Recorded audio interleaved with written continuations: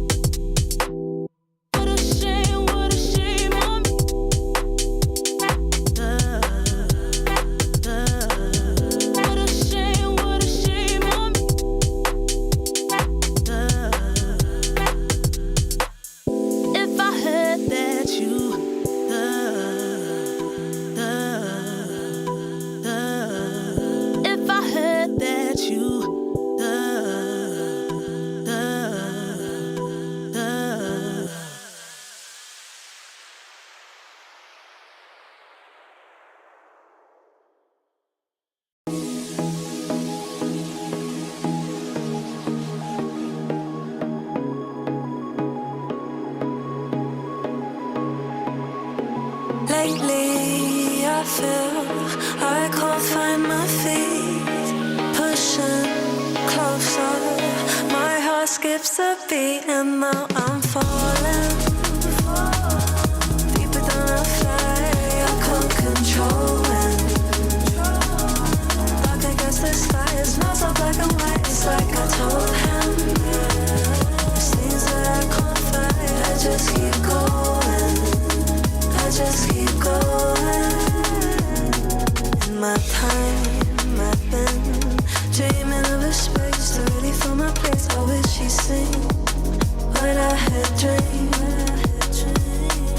Before these darker days, I thought I found my way. Quickly it fades, losing the race, closing the page.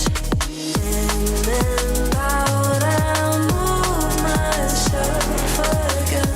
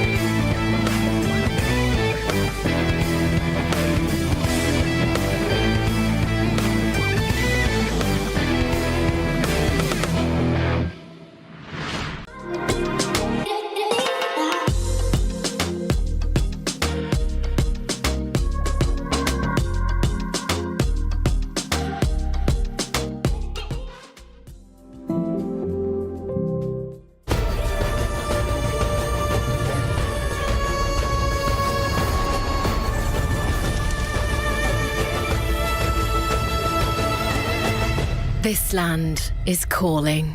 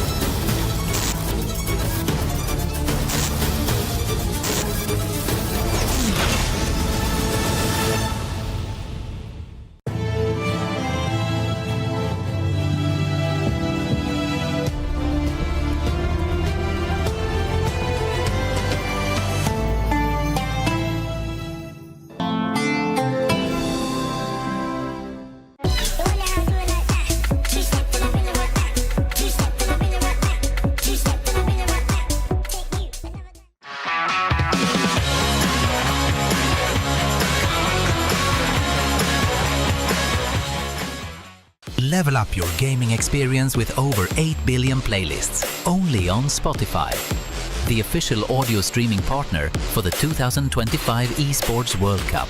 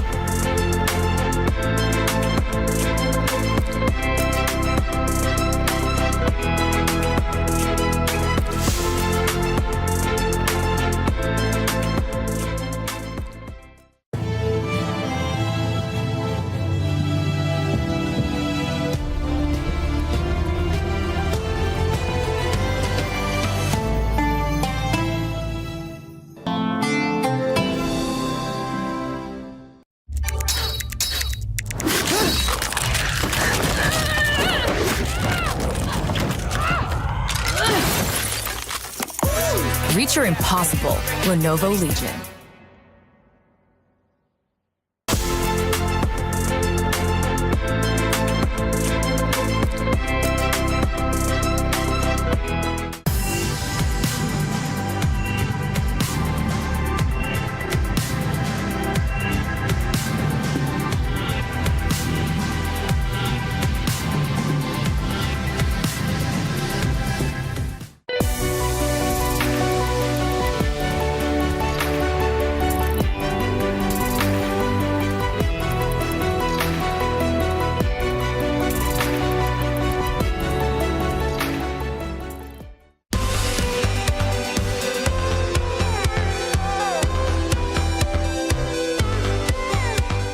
This is what it's all been leading up to. Championship Sunday here at the Esports World Cup. 2 teams remain with a chance to lift that trophy. In one corner of the ring, we have the Mongolz, the only team to beat Vitality twice in 2025. They have also been in 3 grand finals, but are yet to lift the trophy. They've been growing as a team, becoming stronger, and now, with their eyes on the prize, failure is not an option. In the other corner, it's Aurora. They took down Falcons and the crowd. The arena went silent. It was an impressive fight from this Turkish team as they were believing in themselves and putting in the work. But it has been 210 days since they were last in a grand final. It has been painful losses and playoff failures that they don't want to see repeated again. This is their ultimate chance, but against a foe that has been so difficult for them time and time again. Let's see if today is where their dream can come true. Nations clash to make history for their country, to make their own people proud. That is what either Mongolia or Turkey will be able to do today by lifting the Esports World Cup trophy. It'll be no easy match, but it'll be a fantastic battle of nations going head to head in all-out war. Let's get it.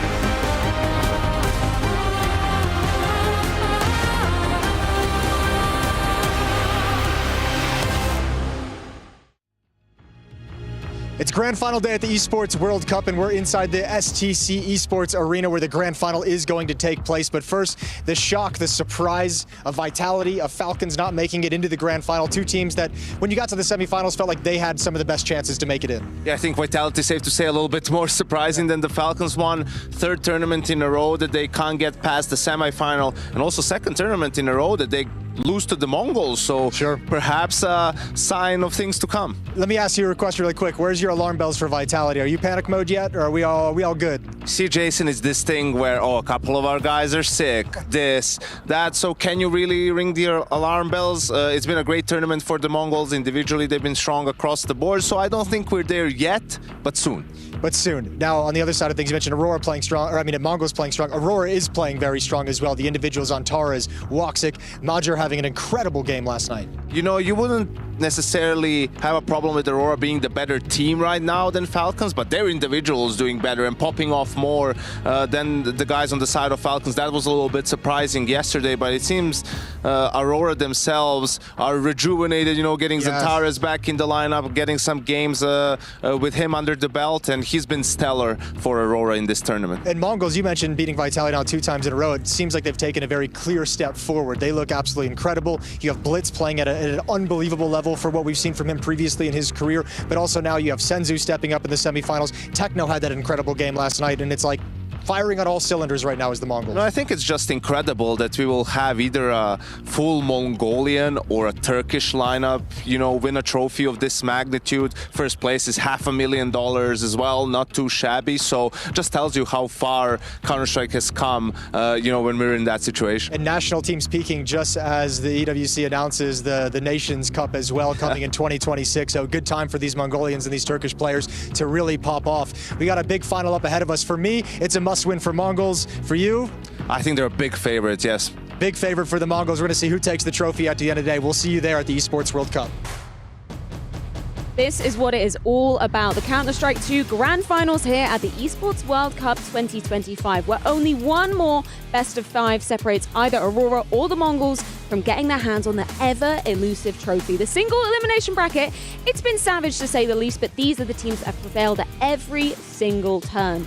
My name is Ferris Spears, joined by Janko, Jason and Jacob. What is going to be an absolute banger of a final. 2 underdogs managing to prevail, Jacob. Beautiful. It's just a beautiful story that we're going to get to see unfold today. Yeah, because the whole storyline surrounding the Mongolz and Aurora was that they would make the playoff and then never win a game in the beginning of the year. Now they find themselves, as you said, through the single elimination bracket all the way to the grand final. And as you two said yesterday a couple of times, one of them have to win.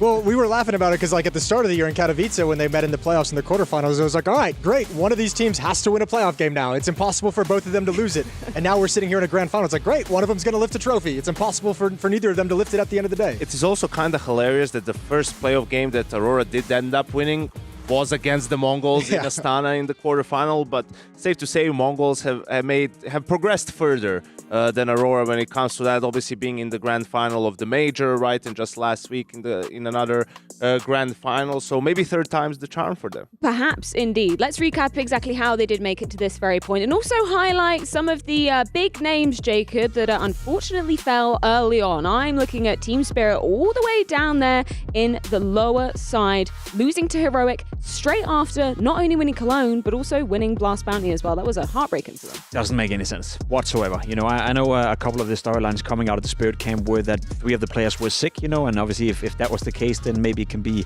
tough to perform. But let's be completely honest, for Spirit to win 2 tournaments in a row, winning Cologne, having Dunk on the lineup, to then lose to Heroic, who's also coming in as a dead lineup with Tenier leaving, joining Spirit, as a matter of fact, it's just a wild storyline, and it doesn't make a lot of sense. How much credit do we give Heroic for this trophy lift for Aurora if they win it? Do you give them 10% credit for taking out Spirit? You're like, congratulations, you guys get the assist on this championship or something? Is there anything to that? I don't know. Knowing the Aurora CEO, he might buy them all cars, Rolexes, a house. Maybe, I don't know, put them through uni or something. There's young guys on there. I wonder if there's any bets going on today. Maybe we can get James on the case for that one. Either way, let's recap exactly what everybody is playing for here. As you aptly said, Janko, $500,000 on the line. Now, you'll also notice, if you're eagle-eyed out there, 3 and 4, it's not filled in yet because that is still ongoing. Jacob, could you give us a little maybe summary of what happened in the first map at least? Yeah, Vitality had to fight a lot to win Inferno against Falcons, actually. Even though Falcons have been pretty poor in Inferno so far, Vitality didn't have a great game. Then second map was just Falcons absolutely destroying Vitality and Train, and third map has just begun. So there's a lot on the line over there. As far as I'm aware, if Vitality wins that game, they also secure second place in the Esports World Cup club standings, which means an extra $1 million. So a lot at the stake in that game right now. Yeah, the VRS points for Falcons as well would be nice just to get them a little bit of comfort. But more than anything for Falcons, it's about, what Nico said. I'm happy to see the progress is moving forward. It's about continuing that progress for them as well at the moment. Yeah, absolutely. Just also getting a win over Vitality, right? Which they were so close to doing in the first half of the year, but were unable to do so. And, this third place decider, there's a lot of conversations about it, but you know how it works. It's always like you build the narrative that suits you, right? So Falcons, if they win, they're going to be like, doesn't matter, we beat them, guys. That's what matters. And Vitality is going to say, it was just a third place. It was hard to get motivated. We're there for the trophy. It doesn't matter a lot. So we'll see in the future what the consequences I'll tell you what, I was over in that building right now, and the body language from the players and the excitement of playing that game, they want to win. Both the Falcons camps and the Vitality camp is very loud over there, and seemingly, they care a lot about this third place decider, which was kind of my worry, that it's hard to motivate yourself for that, but when there's $1 million on the line for Vitality and for Falcons as well, just any win right now would be nice. Then obviously both of these lineups are going all in. Maybe if you were asleep yesterday, you might be a little bit perplexed as to how exactly Vitality and Falcons did find themselves in that third place place decider matchup. So let's recap it with Arcadia top plays of the day, because of course the rematch between Vitality and the Mongolz that we saw going down just a week ago back at Bounty. Of course, there was the infamous quote of nobody beats Mongolz 10 times in a row. But the fact that they do it twice within the space of a week, fair play to Mongolz. Does this leave any kind of warning signs for Vitality for your money, Yanko?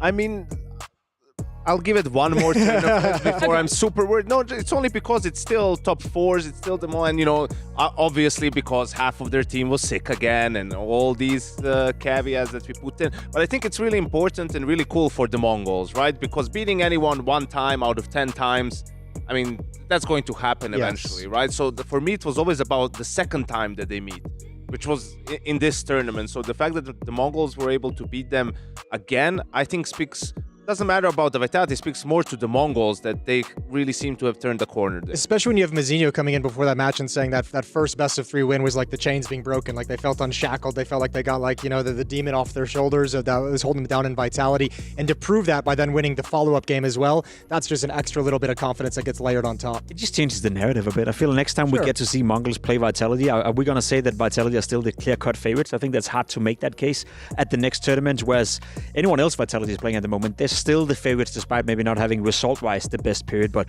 as Yanko said, let's give it one more tournament before we start to ring the bells. We obviously saw a lot going down in the server, but equally outside, as we can recap in our Sony reactions, because with so much on the line and with Apex sitting in the middle of the stage as well, Jacob, you're going to be getting some emotions coming out. We've been talking about it, right? Because back at Blast, there was a lot of mic'd up moments where Apex, he wasn't afraid. Like, it was about missed smokes, slightly different lineups. He was just going straight for the jugular. And then even when players would clap back a little bit, he clapped back at them again. So I wonder if there's been any kind of... He's not backing down. He's not backing down, and I love that. We spoke, I think you or James spoke to Robs as well, where he was being very open about the fact that, we had conversations with Apex that at times it could be a very good thing, at times it's motivating, but at times maybe he's overdoing it a little bit as well, so he has to home back in. So I feel like it's a fine balance, but let's be honest, Jason, Apex is not going to change. That's how he's been for the past 5 years, and that's how he's going to be for the next 5 years as well. It's a fine line to ride, but I always err on the side of the IGL. I mean, he has got a really tough job within the team to play well individually and call a great game for his team. And if you're calling strategies and you feel like you have a good feel for the game and it's getting disrupted by misutility or, people having the wrong idea, that just compounds the frustration and it makes him play worse as a player, makes him call worse as an IGL because you can no longer trust the strategies you want to bring out. So I usually lean to give the IGL a little bit of the benefit of the doubt in those situations myself personally. It's also important that they know who Apex is. Yeah. They know what he's like. Who's your daddy? And that can also work in certain environments, doesn't necessarily work in every single environment, right? But I think for the Vitality guys, they know it's coming from a good place, right? And it just wants to get the juices flowing and wants to get the players engaged a little bit more. I feel like that was arguably the more competitive semi-final that we saw, because when we look at Aurora taking on Falcons, I loved what we saw from Falcons in the quarterfinals. Yesterday, a little bit more to be desired, Yanko. Well, I think they clearly have the Inferno weakness at the moment in their map pool that everyone is exploiting. They've lost it 3 times just in this tournament, and then on Train, it was just losing a couple of clutches. I think that really turned the game around. 1v4 to Acadia in the pistol round, 1v3 to Major, out of all people in the second half. So that's what really sort of prevented them from being able to extend the series. But I mean, props to Aurora because they really stepped up in those moments. And Zataris had another great series, and they were just the better team on the day. All right, it's 2 or 3 events in a row that I'm just straight up appalled at how poorly Falcons play post plants, man advantage situations. It's disgusting to me for how experienced and how good the players are. I think if you want to kind of find a silver lining to me being that disgusted would be the fact that they've been in winning positions in some of these games despite all of that. It's just you have to figure that out at some point to get you over the line. If you're going to lose those clutches, 1v4 to Wakadia or Woxic on the pistol round, the Major 1v3. Yeah. Other than that, you're in the driver's seat, even with some of the mistakes you're making, even with the sketchiness sometimes of the gameplay, you're still in a position to win these matches. It's just the extremely boneheaded ones. They even had one in this 3rd, 4th place decider, letting Zywoo ninja defuse on Train in a 1 versus 4. And they were 7-1 or 8-1 up. Yeah, and they had all the money. Bank. It's please, can someone just go upper and just sit there and chill and just take your hands off the keyboard? You guys can actually just stop thinking and stop playing the game, and you're going to win. It's fine. I think that's a clear example of the lack of synergy that we've been asking for Falcons. It takes time to build up that synergy. Let's not forget that Kixon came in as an in-game leader from a different school of Counter-Strike. Nico came from G2. Monesi joined a little bit later as well. Then you bring in Tessus into the mix. Sonic, a coach who's never really worked with a star upper like Monesi as well. I feel like we sometimes forget that all these surroundings of... Well, I mean, wait, what about Yeah, Device? you don't know Device. Well, You're Danish. Do you think Device and Monesi is comparable? Yes. Yeah. I How so? think they're both star opera. I think they have different styles. Exactly. Jacob, when did you start watching Counter-Strike? Device is my Yeah, long time Device is ago, my apparently, to these CS:GO. guys, yeah. Device is my CS:GO, so you better put some respect on it. Fight, If you think fight. that Device and Monesi is anywhere comparable in the way they approach Counter-Strike, think Counter-Strike and play Counter-Strike, then Stylistically, maybe you didn't watch back then. stylistically, no. Stylistically, I think very Device different is a offense. star opera. Yeah, what Yeah, he is a star. Sure, and you're a human being just like me. We're still different. Okay, give me some thoughts about Kyosuke, because are we giving Falcons maybe a little bit more time now that Kyosuke is, he's very new to Tier 1 competition? And to Inferno. Yeah, true. Is that a reason I to think, give him a listen, free pass? it's just about getting used to Tier 1 Counter-Strike. I think you can clearly Yes. tell the mechanics are there. It's fine. They also have good signs in terms of understanding the game, but it's a little bit sometimes mid to late round scenarios. For example, yesterday there was a round where Xantares and Eternal and Aurora walk out pop, right? And both him and Nico have a smoke, and they're moving around. Probably Nico called something, and they just get caught on the timing, which should never exist. That should be smoked before you start moving. So details like that, I think, are still going to get ironed out, but I think he's going to be fine. Some positioning mistakes. He had that round on Inferno where he held down he was in a 3-on-2 and kind of peeked into an AWPer as well, trying to go. So he's making the typical rookie mistakes, and those will get fixed over time. And I think it's kind of exacerbated by the fact that not super experienced on Inferno. Which you as get well. away with in Tier 3 Yes. online Counter-Strike Yes. because you're Especially so with much his better than mechanics, yeah. everyone, right? But you get Okay, punished. that is why we have Falcons in getting there in our Aramco Power ranking. Wrong direction. We Full took- Vitality. Semi-finals are the wrong direction? We mentioned this in the pre-show over on the B stream for the 3rd, 4th place match. I think maybe a better heading would be like treading water at the moment. Yeah. Like Okay. I have a hard time saying they're going in the wrong direction when the only teams they're losing to are like top 4 teams in the world and they're still finishing in the semifinals. So it's not wrong direction, but certainly they've hit a little bit of a lull where they're obviously struggling to get the trophies like they were. Yeah, I think it's very telling, especially with the 3rd place decider game as well. One thing is losing to Mouse, another one is losing to the Mongolz tries. But if you start to losing to teams like Falcons, who are nowhere near being at their peak level, as we just described, then I think we can start to have the conversation that Vitality are moving in a wrong direction. But as we said, I would love to see the next event and then start to make my conclusion. Okay, so what have Vitality got to do? Because when, I believe it was Maui Snake that replied to Apex's tweet, obviously he was receiving smack talk, which just fairly isn't deserved. Maui replied with some of Astralis' results in kind of the mid-portion of their era. And they're arguably worse than Vitality's right now, right? Like 3 semi-final finishes in a row. That's not bad. That's nothing to be snuffed at. That's the thing, and that's why I low-key hate discussing this in the moment of it, right? Because yes, if Vitality comes back and they win the major, later on this year, and if they win a couple of tournaments, then this period where they only got into the semi-final doesn't matter. That's still going to be looked at as great results. But obviously right now for Vitality, it sucks because they're used to winning. They're used to hoisting trophies. They're used to going into grand finals. So I'm not worried yet. But of course, if they continue to do that and it's semi-final and maybe next time a quarterfinal, then yes, they've fallen off a little bit, and that's fair enough. Also, when we talk about a lot of new teams and we talk about honeymoon phases, everyone says that's fine. You really get to learn a lot about them when they hit adversity for the first time. And funnily enough, this is the first time Vitality has hit adversity, 7 months in with the new lineup in a way. So it will be very telling whether they are able to bounce back, how it's going to look like and everything, because that's when everything's easy when you're winning, right? Like it's a gloss over. Winning helps everything, but now you have to sort of figure it out, whatever you think the problem is, and get back on track. And Apex was aiming for that magic number 10 in terms of trophies, right? He wanted to match Astralis's. That leaves 3 to get in this part of the season. Is that looking likely? If you're a betting man, Jason, would you say that's going to happen? Yeah, I think it's going to happen.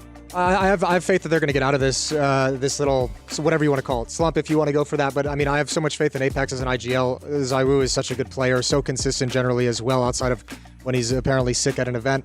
Rops is they just have too much talent on this team, I think, to stay down for too long. So I think they're going to come back, and I think they'll be able to win those 3 trophies. Just considering I've got 2 former coaches on the couch over here. Sorry, Jacob. What would you be doing if you were, should coach, Jacob. It's in a lot this of fun. situation? All of us played pro. It's fine. What did you win, Jacob? What I won? Yeah. A lot of national Danish events, and that's about it. Yeah, very, very good ones. Hey, there. you were on the Danish team for the European Championship, right? That I won too, yeah. Belgrade. 2013, yeah. Wait, maybe you can come back for next year for the next. Oh, yeah, move on. Cup. Move on. Wait, sorry, I'm You can be derailing the this. manager. If you were Like the coach select of the team, not Vitality, like carry water. yeah, would you do that? If they're paying off, sure. He wouldn't pick Device. We know he already wouldn't pick Device. If you were the coach right now, coaching staff of Vitality, the support staff around it, what would you be doing to make sure that we don't see this Vitality slump continue and then crumble, snowball, and end up in a really bad situation? Well, I wouldn't ring any alarm bells, and I wouldn't get like too hard on the player because you don't want to overdo it, right? As Jacob pointed out, top 4 is not bad in that sense, but whatever they feel the issue is, whether it's communication is lacking and people are on the same page, or someone's a little bit distracted and the focus isn't there, that's what you want to hone in on, right? And I think it's a little bit also the mental aspect of you were winning everything, man, and you were on a player break and now you're coming back and you didn't win a little bit, so it's sort of having that mental reset, getting back into that hunger/grind mode that you were in at the start of the year. For me, without knowing what they're currently doing and what they've been doing to get to the top in the first half of the year, I would probably look at scaling back like inside the server scrims and practices, and I would do more like VOD reviews with the comms from the game, and I'd have the team sitting down and watching the game together with the comms involved and see as a unit where you can identify some areas where a player felt uncomfortable, a player felt like someone did something wrong, and I think getting on the same page there and then kind of slowly building back into getting that going inside the server. And, I've learned you obviously need to focus on mistakes and improve and what's going wrong, but positive reinforcement works a lot better. So instead of pointing out too many, everyone if you lose a 4v, everyone knows that you messed up and everyone knows immediately what mistake they made. So it's more about, when we were doing well, when we pick out some good rounds with good comms and show like, okay, we need more of this. When it happens in practice, that was great, guys. Like, let's, keep doing it this way. And I think that can go a long way. You are going to have to forgive me for the next question because I have just spent a whole week with Maui and Vu. So all I can think about is this damn top 20 for the end of the year. Does anything change in terms of Spirit's result here with Donk maybe taking over number 1? Is Zaiwu currently at number 1 for you? Like, how does that kind of shift things up? Talk about personal. Yeah. Go on. Subjective. I think the big problem is how HLTV does it. It factors in events you win. Factors in a lot like the events and how deep you go, which should factor obviously to some extent, but I think Donk is the best player in the world. Zaiwu is the more accomplished player this year. I don't think there's any doubt about that. Yeah, I think I think where you want to go with Donk or Zaiwu depends on how much weight you want to put on the number of trophies you win and the number of tournaments the team actually closes out. So, if that's going to be really valuable to your rankings, Zaiwu is going to be number 1. If it's not that valuable to you, Donk's going to be number 1. I don't know about you, but also I look at it in a way, the next guy in Donk's role, how big is the gap between him and the next guy in Zaiwu's role? That's a good point. That's a very good point. If anything, for me, it's just the fact that it's a 2-man race and m0NESY is not part of that conversation. Yeah. I think that's been a little bit of a disappointment throughout the year. So far, in the third place decider he's playing right now, he's doing a good job, but m0NESY has left a little bit to be desired, in a bit of a slump right now, and you could argue Nico as well is completely out of that race, having the worst period he's ever had in 7 years, statistically speaking. So Donk and Zaiwu, they're on another level, but who's going to challenge that? Right now, I'd even argue it's 0 or something like that, so that's not really good enough. Okay, you gave me the metrics, but you didn't give me the answer. Which metric do you respect more? Donk is the best player in the world, no doubt. Okay. Zaiwu is winning the most, but that's like Device back in Astralis. He was the most accomplished player in the world, but he never won the most. Yeah, I think I think it's a good comparison. That Device was more accomplished than Simple, but Simple was the better player, and I think that's the case now as well, because Donk is doing some things that no one else can do, and I think also making the point of his role and being the aggressive rifler that he is, it's not easy to put up the numbers that he does, and you also look at where would Team Spirit be if he wasn't on that roster. That's where I was going to go with this, is that stat of like when Donk has below like a 1.0 rating, they lose like 90% of their like something mental. Like he's just so critical. I think it's really hard to not have Donk as the number 1 player at this moment. Just a final question, because I actually didn't get to pick your brains about it. The whole Tanir move with him allegedly going to Spirit in replace of Zontex, which is pretty much confirmed, right? Yeah, Do you like that? Do you not like that? What are your takeaways from that? It's tricky. I think it's hard to judge if the reason for the Zontex removal isn't necessarily Counter-Strike based. right? If it's like outside of Counter-Strike stuff that's sort of preventing him to be on a tier 1 team or anything along those lines. Solely for Counter-Strike reasons, I think Tanir brings more firepower a little bit, but I don't think that is a good enough change if it ruins the dynamics of the team, right? Because on that team, everyone's sacrificing for Donk. He's the main star and all of that. And sure, firepower is great, but if it ruins everything, not every guy can do that. Not every guy is going to be willing to sacrifice himself completely, for the sake of another player or the team. So, yeah, Tanir seems like the better player than Zontix at the moment, but will that make Spirit the better team? I'm not sure. It'll be interesting to get a sense, because Zontix feels like a player who, little bit like he gives you. He's not going to blow up the scoreboard, but he gives you impact without having to dedicate a whole lot of resources to him, and that's a really valuable player to have in a team. So yeah, it's kind of like a let's see thing. Like, you're obviously going to increase in firepower with Tanir coming into the team, but the question is going to be, do you feel the loss of Zontix? Do you feel him maybe playing situations safer than Tanir would, but always being there as a kind of a safety net to kind of help out if things go south? I think it's the context of them also replacing Magix with Sway. It's 2 moves now within a short span of time where you remove 2 very experienced pieces of your lineup. So as you're talking about the dynamic, Janko, I could see that maybe tip over to a point where, yes, you get more firepower, you get more potential in Tanir, but maybe that's not for the better when you change 2 players in a short And not to be neglected, you bring in 2 rookies in a way, right? Like Zontix has a 1.5 year experience now of playing Tier 1 Counter-Strike, those big stages, major playoffs multiple times, right? And you don't know how these guys are going to perform when you put them on that sort of a stage. So that's why I think the Magix one had to happen. Zontix one, I think it's a bigger risk. Just very quickly, where does Zontix go? Which team do you want to see him join if you had any wish? Holy hell. Astralis, why not? Go international. Typical Dane.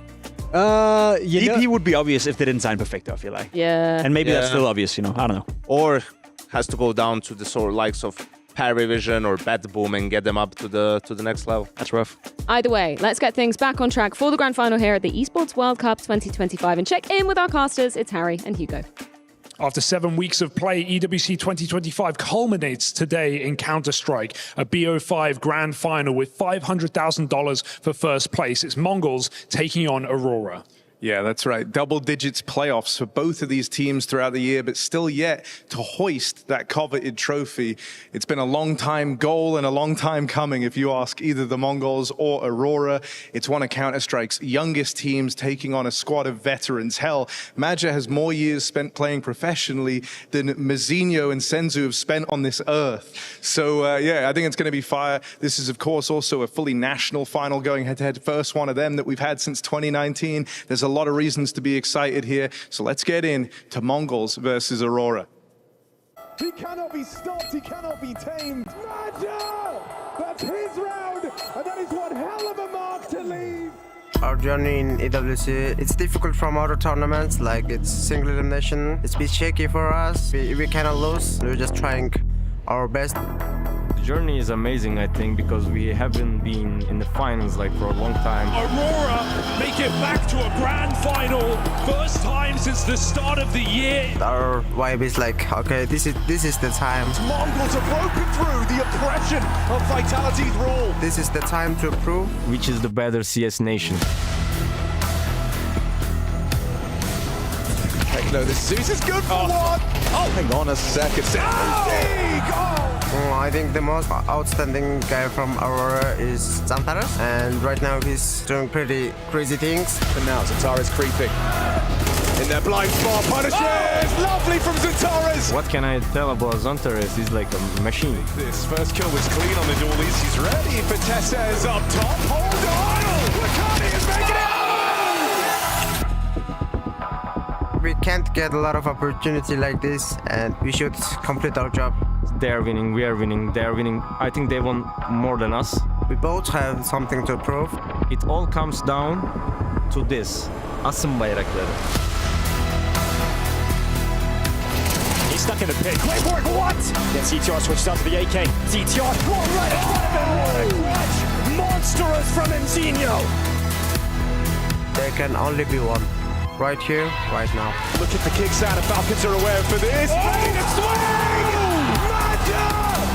We'll show what a true family means.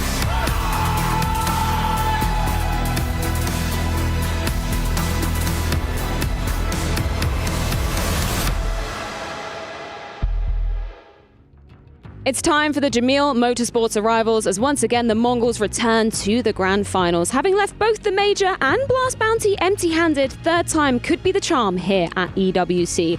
But not if a certain team called Aurora have anything to do with it. It's been a minute since they've been in a Grand Final, so let's check in with them. Jota, good morning. How you feeling, man? Hello. We are pretty playing this tournament. I mean, on final. We are really happy. It's been a while since the Grand Final, but what do you think has changed since the last time? Right, it was all at the beginning of the year, then there's been some tough losses, some tough moments for you guys. Why is it now that you guys have come alive here at the Esports World Cup? Since we played the final, it's passed around 7 months. Yeah. We improve ourselves and we are ready to this Grand Final. What would it mean to you to win the trophy today? If we win, probably we will be very happy. Yeah, I hope we win. Good luck, man. Go enjoy it. Thank you very much. One of these two squads will indeed be making history tonight. Either Aurora or the Mongolz will be hoisting the trophy here at EWC 2025. And as Jota just talked about, Jacob, it's not an opportunity that they can be taking lightly. You don't often make it to Grand Finals and at the very least lift trophies as well. That's true, and I mean, for both teams, I think they feel the pressure of being in a Grand Final. For both teams, I think they realize this is a huge opportunity. One may argue that a little bit more for Aurora than for the Mongolz. At least I have faith that the Mongolz will get into more Grand Finals and they will get more chances of winning trophies, where I could see this as being not once in a lifetime for Aurora, but close to, So in terms of adding a little bit of extra pressure in that regard, I think Aurora feels that this is the moment to capitalize, whereas for the Mongolz, probably the same, but to a less degree. Yeah, probably the same. I think, I've been kind of saying it since they won that game. I feel like Mongolz have to win this. They just have to.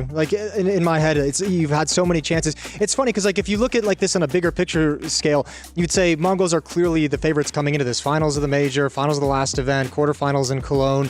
Aurora's been struggling during that time span. But if you just kind of condense it to this one event, this feels like a very 50-50 game, which is quite scary if you put that pressure of saying, all right, Mongolz, you've got yet another chance to win a trophy. You have to do it here. It's pretty nuts, right? When we look back at Aurora's results from 2025, last time we saw them in a Grand Final was way back at the beginning of the year with Blast Bounty. But as Jason was saying, Yanko, the Mongolz have had opportunities. Sure, they've had to go up against some formidable opponents. I'm thinking of the Major, obviously, with Vitality, then just the other day having to face off against Spirit, which arguably wasn't even really a game at points.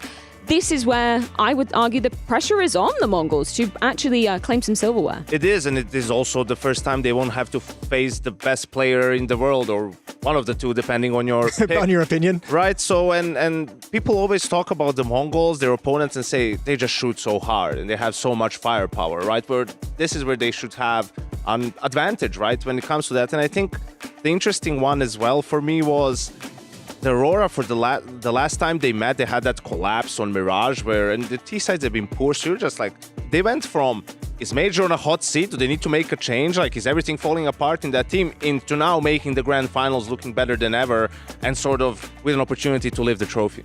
Your Mongolz as well, I think you have to take advantage of the fact that Blitz is having maybe one of the best events of his career as well. I think is he the number one rated player at the event now? Yeah, Techno is now. Techno jumped over him. So because Blitz was number 2 right behind Zywoo for quite some time. Now Techno's popped over him. So you have 2 of your guys popping off in that fashion. You better win. And that's the scary thing, right? When we're looking at this Aurora lineup, is Blitz is. I feel like he's the definition of a fragging in-game leader at the moment. There are moments where Major does show up. Yesterday in that semi-final was one of them, but he's not necessarily the consistent force we're looking at. I'm looking at guys like Xantares, who has been delivering, obviously Woxic as well. What's your temperature check been on, the Aurora individual firepower so far? I think it's fair to say that Xantares is back to his absolute best, and that's been a massive win condition for Aurora throughout this tournament. He's played really, really well, especially on some of the T-sides that we spoke about where they're struggling a little bit. He's been the one player, who can win around on his own, and I think that's been very, very impactful for Aurora. Voxic as well has been pretty consistent, has had some moment with the orb, as you said, Major yesterday. We haven't barely mentioned Jota or Wykadia's name throughout this tournament. And to be fair, I wouldn't say they've been below average, but they've been quite average. And that's my biggest issue heading into this Grand Final. I feel like it relies a lot on Xantares, sometimes on Voxic as well, to show up with that individual firepower. Whereas right now, within the Mongolz camp, I can point towards 4, maybe 4.5 players who can get it done. I think, one person on Aurora that I really enjoy these days has been Woxic's opping, because I think for the longest time in his career, I was just like, this kid's just like a frag movie opper. You know, like he's got the high sensitivity. He goes for flicks. He gets a lot of flashy highlights. But when you need him to play like a smart round, I never thought he was really capable of it. But the way he's like kind of matured and added that into his game and picked up that sort of a style with the op, I think he's a very efficient opper now. And if he comes in with Zantares, that might be the only two you need, because we've seen those guys, we've seen Woxic especially pop off. Zantares, if he's there with him, I don't know how you stop him. And I think something that's important when it comes to these two teams, national teams, but also they've been together for a long time. I mean, the Mongolz, it's close to 2 years with the 5 players on the roster, and then for Aurora, Jota got added in January, but the other 4 guys have also been together for almost 2 years, right? So when you have that, you get so many reps, like you're in so many different situations, and there's no doubts that you're not on the same page, right? Like after 2 years, you're definitely on the same page for all these mid-round situations, for the post plans, for the against low buys, how you play, because there's concepts in Counter-Strike that are the same across every map. Like the maps don't matter in that sense, how you're going to approach certain situations. And I think when you look some of the other teams that we talk about that are struggling and not struggling, it's always the changes, getting adjusted, giving them time. Well, these guys have it all, and I think that's one of the main reasons why we see them in the grand final. I think it's kind of, I mean, we obviously saw the quote from the major interview where he's just like saying, I'm going to give my entire heart, my entire soul to try and lift this trophy. But I think it's such a cool story for the Turkish Counter-Strike scene, because think of how difficult it was to get this team together. It took years for them to even agree to play with each other. Like they didn't, like, you know, there were conflicts between the individuals not coming together. It was always like, man, if Turkey could ever get the 5 best Turkish players on a team together, you're going to be able to rock and roll. Dude, imagine if you told someone 3 years ago that Turkey and Mongolia are going to have 2 powerhouses and 2 teams in the top 5 fighting for trophy. Like, I would look at you. And you mentioned them. Funny. Goofily.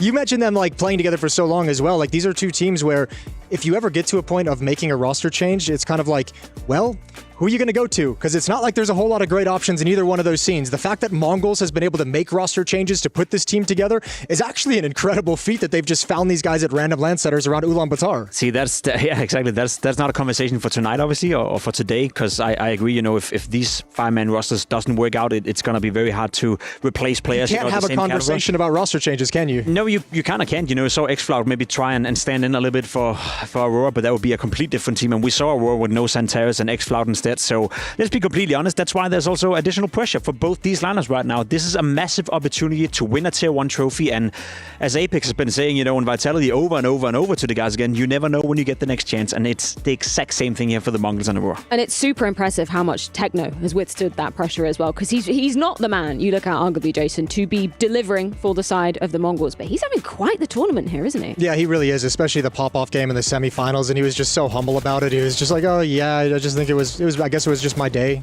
you know, which is just like, all right, man, you can have a little bit of an ego right now. But yeah, it's really cool to see him have that kind of performance. I think he's kind of underrated in a certain sense, but it's really nice having a player like that who can pop off, that has this level of talent, but also doesn't necessarily mind taking the back seat. Like, you've never got the impression that like he's upset with the lack of attention he's getting or anything along those lines. And guys like 910, guys like Senzu at events like this, Blitz has been taking most of the spotlight, but Techno's still there just delivering good work, making smart decisions, and then just kind of winning you the semifinals to get here. It's a very homogenous team right now when you look at the Mongolz, you know, across the board, all the players are delivering, all the players are chiming in from time to time.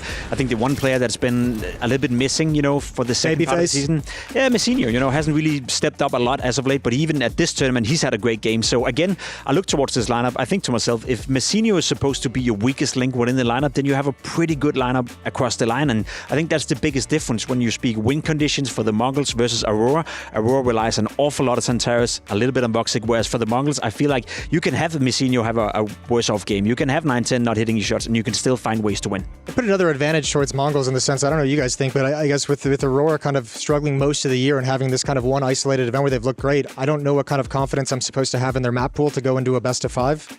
Like, I think they're lucky that Mongolz is permaban is train, which, okay, they beat Falcons on yesterday, but it is the weakest map in their pool, right? So I think you know, Overpass is going to be a big question mark. Where does it show up? Yeah, who does Aurora pick it, or is it left there as the 5th map? Mongolz did play it one time against Gamer Legion here and were able to get the win. So I think that could be one of the potential deciders. They left it in as a third map against Vitality in one of their recent series as well. So I mean, that would indicate to me that they've been putting some work in it and are at least confident enough to like kind of float it as that deciding map in a series. Are we beyond the conversation of Senzu playoffs still being a little bit shaky? Has that been put to bed for you, Jacob? 100% to me. I think he's done well in the playoffs that we've seen him play in so far. I think he's shown progress. I think this whole group stage warrior thing is also, it's easier to build that narrative when most of your games were in the group stage because you always lost your quarterfinals, so you only had one game to show for in the playoff. We now see them, in the finals at the Blast Bounty. We see them in the finals here. We saw them at Cologne as well. And overall, Senzu has found a certain consistency to his level of gameplay. He's playing incredibly well, and obviously he's a big part of the reason why the Mongolz are performing at this consistently high level. It's playoff after playoff after playoff, and now finals after finals. It's truly impressive what they're doing over there. And this is the kind of change in perspective you have when a team like Mongolz is finally playing this well and playing this well consistently. Is like Senzu can have those like quiet games in the playoffs, but it's no longer like, oh, this kid needs to like kind of figure out how to play on the stage. Now it's just like you just had a bad game. Like you don't get that benefit of the doubt any longer. What's the story with when we're looking at the in-game leaders? Because I had a chance to pick Maja's brain about the economy changes to CT side. Woxic saying he likes it's a little bit more CT sided. Bring the uppers would. Yeah, the uppers would. Maja obviously doesn't like it so much as a cooler. Have you seen any kind of particular differences, similarities between how both Blitz and Maja are approaching the T side of things? Well, I think for Aurora, it's been a little bit notorious that they're a little more execute heavy, don't really play a ton of default or utilizing lurkers all too much. And for the Mongolz, I mean, they play pretty vanilla Counter-Strike, which I don't mean as a derogatory thing, right? It's a great flavor. It is a wonderful flavor. They're pretty straightforward, but they do it really, really well. Like there's not a ton of finesse and mind gaming to their games. They just like do the fundamentals really well, execute them well, and their players are sharp, which is how you should play with the composition of the players that they've got. Very reactionary Counter-Strike, and I think regardless of the economy change or not, I don't think that changes too much for the Mongolz. We had Voxic on the couch as well saying, Jason, that he feels like it's almost sometimes impossible to break the CT economy. If anything, I think the biggest change that some of these teams will have to realize, and probably are already realizing, that this whole constantly force buying on the T side, trying to give yourself an early advantage going up against the MP9s, maybe you have to cut back on that a little bit, because you will always have a stronger buy if you save in the first round after losing the pistol on the T side, full AKs, full grenades, going up against M4s. But there's a lot of teams who continue to force, and then they go into the first buy round with a couple of Galils, lack of utility, etc., and then they complain about the CT side being too strong. So maybe you could do something to change it yourself. Yeah, it'll be interesting to see how much that meta changes as time goes on. I think we saw Falcons kind of fall into the exact trap you were talking about on Inferno, where I feel like they played some games just like with like 3-4 Galils every single round, light on utility. So yeah, I guess teams are going to have to kind of rethink and retool and reapproach how they want to handle things. I think the hardest thing, and definitely the reason why Major says, he's probably a fan of the change in theory, but in terms of his responsibility, it makes it so much harder to keep track of what the CT side, the opposing team, is going to be able to work with, right? Around where you think they might not have the money to get any kind of rifles, maybe it's a half buy, all of a sudden they've got a couple M4s and you're stumped. You're like, how? Yeah, I think that's the important thing, because before you could get good T sides, okay, you win a key round, and then you have the anti-force, but then even the next buy is damaged for the CTs, right? Like you have to make the trade-off between having M4s or having good utility. Maybe you don't have enough money for an AWP. And the thing is, when you go into this round as an IGL, like what options are available to you. Like certain rounds are available to you that otherwise wouldn't be. You also know that the pressure is on the CTs. So you can also just play it a little bit more chill, take some space and wait for them to react, because they will feel pressured. With the added economy, well, now you have to work for it more. So you don't have as many options potentially available. You can't just sit back and wait for them to do something because they're pressured. You have to be taking the initiative and sort of coming up with answers on the fly. And speaking of initiative, right, I think it was Banks was catching up with Mazzinho ahead of that Vitality series yesterday. They sounded so prepared for literally every single situation. It was like, okay, we lose the pistol, here's what we're doing. We win the pistol, here's what we're doing. And then if, we stop the conversion, here's what we're doing. Like, it seemed like they had this almost like, what do they call, like, A game plan? It's like a tree chart. Well, If X happens, then this happens. Like, that's pretty mad. Yeah, but I guess that's how it's always been. I guess you two would attest to that as well. In MR15, there were more rounds that you had to figure out throughout the game, whereas for MR12, you always come in with a certain pistol. You always have an idea of what you want to do in your first buy round, so you always plan out as much as you can. And I think as a coach, I think you have more impact now than you had in MR15, because more relies on the preparation than it does in MR15. When it gets into the deeper sections of the game, well, then the players and the coach in the 30-second timeout will have to make the decisions instead of pre-planning it. I mean, definitely, I can tell you from my side, we always had, okay, if we win the pistol, on the T side, anti-force buy is this first gun round. If you're 3-0 up or 2-0 up, it's could be two different rounds because might be op, no op. If we're 0-2, if we plant the bomb, are we forcing, are we not forcing? So definitely everything at the start of the half, like you cover all the scenarios. And then I always had around, listen, if you're in a must-win round, like this is going to be the call, right? Like when the money is low, usually a reset round, or if you're down 5-0, right, and you really just want to get a round on the board, you always have a call based off of a little bit of scouting, where you can tell the weaknesses, and that's like when you pull it out is when you need it the most kind of thing. Yeah, I think also, one fun thing that I find in MR12 is I just think, in some sense, I guess I would sort of disagree in a way. Like, I don't think it needs to be like super planned out and too much, because I think you can call off momentum a lot more in MR12. I think you have the ability to kind of like just kind of swing rounds and play with what you're feeling at the time. And look, it's not always going to work, but there are games where you're on a roll as an IGL and you just know you have them on a string. You've just kind of set them up and conditioned them for one thing. And in MR12, like those rounds are so punishing if you're just able to get like a kind of a cheese win off of a previous call, and it's like, great, well now I all of a sudden have 7 or 8 rounds and I'm chilling. I think that's maybe what surprised me. Sorry, Jacob, just about the Mongols saying that in that context, because like Blitz, we always call him, one of the fragging in-game leaders, right? Like if he just has, he's just got the intangible, the aura going on, the vibe. He's feeling himself in game. Like I think maybe that's what surprised me about being a little bit more regimented than maybe I expected. Yeah, in some sense, but I agree with the point of it's more momentum based in MR12. Right. The point was that obviously it's just natural that when you play MR12 compared to MR15, more of your game plan,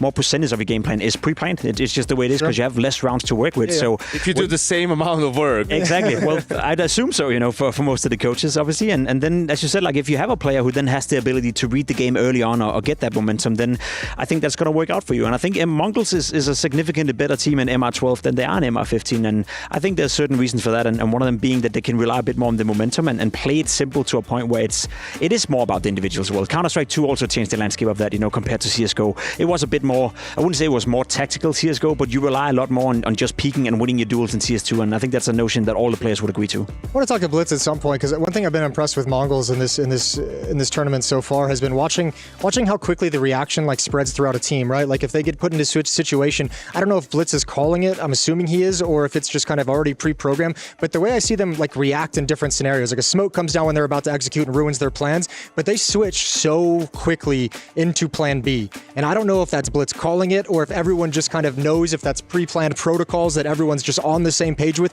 but it happens so fast that it makes them so decisive when they eventually do pull the trigger. Or the fact that they've been together for 2 years. Yeah, that helps as well. And, has happened probably 5,000 times already, and they know usually what he likes to call. And, obviously you can't do the same thing every time in every scenario, but it's going to be one of 2 things or 3 things, and then everyone sort of is already, it's preloaded. Yeah, they're halfway to the strategy, right? yeah. So it's kind of what I find fascinating about the Mongolz, and obviously if you speak the language, then you probably know better than we do, but you speak of Mouse, you have Exertion being that secondary voice within the team, Device and Astralis being the secondary voice in the team. We don't really have that strong notion of a secondary voice within the team of the Mongolz. I'm sure if you watch some of their vlogs and watch some of their content, you'd know a little bit better, but that's also part of the whole game of being a domestic team, in the sense that you have 5 players who speak a very unique language that not a lot of us understand, so it's from the outside sometimes tough to fully understand the inner workings of a team like that. Just like in life, Jacob, that's the attraction about the Mongolz, the mysteriousness. Oh, yeah. You don't know, right? Like, you don't want to lay everything out there for people to know. Yeah. Take away the... Yeah, you got to entice him. You got to bring him in, let him take a peek. I do know something, Yanko, and that is a bit of breaking news that the third, fourth place decider has indeed concluded. Oh, give me a drum roll. Falcons are the winners. 13-3? 13-3. That was on... Train was 13-3 as well. It was. Not a great day in the Vitality office, let's just say that, particularly considering that now they don't win this, they cannot place second in the club championship. Who would know that Liquid would be the team winning the most money today out of all the teams? I did second place. I knew it all along. Of course you did. Yeah, I mean, Manasi, he continued to really be shining. Good stuff from Falcons. So my theory on this, and Jacob, you've already heard it because we did it in the pre-show. My theory on this is like, on some extent, Falcons played the late semifinal last night, lost. Probably didn't get back to their hotel till like 12:30, 1 o'clock. They had to be back here with like 8:39 or something to set up for the game. So you're not getting a lot of rest. You're probably awake, being pissed off, being angry, thinking about all the rounds you lost and all the rounds you screwed up in the semifinals. You probably didn't even like do any real prep for this game this morning. And it's just funny kind of seeing that trend where they come in and kind of blow them out in this fashion and get a good win. When you think it's some of the great finals they played Vitality in earlier this year when Monesi joined the team, it's before they had any time to practice. So it's almost like you come in and you're not having the conversation. You're not focusing on the details. You're not hung up on what everyone's doing and what the right play is, what conversation you had and what you need to do in this scenario. You're just playing the game. And they came in just I mean, obviously beat them down. If anything, it is a worrying result for Vitality, regardless of how you want to spin it. You know? He's back to where he was going to give him one more event, but then he saw the 13-3. I was going to give them one more game, you know, but to lose 13-3 to Falcons 2 maps in a row. I saw the train game. That was abysmal. That was a horrible showing from every single player. Same could be said, obviously, for Nuke. I didn't watch the game, but when you're losing 13-3 like that, then it's not a good showing. So, again, it's them starting on CT side. Must have been, yeah. 9-3 T side for Falcons. Exactly. So it's just worrisome for Vitality, right? That begs the question. Now we go back home. Obviously, we rest up Saru, make sure that he's not sick for the next tournament. But it applies the pressure that next tournament will be very telling in whether or not we consider Vitality to be favorites to win trophies anymore. All right, Jacob. Is it time for a roster change? No. No. All right, Jason. Okay, calm down. All right, Jason. With how today and yesterday went for Vitality. Sure. Was Liquid good or is Vitality just bad at the moment? Ooh. Liquid's good. And Vitality. No, they're not. They're horrible. Jason, stop. Sure, buddy. Listen. Time is going to tell, and time is going to be on my side. History will vindicate me.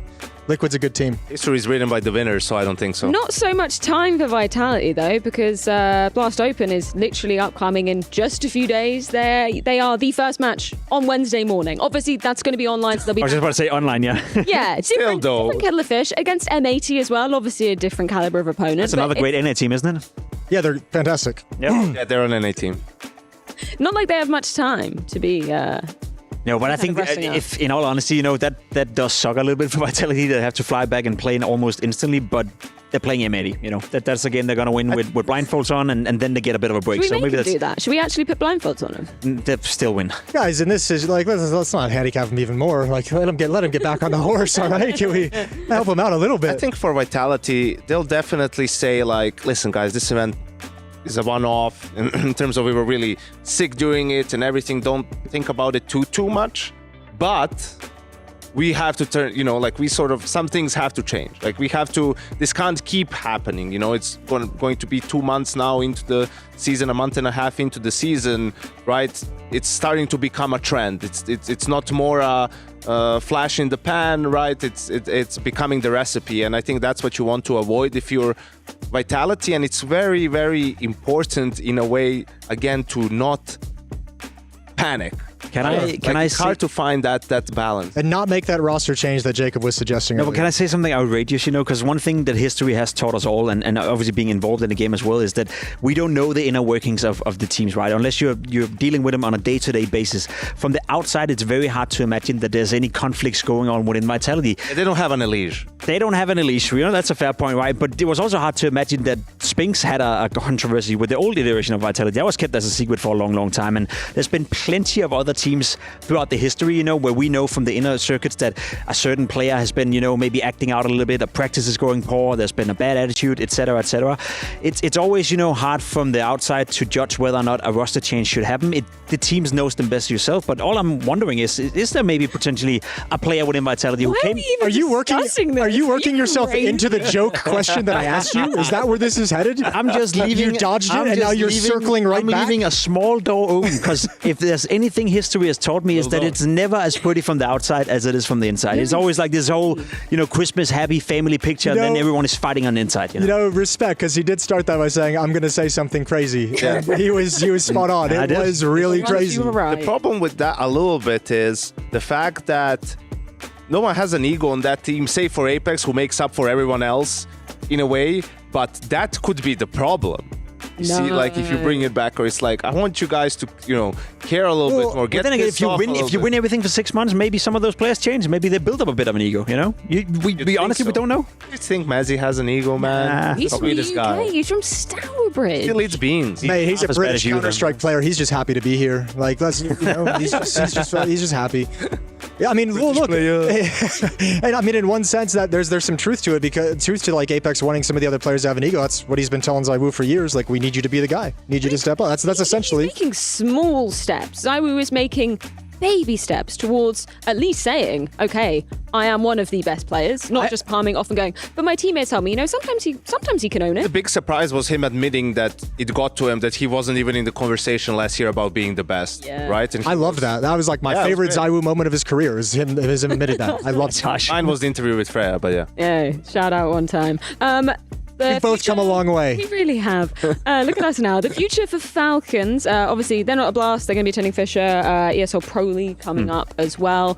What's the conversation in terms of expectations and where they need to be to kind of meet those, and then maybe not be so, on the fence? What I think with Falcons is they've invested so much into the lineup, invested so much into all these great talents in Kyusuke and Monesi and Nico coming into the team, and I bet you they're not cheap players to bring into a lineup, right? So we also expect them to find success rather quickly.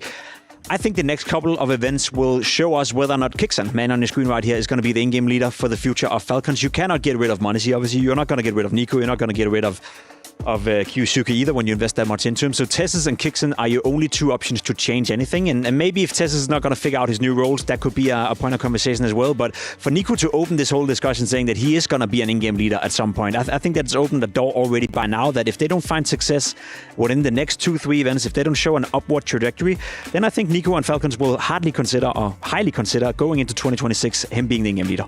Yeah, but when he wants to make that switch is the problem. I mean, even G2 was open to him doing it for them, right? And so he was just very adamant about, no, I just want... Now he said it publicly, right? ...to be a player still, that eventually, but for now he still wants to. And let's say even if they want to make an in-game leader change at the end of the season, just hypothetically, doesn't mean that he would be the one taking over, right? If he says, no, I just still want to... Maybe Honda from G2 can come back in.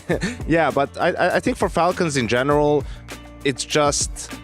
there needs to be a lot more work done, like when you see some of the T sides as well, some of the rounds with advantages, like Jason pointed out, it's not where it needs to be for a contender team. Granted, didn't get to see the Vitality series where they did have some good T sides, so if things started clicking there, but also has to be said, with the amount of changes, new player position changes for a lot of the guys, like you need to give them at least up until, I think, at the end of Pro League, because they're going to get a lot of reps there, and at Fissure that has a Swiss system. Like after those two events, you get to see the body of work and see if there's improvement, and then we'll be able to gauge where they are a little bit better. Can I make my pimp statement, my crazy statement? Go on. I got another one, come on. I think this was actually a really good event for Falcons.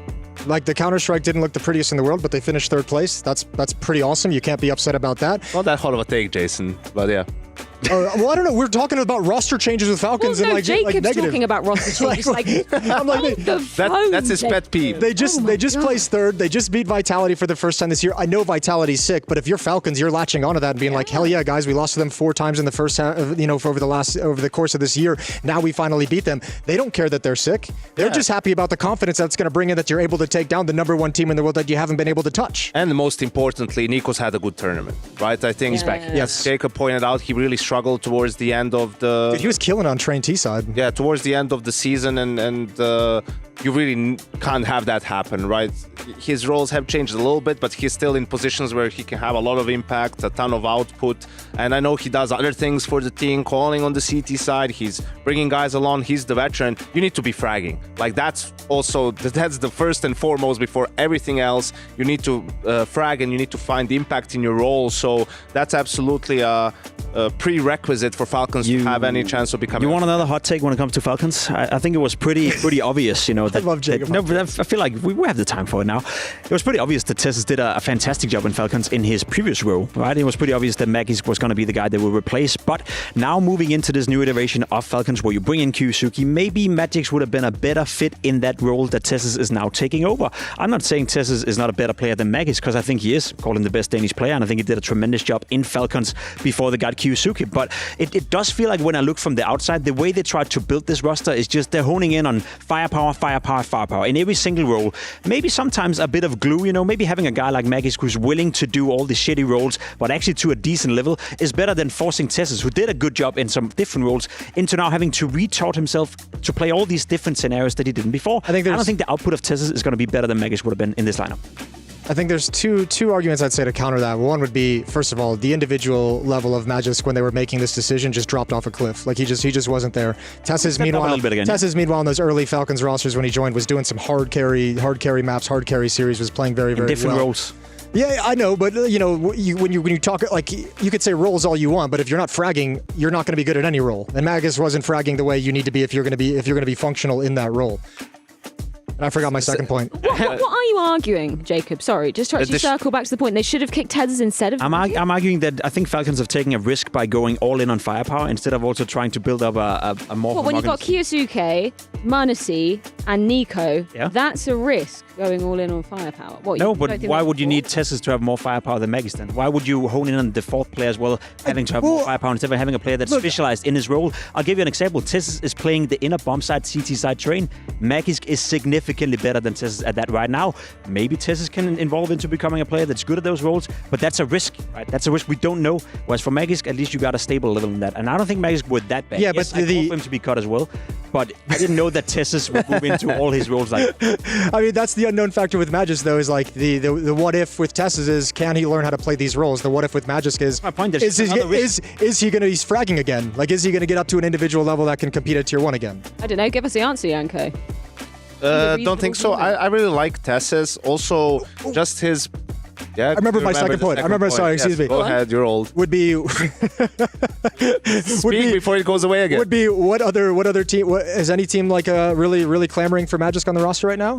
Does he have market value across the scene? Is there any other team saying we could really use a really solid anchor who's really smart and really experienced and has four or five majors, whatever he has? What is it? Like, where, you know... Yeah, I feel you. I think for TeSeS, it's also his personality. You know, he reminds me a little bit of Rain in the sense that he will do whatever is asked for him, for the team. He's a guy who tries to keep the vibes up. He's never a negative influence on the atmosphere within the team, right? And he's also a guy who's not going to be super opinionated on things in terms of how the team is going to play or on the macro, right? And you want to avoid having too many cooks.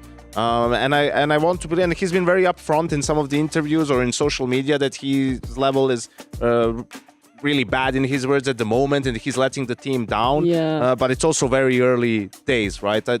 For a guy like, that's the thing. That's why it's important what type of a guy you are and what sort of a teammate you are. If you're a, toxic personality in the searching for a better word. Yeah. Good job. You're not going to get that leeway maybe of a couple of events because people want to get rid of you already, right? But people, okay, let's give him some more time. He has other qualities as well, and we want to give him a chance to give it a chance to work. I've got a very important question. Sorry to cut you off, Jacob. Who is the best cook? That is the best question, or the best way I can frame it. Who is going to be the MVP of this tournament? Current front runners are Blitz, Techno, and Xantares. Obviously, this will depend massively on how they perform in the grand final, but if you had to give a front runner right now, Jacob, who would it be?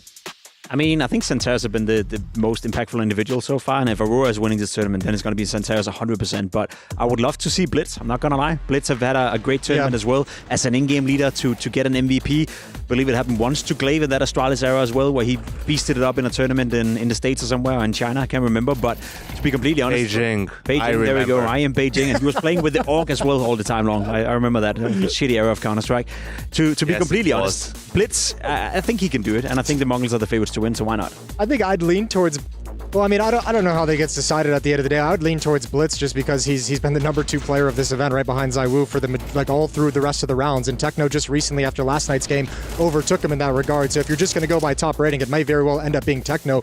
But if you think about the kind of body of work Blitz has put into this tournament, it's so incredible to see him play like this. It might just be the Techno tournament. Sometimes it happens. Blitz has higher chances, and Xantares, obviously, if Aurora ends up coming up out on top, it's probably going to be thanks to him. So, yeah, and in this one, unlike the other tournaments, the MVP gets an extra $50,000. Very yeah, nice. So quite important, actually. Extra bit of stake on that. Let's dive into the map vetoes. Of course, this is best of 5, so permaban's coming out from either side. Bring me overpass. Yeah, the order matters massively in this. Mirage makes sense, though, for the Mongols. Yeah, I think it was always going to be their pick. It's their favorite map.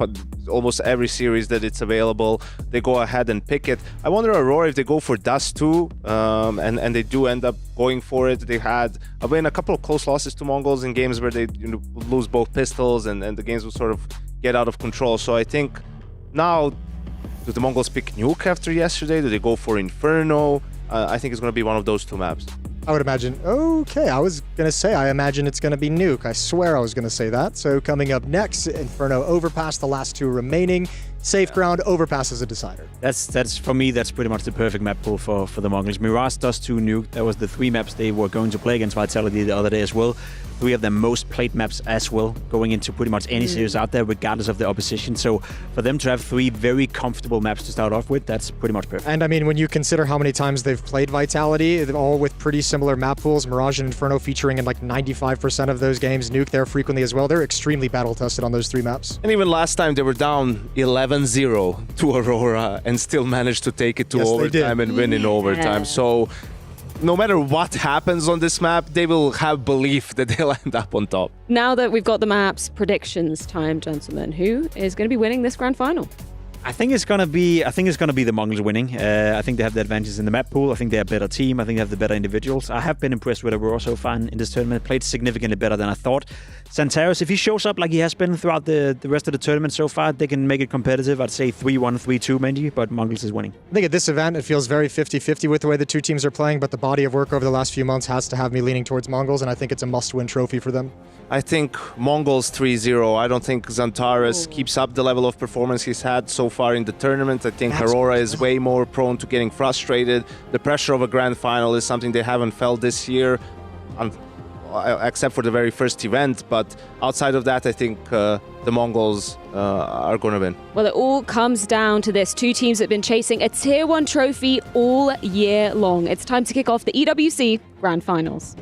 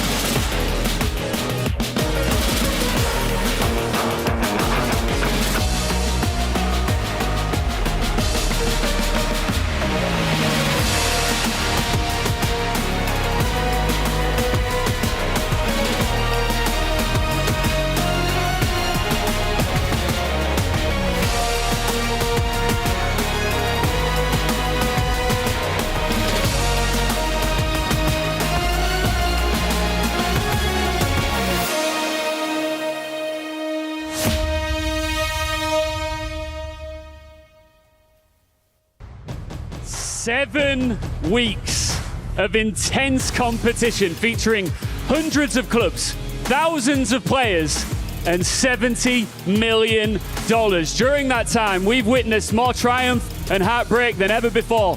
More tears shed, more champions crowned, and now we reach our grand finale.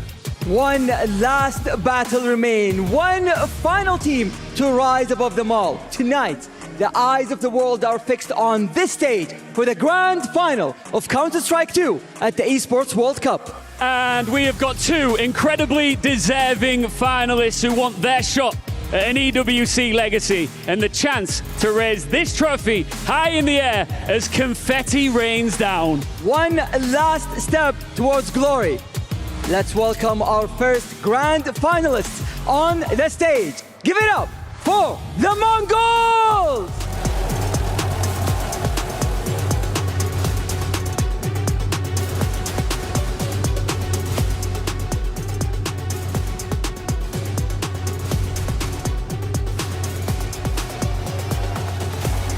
They denied Vitality again and reach a third grand final of the year. After near misses in Austin and a blast bounty fall, EWC's top performing team now stand on the brink of their first trophy with the nation behind them.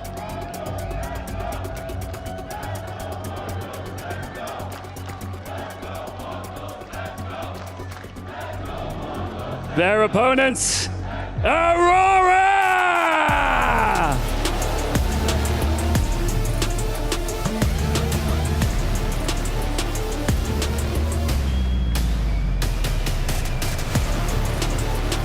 They eliminated the home favourites and earned a first final under their new banner.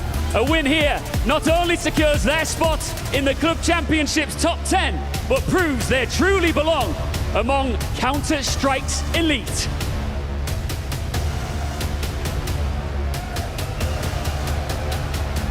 The very last grand final of the Esports World Cup 2025.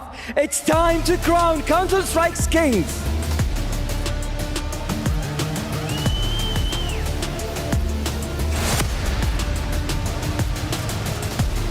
It's time for a grand final. Aurora versus the Mongolz here. Best of five, $500,000 on the line for first place, and two squads have been on the brink of victory throughout the last year.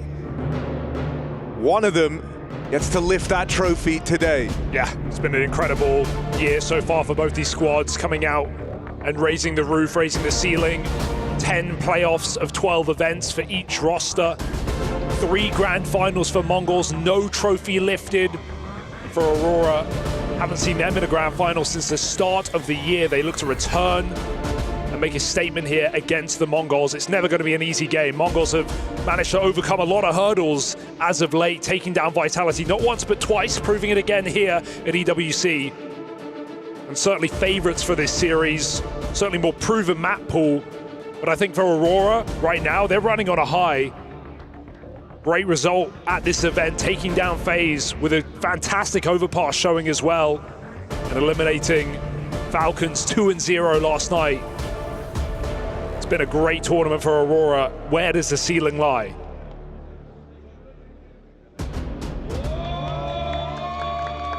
Yeah, when we take a look at the Mongolz on the other side of the stage, a team that you've seen go from strength to strength, worries about where the ceiling lays for this squad, desperate to finally break through with a trophy lift. It's been a good tournament for a couple of key players here. 9-10 stepping up in some big moments. Going to be keeping a close eye on him heading into this final. Someone who's had, you know, that tendency to fall off a little bit. Same can be said for Senzu.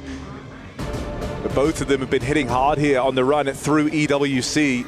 Despite that, I mean, the top 2 players with Techno and Blitz up there for Mongolz is so exciting, considering, you know, we look at this team and we talk about the powerhouse Orpa, we talk about how Senzu is this young star on the squad, but it's been Techno, the statistical outlier, going above everyone else in the server.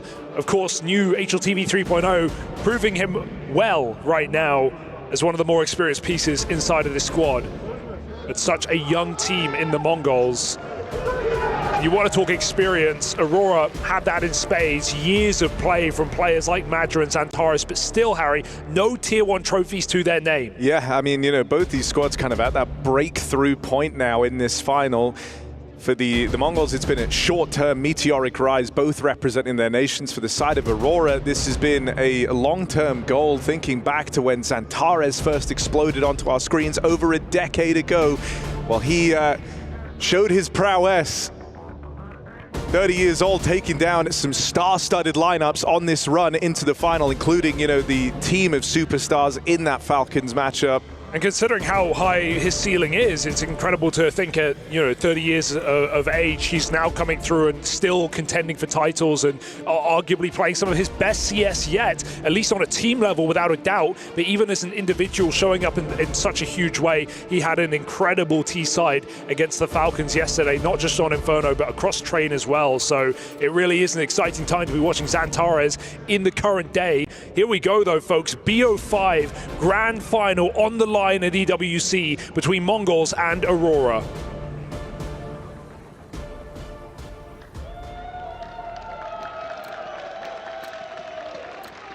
We're going to start things off on the Mongolz pick of Mirage. Bit of a home map for the Mongolz. One they're going to look to start strong on. T-side opener and an explosive pistol here as they go fast through mid. Xantares is the one they're going up against. It smokes down, no path for him. And it's a B split here, so Madja and Jota will be required to pull their weight. An immediate dink found. Jota still gets out with one. Madja dead straight away as the Mongolz swarm over this B site. Aurora arriving late and a man down in this retake. One more shot on Techno would have made this round very complicated, but he tucks in apps and Blitz buys him time to get this bomb in the bomb site. Put down now. They've got to move quick. Aurora against the clock. Kill given over. Woxic makes it work. 3v3 here, and they're all coming together through the door. Senzu has that cross, calling on contact, hits his headshot. The swing is a little late. His teammates come out to support, and Mongolz just sweep that one aside. Pistol round goes their way, and that means so much on this T side. Des mentioned it as well. We just saw these guys take each other on a bounty. It was 11-1 CT halves into an overtime game. Mongolz 11-1 down, one out that map on Mirage. So T-side rounds, not just hard to come by, but vitally important.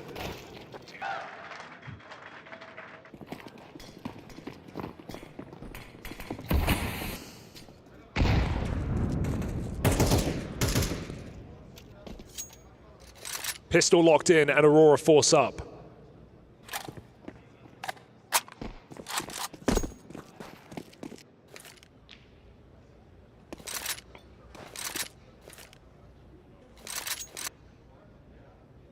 And no one taking any crazy risks here at the start of this round. Techno the furthest forward, while the rest of the team try and go for this mid control. It's respectful to open up. I mean, there's a good degree of familiarity between these squads. Aurora said it themselves in the interviews leading up to this game. It's a matchup that always delivers. It's one that always feels close. And that's what they have to tell themselves for the last 4 times of play. Mongolz winning it out 3 times. Track record has only been improving as they have done the same. So Aurora have to believe it's close. They have to believe that it's a 50-50 matchup, but the odds not swaying that way. Couple of exits here on the way out, but it's a Mongolz round, like it or not. I mean, this was just going to be the save. You wonder if those couple of kills, if they can find one more, I think you're very enticed here. A lot of time ticked off this bomb short. Just run back. Madja out of position. Xantares committed to this, but he's doing it all alone. Gonna go fishing and see what he can find here around short. Looking for that AK by the looks of things. It's already been stolen away by the Mongolz. Still a pretty good save here for Aurora, getting some guns out, getting another chance at this force buy. And Mongolz get what they bargained for on that B-bomb site. Oh, Woxic dead with a scout at the end, so not ideal. Aurora have to make do with less.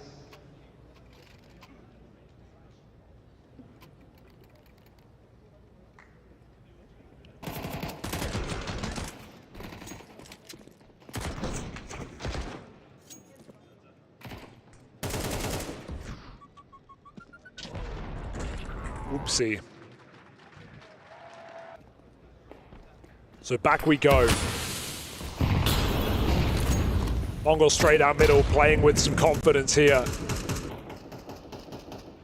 Two teams who have had trouble adjusting to the stage in this year. Both of them somewhat overcoming this issue. Mongolz especially saw them end their season in a major grand final, seen them pick up more and more victories in arenas, in playoffs. Seen Senzu have better games when he was someone who was struggling so much, completely absent at the start of the year when they started to make playoffs. Seen Mongolz just been a safe bet for top 4.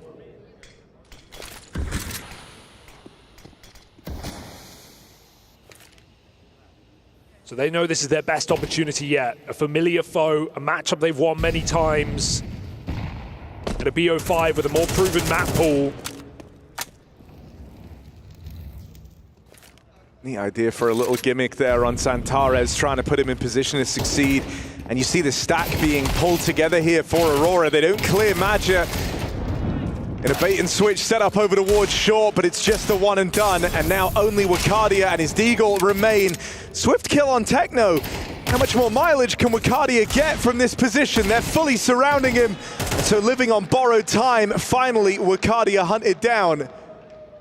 It's going to leave it just on Jota. This Deeg arriving late, plays ahead of the smoke, and 9-10 clean with it. There's the conversions from the Mongolz. Very sharp shots. Matt just said it himself in an interview coming in. He knows how strong these guys are individually, and Mongolz already showcasing that with some quick time to kill. You know, it's a nice bait and switch for Maja. Would have loved him to hold this shot. Look at how this second player turns away, doesn't check after getting the kill onto Woxic. If Maja doesn't fire off there, maybe he can get multiple kills and that round could be more interesting for Aurora. You are rolling the dice with the resolution of your opponent coming around each corner there. So he just takes what he gets. Full buy comes through, Woxic, Orb, and Wakadia as well. It's quite an investment into a first gun round here for Aurora. Missed shot for Woxic through the window. The Mongolz own that mid control, coming out from under as well.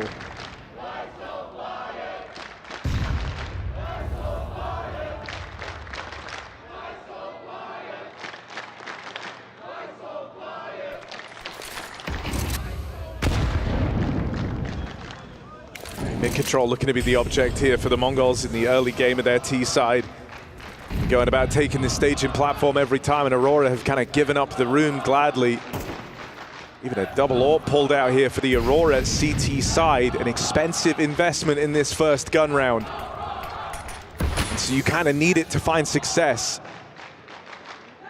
I know Mongolz love these B splits though, so already seeing a bit of a lean into this bomb site. Zantares moving over at the right time. Deep apps info from Wakadia. And A is so quiet at 30 seconds, even this jiggle gives it away. Jota in the feed as well. That's the short component of this split removed. And even as Blitz tries to claw one back with this backstab in through market, he still has a lot of work to do. 3 players in front of him. Careful. The captain trying to create space here. Backstab on Wakadia. Zantares with the instant trade. And 9-10 walks to his demise. Blitz unable to open the back door. And so Aurora get on the board early. They will lose that double AWP setup.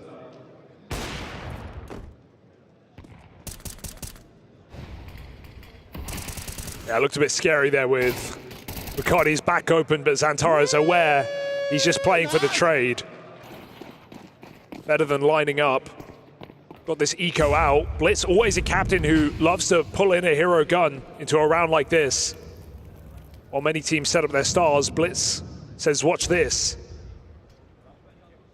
And often comes through with devastating results.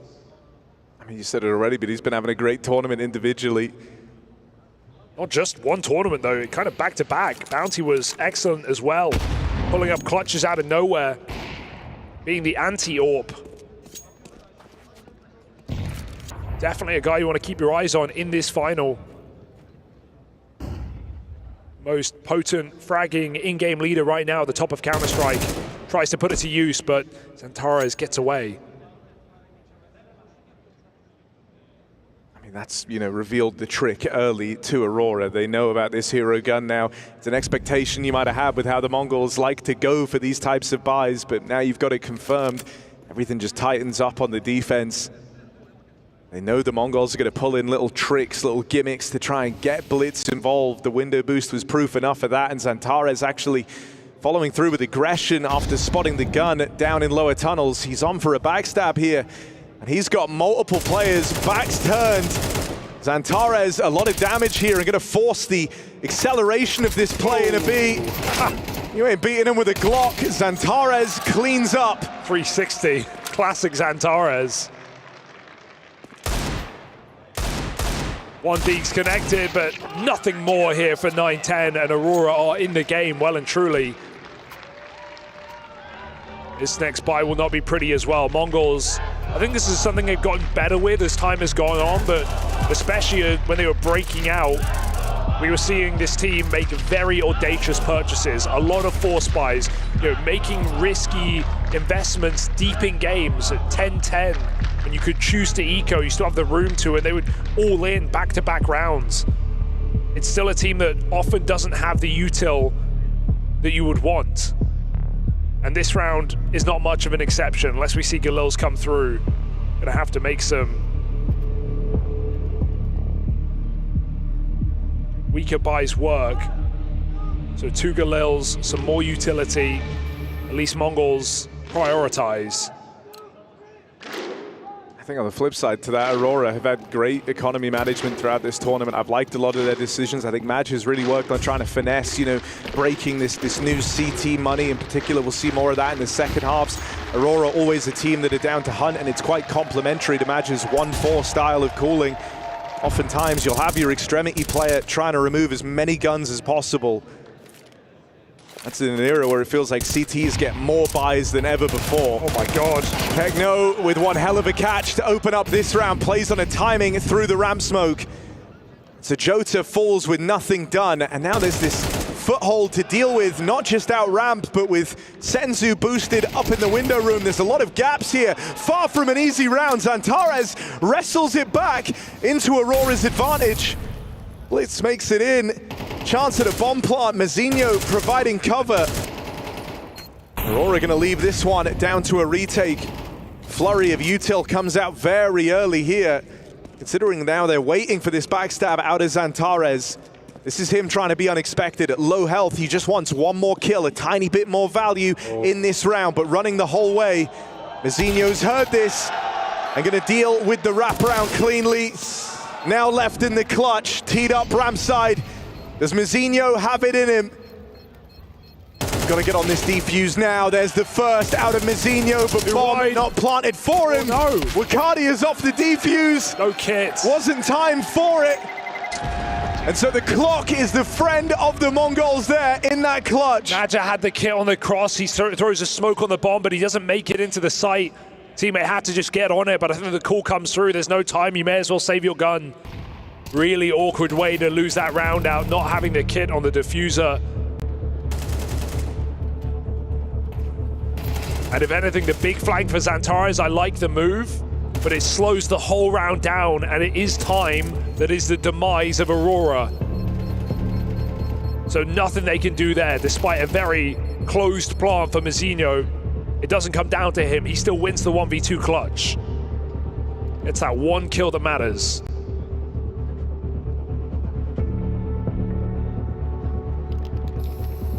So Mongols breathe easy, sigh of relief.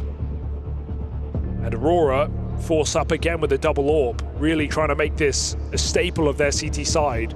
Not the most common thing in the meta right now, kind of died out coming into MR12 with all the economy issues that CTs have, constantly having to field buys, but also just the shortened halves, meaning you don't have as many gun rounds.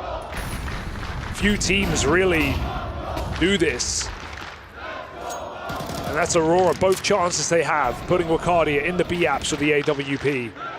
I think it might also just be knowing how much the Mongols love to do these B splits.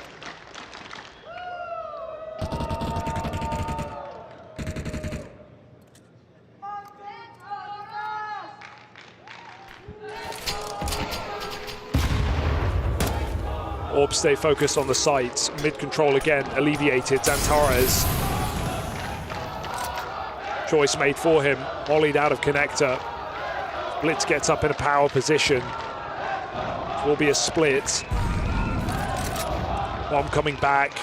3 strong now. Xantara's making steps. Is he cognizant?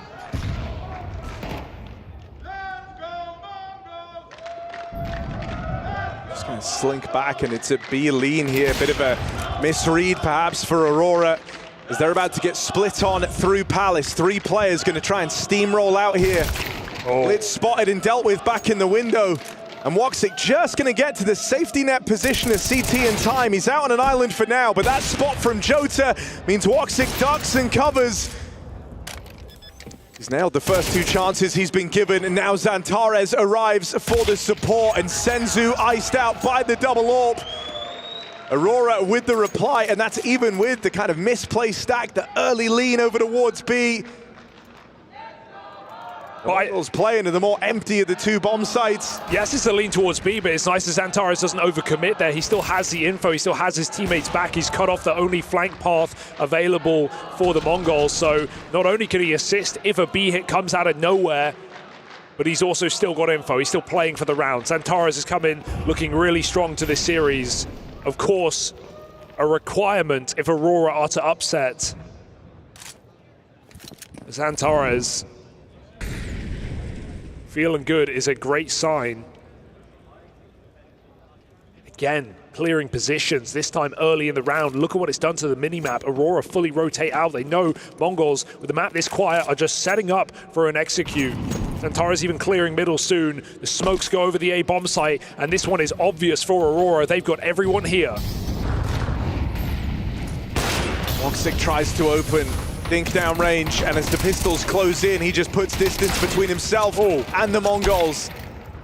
That AWP allowed a second chance, and it's a good thing he backed off. Now Xantares closing the net on this backstab. Techno, not long for this world, as Aurora close in around him.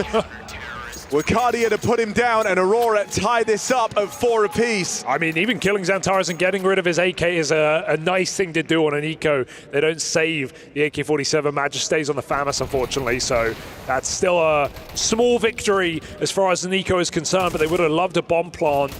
It's now got to be even less here for the Mongols after all-inning that play.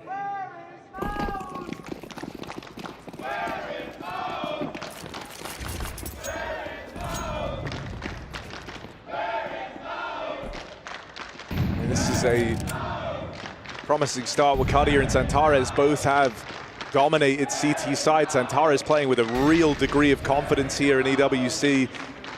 And he's keeping that up into the final. He's been super proactive. He's been all over the map. You don't really know where you're going to face him yet. And here's that second AWP of Wakadia posted on the apartments. Meaty nade onto Senzu. It's only Glocks to run him down. And so just falling back, going through the motions here, playing these long sight lines. Another swing and a miss. Madger is going to get overran. What? Taking one hell of a risk there with the push back in. Don't know what's going on. That's given an AWP over. And an AWP in an eco round like this, now posted in the post plant. Boom. This is not insignificant. Blitz given time to maneuver. Nearly a full eco round here from the Mongols. Trying to withstand the Aurora full buy, and it's clean from Techno and that Deagle. Techno on bench, not his first rodeo. Big 3K with the Deag. What a mistake for Wakadia. He gives it up entirely. It looked perfect to go play retake. To, okay, yeah, Madge is committed. Okay, he loses to FAMAS. It's really not the end of the world. You'd rather prioritize Deagle with no armor anyway most of the time.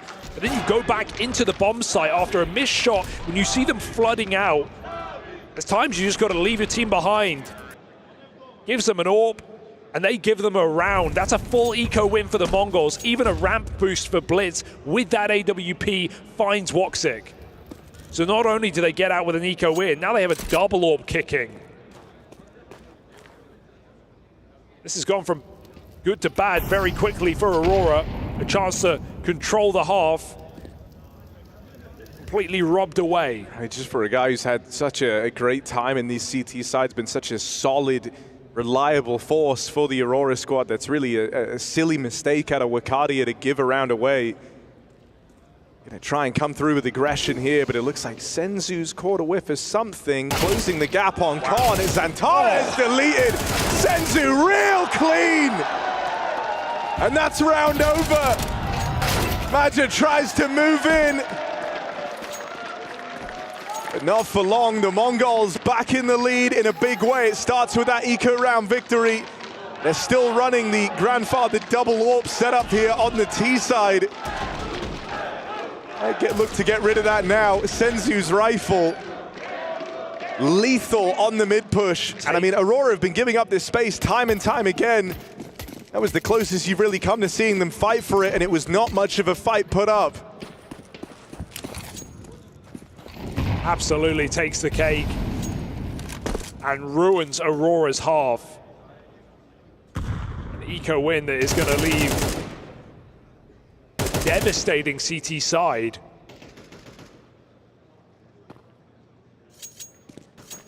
Big round for Senzu. It's really not been anything crazy from him in this tournament. We talk about him, you know, farming group stages and then dropping off on stages. Well, here in a single elimination, every map, every match in the playoffs. Senzu has come in a little colder, but still with those glimmers.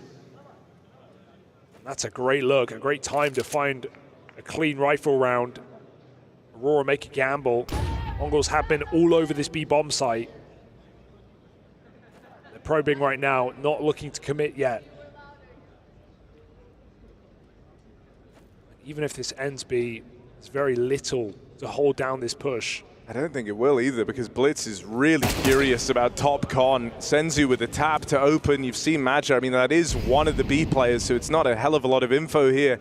With Blitz having pushed all the way through jungle and taken all this space, is he going to commit to a backstab? I think he wanted to flank, but they've realized it's probably just a B stack, so no point. Just take that bomb up con and go together. Block makes it clear. Blitz has emptied out the bomb site. And there's nowhere to go here for Aurora. The Mongols even prioritize not giving them any guns, any firepower into that next round. Full safe on the exits. We talk about Maja as like kind of intuition IGL, right? Someone who oftentimes can end up kind of calling blind just on his read of the game. And at its best, it does Aurora really well. But here, he's had a couple of misplaced stacks, and Mongols have done a good job of kind of getting ahead of those, leaving themselves with plenty of time so they're never shoehorned into walking into one. And I called out Aurora yesterday for, you know, going for a unicorn round of full saving USPs when they could have gone for damage against Falcons on train, but I actually think this one is a far more reasonable decision, not only because they can't break Mongols' money coming into that last round, but also I think they need a breather. They need to talk it out. So everyone sits back, they crack open a drink, they get ready for this final round of play in the CT side, because it's not been a great half here for Aurora. It could have been, it really could have been. That eco win changed everything. And Mongols capitalized, soaring for an 8-4 half. Aurora burn a timeout. Trying to make sure they have something to be proud of on this CT side. I mean, you talked about that game recently back at Bounty and just how CT-sided it was. This really doesn't bode well within that context. It was T-side rounds that were hard to come by, and the Mongols have plenty of them.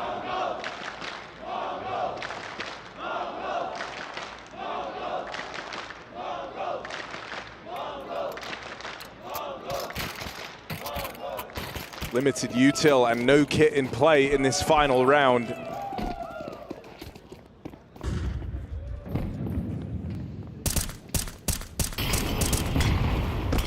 When we go back to this passive mid approach, the Mongols have had middle whenever they want it on this T side.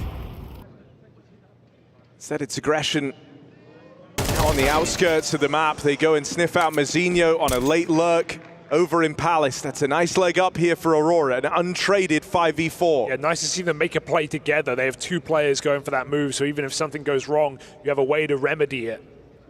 5v4, frees up, more rotates, back to B goes Wicardia, and back in Palace goes Jota. Aurora takes some space and they keep it. Mongols sending that bomb through the apartments. Again, a similar setup with Woxic, just controlling information towards the spawn. Aurora get eager again. Just going to be another one of these rounds where Blitz tries to kind of come in on a bit of a lurk here and link up with a B hit. Setting him up. He's done this many times over in the game so far, but he'll get dealt with cleanly. And in the blink of an eye, it's just 9-10 left. This AWP on Catwalk, bomb away from him. 30 seconds to work with. 1v1 ahead of him for this bomb control. But as Woxic moves in, this crossfire gets established. Aurora will find something down the tail end of this CT half. The Mongolz in the lead on their map pick as they look for this opener in the BO5 Grand Final.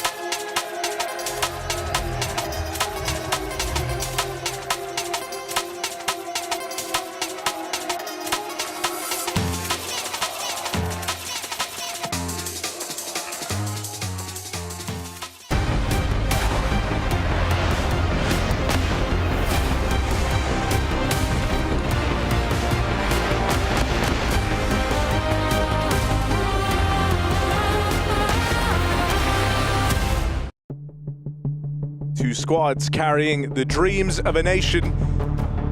Turkish squad of Aurora taking a while to get going on this CT side. The Mongols pulling ahead.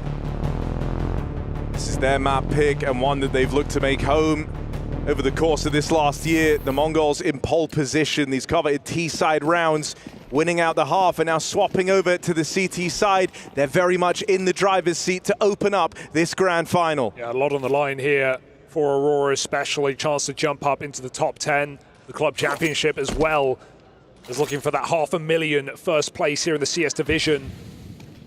Going straight into this stack. 3 players in position, but Mizzino found early. 9-10 back from triple, holds strong for 1, but Xantares is not giving him the time of day. He's waiting for his team to flood out the ramp. Blitz picked off by the Julies from afar, and Aurora explode into this pistol. Bomb planted, you give it a go, but how much hope do you really have? That might re-inspire something. Oh, keen shot. Imagine with the spot on the flank, the only thing Techno had going for him was the element of surprise. He's going to have to earn this clutch, and they're swinging on him from the spawn. Aurora start this second half off with a bang, a big 3K from Woxic in the pistol. Yeah, P250 king on this guy. Good time for it. Mara not impressed. As Mongols now need to dig deep into their pockets firstly. We know they love a force buy. It's very hard to turn away from the opportunity on this CT side. So UMP, MP9 a little bit of everything here into this second round.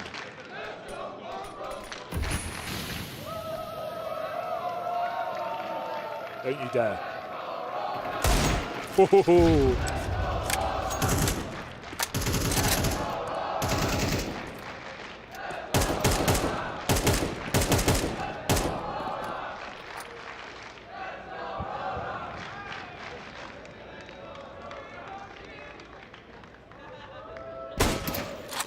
And 10 scout tag down range.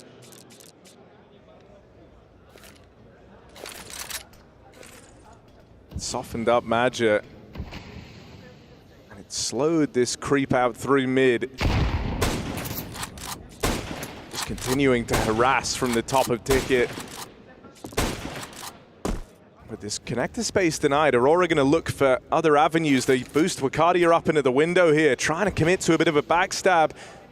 Blitz has got a lot of angles to watch, settles on Palace, and that's when Jota snipes him out of the round. Aurora have their eyes set on this A split. They're coming for the 9-10 scout. It's been annoying them since the start of this round. They discount Mazzinho in at the ramp with 9-10 picked up, and Wakadia holding on to jungle. Proves to be a safe round in the end out of Aurora to tie us up at 7-all. Yeah, I can't say 9-10 didn't have a couple of chances there. Some shots rallying off, hit 2 tags when all is said and done, but only 1 kill in this round. Despite the low health, Aurora get through unbruised. We have a full eco now for the Mongols. Chance for Aurora to take the cake and run away with this T-side start. The game with split pistols. And no eco wins in the second.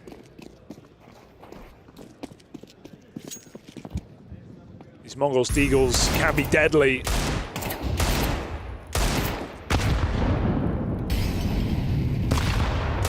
As Aurora look to just keep it basic, they were going to walk out ramp there, but maybe feeling like they lost their opportunity and don't want to storm into the stack. Full reset round the world. 9-10 found pushing top middle.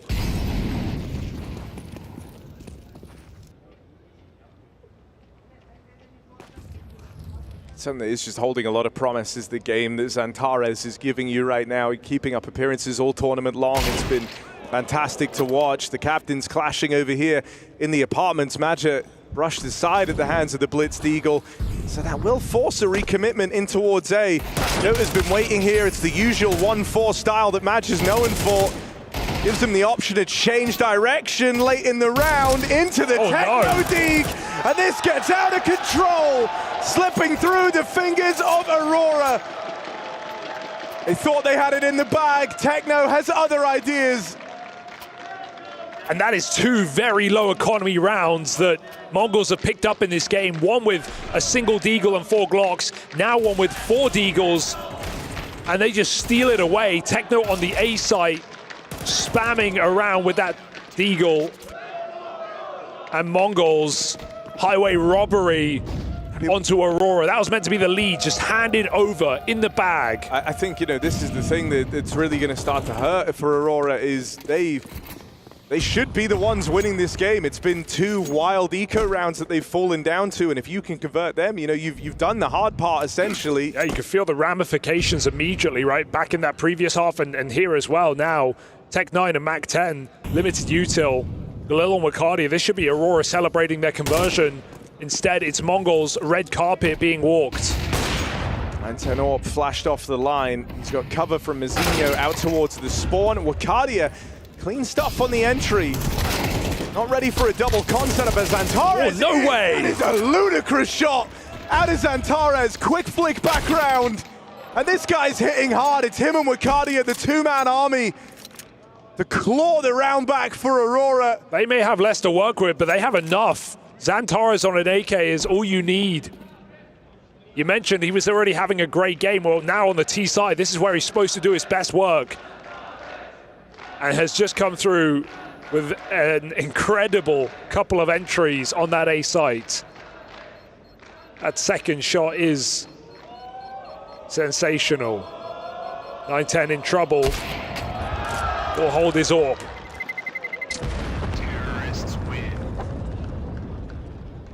So Aurora, that was meant to be the anti-eco mistake that they perhaps paid for again. Instead, they respond quickly.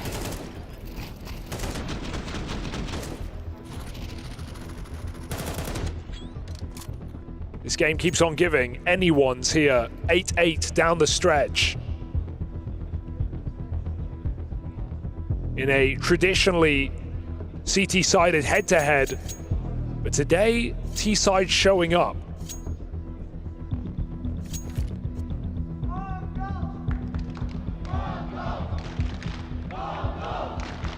Both teams have elected to run this double AWP on the CT side.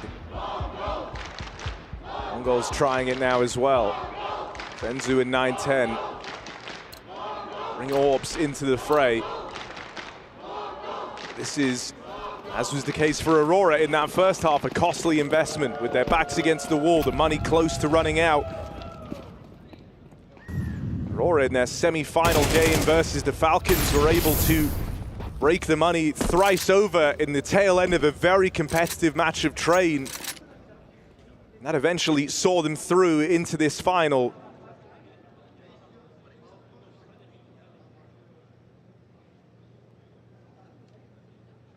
Let's see if they're able to break the Mongolz here.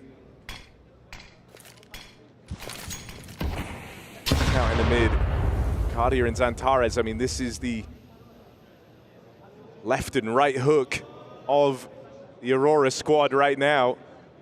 They boost up in the window. They have this space looking for one of the Arabs. 9-10 Zorb will deliver that opener. Last time it was a scout tag on Imagine. This time it's got a bit more to work with. The catch for Wakadia on the smoke fade. Mazinho arms himself there. The one player that didn't have a gun in this round thrust onto a rifle, and Wakadia can't get a beat on Techno's rotate. Sensu's got that cross, they're back in time, still found by Woxic in. Zantares out, Woxic chases down the man to the back of the site, and maybe we got a 1v4 appearing in front of our very eyes. One put down, two players split up, AWP on the line, creeping in. Woxic gets closer, wants to hunt down his weapon of choice, and with a missed shot, it opens up for the clutch. 3 kills deep for Woxic, picks up the AWP and puts it to use. 1v4 for Woxic. Keeps his T-side rolling for Aurora. And Mongolz reeling after that. Aurora's southpaw.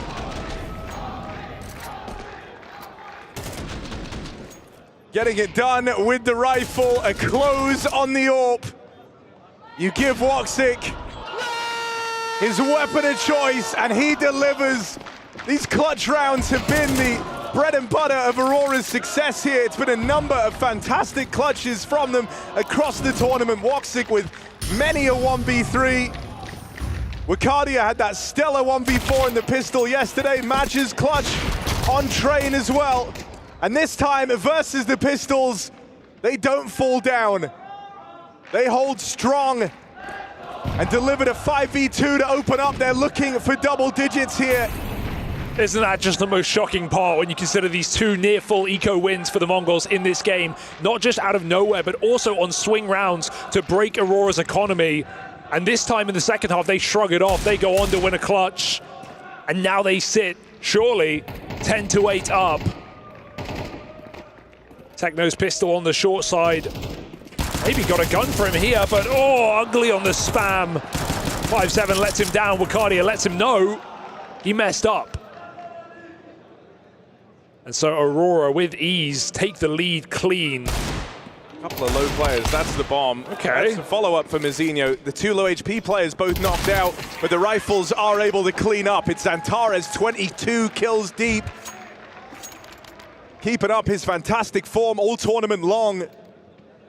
Only concerning game for him was the very first map they played here in EWC, and since that point, he has been red hot. Yeah, I mean, that was a map where no one showed up for Aurora at all. There wasn't a single good thing to talk about. They got blown out by FaZe on Inferno. They locked in for the rest of the series. They dominated FaZe, eliminated them, and sent them into roster changes. Since that point, Aurora have been red hot. Could they really be taking Mongol's map pick?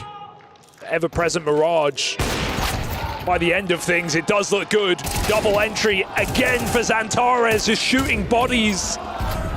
This guy has had enough. This guy is here for the MVP, 24-9. Just an unbelievable string of maps for Xantares here.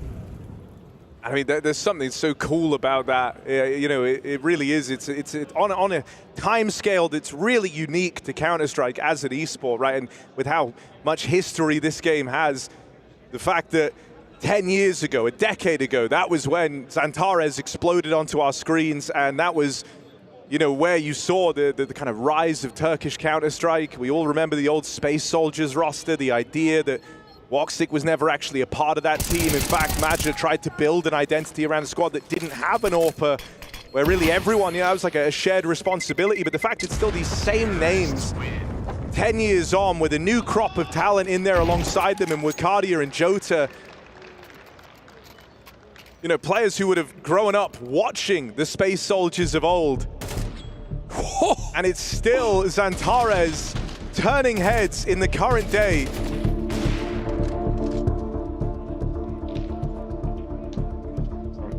Just looks you know, we talk about how for both of these teams, it's been the case of they've been making these playoff runs, they've been chasing the trophies, but they've been eluding them. The Mongolz are still a young team. For Aurora, this has been, you know, a battle taking place over years. As far as they're concerned, the Mongolz have 9 more years of this to put up with before they get to lift their first trophy. Yeah, Mongolz kind of speed run this playoff appearance, and they appear in as many times as Aurora do in 2025. 10 playoffs of the 12 events these two teams attend. And Mongolz hit 3 grand finals, but they also taste that failure 3 times over. Aurora have been hungrily trying to get back to their winning ways.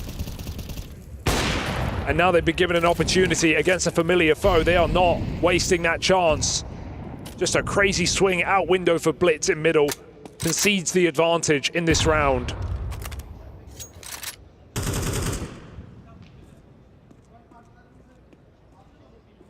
Aurora fueled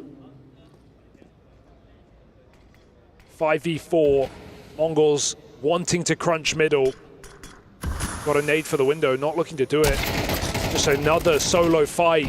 Getting strung out now. Another player comes jumping in, but it's an ugly spray, and it costs ammo. Still they get the kills. 2 from Techno, 2 from Mizzino. The round comes to a close. How do Mongolz win that out of nowhere? They throw some chaos in, that's what they do. I mean, look, desperate times calling for desperate measures. And Techno on this absolutely ludicrous play out through the window, blindsides them. Insane recovery on that spray. He can believe the play he just got away with. And that is a lifeline now for the Mongolz on their map pick. Oh, it would be so Mongolz now to drag this game back and make it theirs, wouldn't it? Right when you're ready to count them out. Throwing in a 3v5, crunch in the middle. And only 2 rounds behind Aurora, with money dangling for the Turkish team. It's once again called upon Xantares to find these opening kills. Him and Woxic putting on an excellent showing. Does Blitz learn from his mistake? This time the window smoke keeps him honest.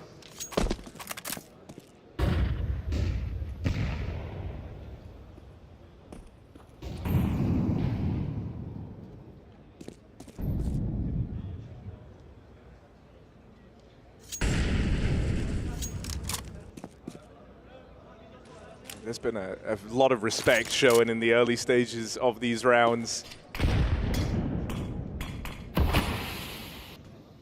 That comes with the territory, it comes with the familiarity, and with both of these teams having struggled on materializing their championship ambitions, everything feels very safe. No one wants to take too many a risk. It's a mid-control taken here for Aurora. 9-10 searching on his AWP, but going to be hard-pressed to find anything till they make their way through the connector. Ooh. That was a chance. Not going to get many more. 9-10 bears down upon them.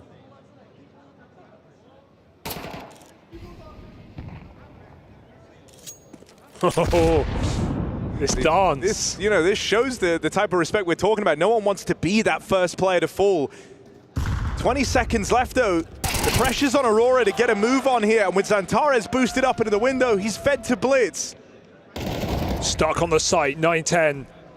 No one to find him. Vecino's got the cover from ramp. They're all up connected. There's 10 seconds. You can't even save here. You're going to get found at the end of the round. This has gone horribly wrong for Aurora. Going nowhere and going there fast. Just trying to escape with their life with their guns, but they get nothing after time. Hunted down. Madja survives somehow, but his teammate's not quite as lucky. Woxic loses all his money and that AWP. It's a big problem for Europa, right? Worst person that could have looked to happen to.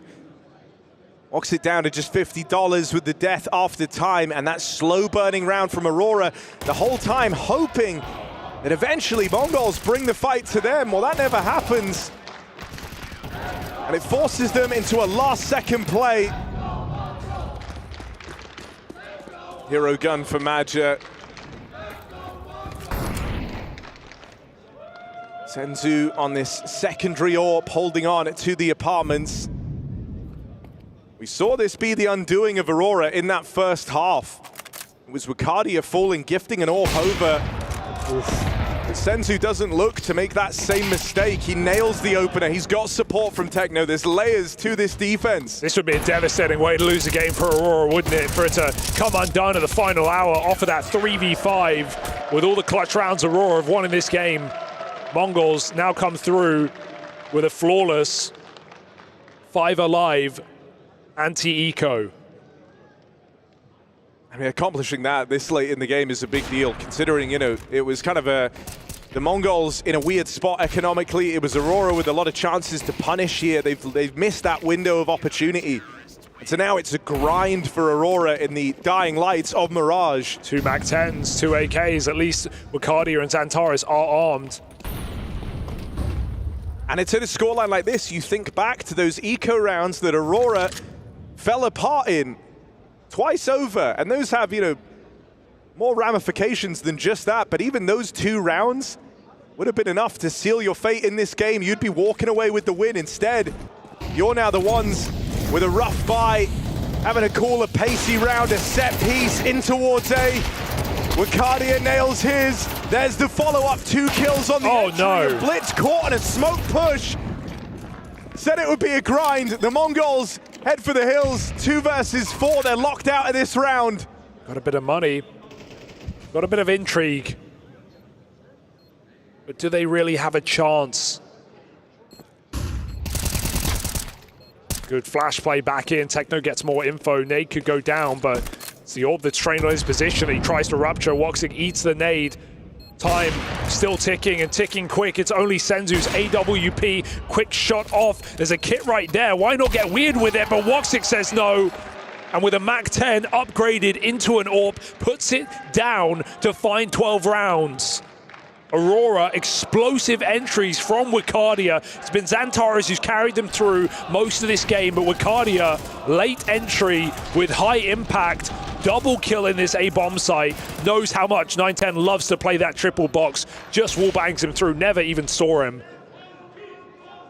And it is very, very promising that these 3 players for Aurora are in this form. These have been the 3 to watch throughout EWC. Zantares, Woxic, and Wicardia. Oh. There's Zantares with a wide swing out in the middle. 6 shots. A 5v4 in round 24. A chance to open up this final by stealing away a home map from the Mongols. You found the top performer of Mongolz as well. There's so much firepower in this squad. 9-10 responds on the ramp. They go back to another hit. Just 4 players grouped up side by side. Techno, he has been the most reliable piece of this Mongolz team all tournament. He's in a comfortable position. Techno feels right at home here, back at bench, but will struggle to get out with more than 1. Woxic on the cross out through the apartments. That's as Blitz is closing in. It's him and Zantares side by side. These were the 2 Turkish players that for years you wanted to see play together, finally linking up at the dawn of this Turkish super team. Zantares and Woxic Can they put a bow on Mirage? Oh. Antares dead, it's straight away. And Woxic walked upon as the Mongolz drag us in to extra time. I think we deserve it. I think we're going to have a close series here across every map. Mongolz Aurora in just the first rages into bonus play. A 5v4 not enough to take Mirage away from Mongolz, their home map, their comfort ground. They keep it breathing.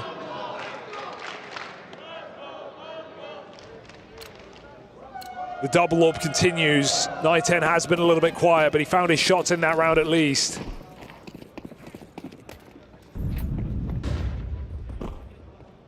Aurora goes straight back to middle.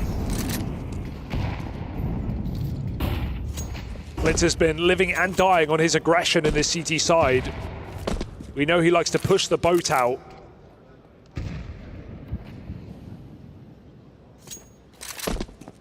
This map, it's been more of a detriment than a help. But still a lot of respect here. In the first of overtime, no mad dash here for the finish line for Aurora. Mid control granted.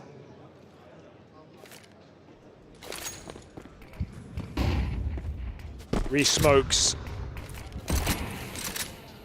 all over the map, blocking both bomb sites. Setting Aurora up short, Orb here, wide already, but off angle for Xantares on the lip of the edge. Goes round through the Molotov, denied by the second Orb. Great, the Senzu was ready for that type of wild move. That's nearly the collateral, but nearly doesn't cut it. Still two players entrenched, still two players to get through. Blitz and Techno watch over each other. The captain's got his back. And Woxic low on health, not long for this world. That leaves Maja all alone and not for long. The Mongolz with the first in OT. And they do it pretty cleanly at that. They just have such unbelievable staying power, right? We've referenced this 11-1 comeback against this very team on this very map already, but that's, you know, not an exception to the norm for the Mongolz. So many times, even against the best teams in the world, we see them down in a hole, dig themselves out. Support from all over, all the way back in Ulaanbaatar. Watch parties in the capitals of either nation for this grand final.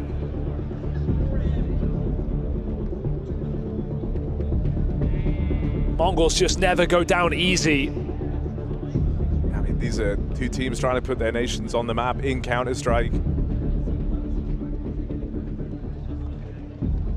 Two squads with very passionate fan bases, eager to get behind their squads.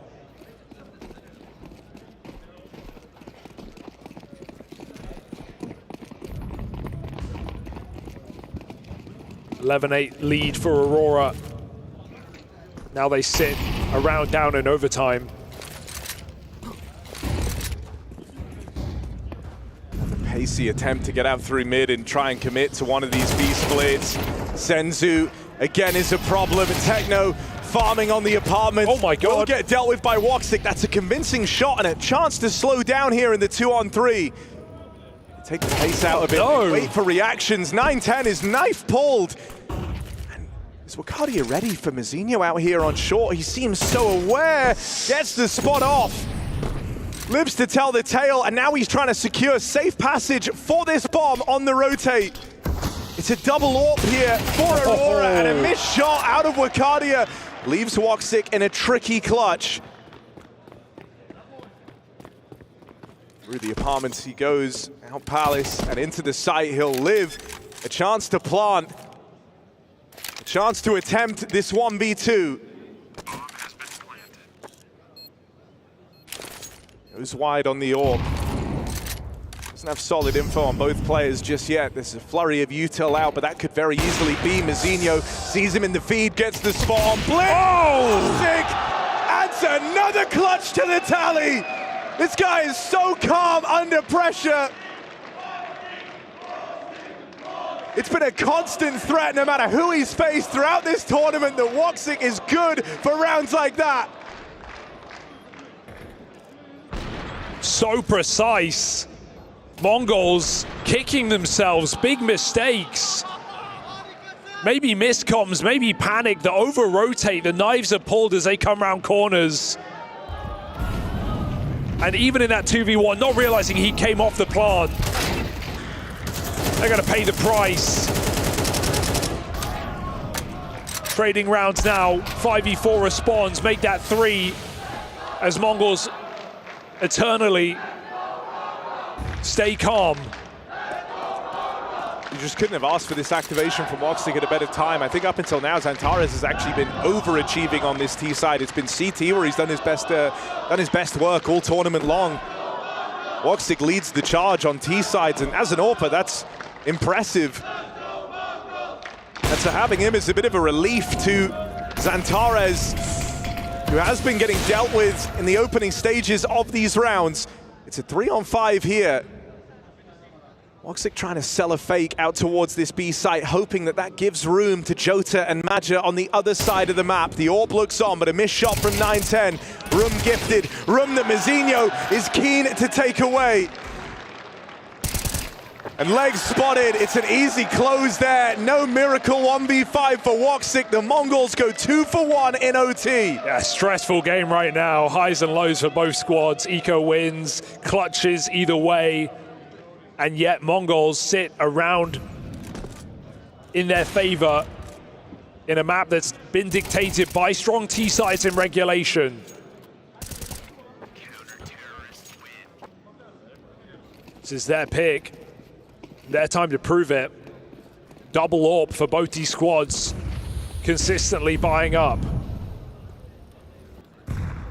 Overtime gives them that freedom. Woxic tries to put his in a position to find a 5v4 again. But Mazinho is not biting. Cardia, same story.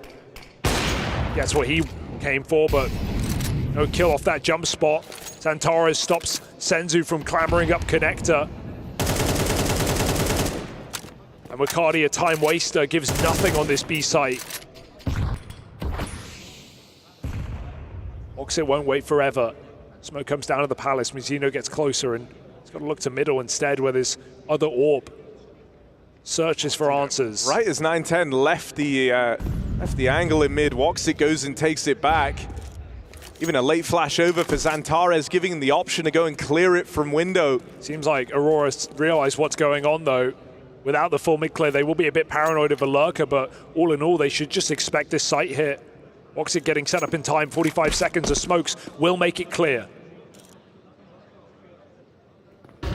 We've had a great sequence from Woxic at triple at this event already. Let's see if he's got another one in him. It's a powerful position for this AWP, and Woxic hits hard on the first.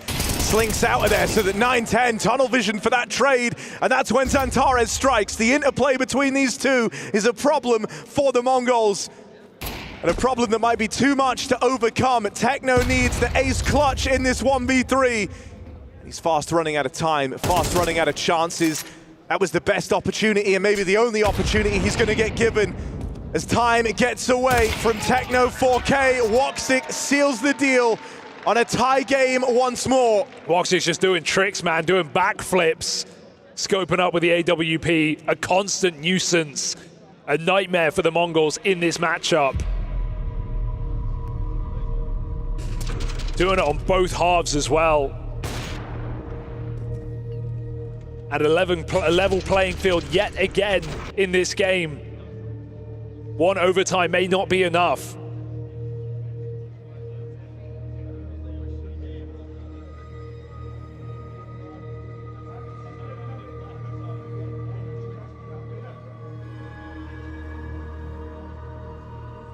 Mongols take a breather, Mara getting close.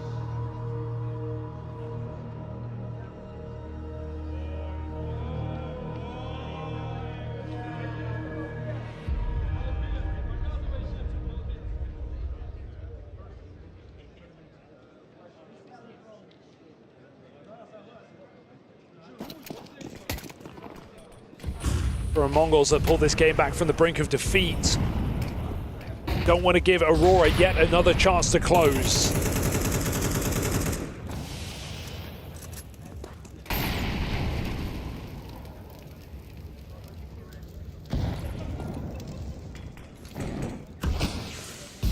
one of these mid-walks.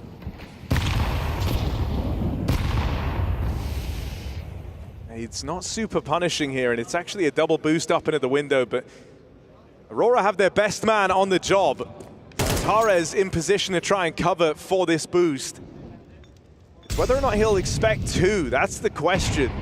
It's the change here for the Mongolz. So often it's just been a solo lurk in this portion, and he's actually jumped on over. I think that's realized. Surely you hear that from there. It's a very clear wood noise. He's looking aware. Now you're sure about it. Getting wrapped on this A site, got to watch out. Jota's had a real struggle, and it doesn't get easier here. Stuck in sandwich, he's split upon. That opener comes in, but still, it's far from comfortable here for the Mongolz. They don't know about CT. They've got Senzu dead out in the jungle. Huge pickup on Zantares, sure, but there's still these CT players left to worry about. Zinho entrusted with a bomb plant, chance to try and spam this maybe. Aurora don't take it. They're going to play late into this retake, an exchange of guns here. Wukadia low on health, put on the AWP. He's been secondary AWPing on this CT side, so not the end of the world. Oh, he knows. 4, 9, 10, and there's the opener. That's what's hoping to send Aurora in to this retake. Bomb planted wide, bomb planted for Mazinho. He was the guy to plug in the numbers. He'll be the guy to try and cover it, but can't quite get a beat on Maja. Boxed in a corner. Techno, will he arrive in time to stop this? Gets them off the defuse. Time's running low. Time is up. Techno, one shot to take them off. It's so close, but just runs away with it to time. Again, it's a problem for Aurora in these retakes. And that sees the Mongolz through onto map point. Yeah, there's not been many post plants in this matchup. It's come down to gunfights. It's come down to brawls in middle. Solid site holds. When you put Mongolz in this post plant, no one overplays it. Even though Aurora calculated, read that repeat from the AWP at ramp. Flush Mazinho out with a Molotov, it's still not enough. That's Mongol's first map point. We've seen them show resilience. Let's see if Aurora can do the same. One round for a second overtime to open up this final. Something both teams knew would be required of them. Wow. And that is a ludicrous way to start. Techno so often just harassing on these B-lurks, keeping an option open for the Mongolz, but that's not the case in this round. Top performer Techno. His round ends never seeing an opponent. And so if the Mongolz are going to win Mirage, they've got to do it the hard way, 4v5. And Aurora read this anyway. They move a third player over to this side of the map. They think, hey, maybe they'll go here despite Techno's loss. Thinking it's the last thing we do. They've read it perfectly. Players in the right place, but you still got to hit those shots. 9-10 with a drive-by, finds his 4v4, and now this bomb in apartments alone has got to be very careful. Rotate, cut down, but huge. Still two in the sight. Woxic doesn't really know where to look here. They lose Maja straight away, who gets nothing done on the B-hold. And Woxic comes creeping out on the AWP. Oh my. Does he have another life-saving clutch in him? Woxic with the first. Jota's still a long way away. And so Woxic buying time. Caught out in the open. Blitz will find him. It's left to Jota, who's been quiet all series long. It comes down to this. An unlikely 1v2. The Mongolz set up in a post plant. Looking to finally deliver on Mirage, and they walk it over the line. 4 versus 5 to pick it up, dragging us into OT. They have the staying power. Mirage goes their way. Aurora will have to dig deep and bounce back on Dust 2.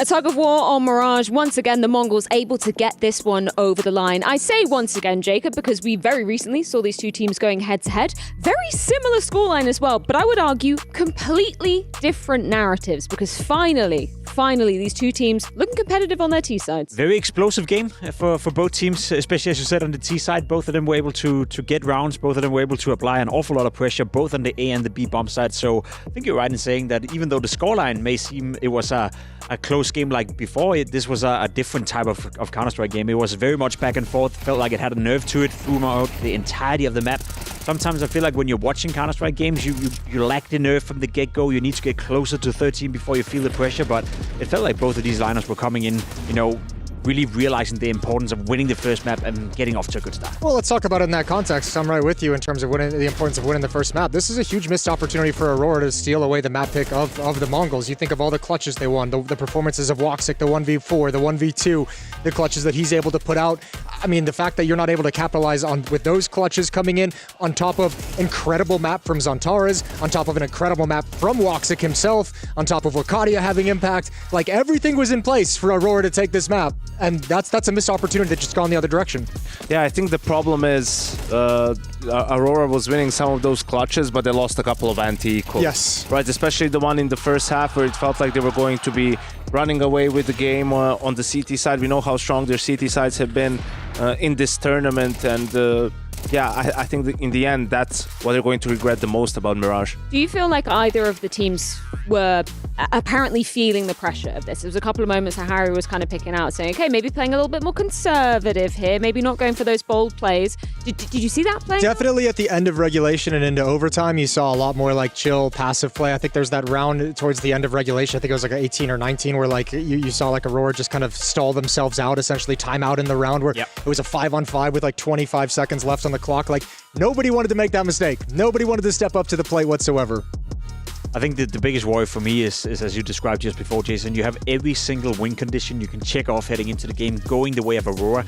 You have your star upper playing well, you have Zantares playing at an absolutely incredible level, both T-side and CT side. You have Jota and Wakadia, Wakadia finding impact as well, and then you still don't win, And as Janko said, like that anti-eco or force buy they lost, that was very expensive. I think the round you're describing as well, where you walk up connector and you stall a little bit, but you also almost showed too much respect to the Mongolz in that regard. I think that was a big issue. There was even the wild round in the second half where Aurora is 5v3, and they have all 5 players in mid. Yes. And Mongolz want to fight mid, and they win the fight in a 3v5. I mean, there was a sick flash from someone, Techno jumping through the smoke in window, getting 2 kills, right? Senzo from Cat getting 1, and Mzinho pushing the connector smoke, getting 2 more. I think Aurora, that's definitely a head-scratching moment, because it all happened in a span of 5 seconds. They were all just dead. You're just looking at each other. It's like, what happened?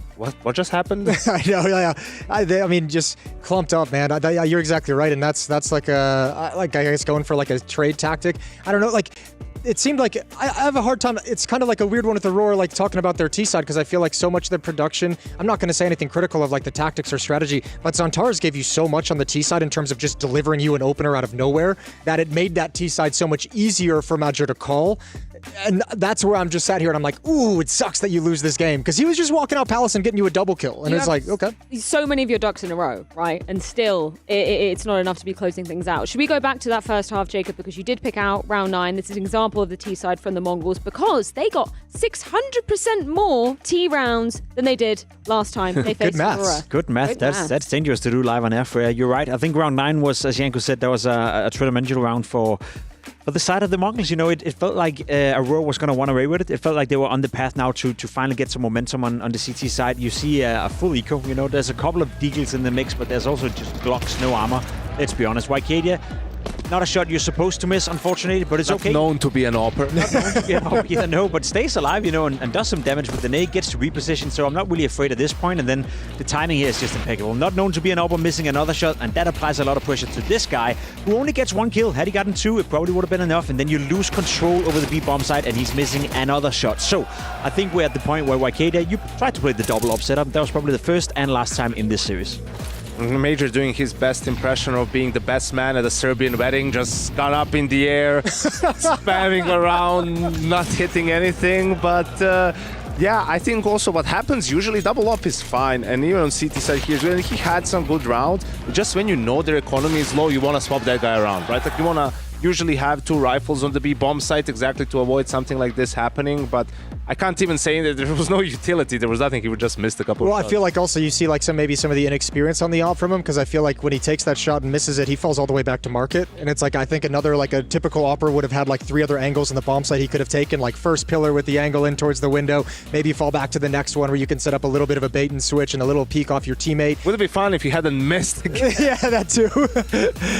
But man, here's an incredible clutch out of Woxic as well. A missed shot from the opera of Mongolz on 9-10 as he comes in, and Woxic just playing like a beast early on. I felt like the early stages of this map was Mongolz just like barely holding on, and then they just kind of built up into the game and started playing and increasing their level. Was there a particular turning point for your money in terms of, okay, Mongolz regaining control over this map and ultimately pushing it to OT and then sealing it out? I think the round Janko spoke about when they're 3v5 in middle and they get to retake middle and kill everyone from Aurora, and that's kind of what kickstarted their way back into this half. I think in overtime they also looked like the better team. I feel like they had, as we said, we had all the win conditions going the way of Aurora. You have Santeros playing well, you have Woxic playing out of his mind with AWP, winning a couple of clutches. That's not going to continue to be the case throughout the entirety of the series or throughout the entirety of the map. So as soon as that slowed down just a little bit, the Mongolz were able to take over and win the map. I think for me the turning point, there was a 3-round stretch. I think it was like 17, 18, 19, where there was like a 1v2 clutch from the Mongolz, and then 18 was the round that Aurora played really slow and stalled out. Yep. And then round 19 was like an eco round right after that, and they had a pretty solid lead at that point. And just the clutch unfortunately went the way of the Mongolz, which is fair play. Aurora won their fair share, but the stall out round was really painful, taking their economy away and having no impact on the economy of the Mongolz, and that allowed them to close the gap right at the tail end of Mirage. Shout out to Techno and throughout the entirety of this map, but particularly in some of those late round moments. It might seem like a bit of a strange comparison to be putting him head to head with Xantares, but both of these individual players really putting some stellar output. But for Techno, man, he's just been so consistent this tournament. Especially I love for it. 2 players competing for the MVP as well, that were like in the contention of saying like one of these 2 guys could win the MVP, and both of them going toe to toe, top fragging for their teams. It's a really good show and a really good sign that the players that have been performing well through these tournaments for these 2 teams showed up in this first map of the grand finals as well. If Santeros is continuing to play at the level we saw him in Mirage, the next 2 maps, even if they were to lose, you can maybe even make the case that he is the MVP of the tournament. He's by far the best playing player we have so far here at EWC, and he's the one keeping Aurora alive. It must feel a bit rough for him not to win this map. It must feel a bit rough for him not to get more help from the likes of Jota and Major in this particular game. But let's be completely honest, Santeros, he's back to his absolute best right now, and that's what makes Aurora competitive. Yeah, and again, it's that tandem as well with Woxic, because he also had that great game. And I mean, that's the thing about it too, is like you have the Xantares giving you the openings like that. You have an Opera and Woxic who's going to be able to slide into the gaps and find angles, be supportive, peek at will. You mentioned if Xantares plays like that in the remaining maps in this grand final, I can't imagine Mongolz being able to overcome a Xantares at that level multiple maps in the series. Here's the problem though, it was the first map of the final, right? But how much more, meaning how the players are going to be a little bit warmed up and everything, but how much more can you expect from the individuals on the side of Aurora, right? Like, they already gave it. Like, this game was close thanks to them sort of doing things well and fragging out, while on the side of Mongolz, when you lose those clutches, is usually your guys have failed a little bit and maybe they're a little bit cold. So I expect Mongolz to play better individually on the second map, right? For Aurora, I feel like they have to maintain and they have to play a little bit better as a team, right? As a unit, because it has been lacking in some of the rounds. There's room for improvements as well. Matcha didn't have a great game at all. The calling is questionable. I think that was okay, but as you said, when you have Santeros walking in and opening up a bomb site by himself, makes it easier. Is that Santeros? Is that Major setting him up? It's hard to tell, but in terms of individual output,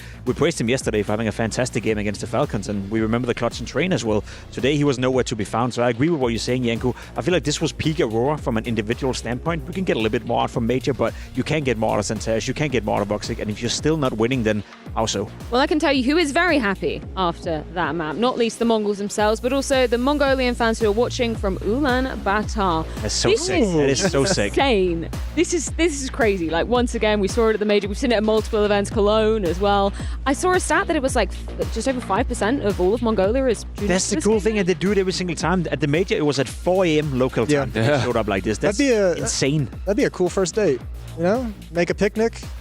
Very romantic. Yeah. I don't know, Jason. Depending on how invested you are into the game, like I've seen you watch Team Liquid play. That wouldn't be a great date.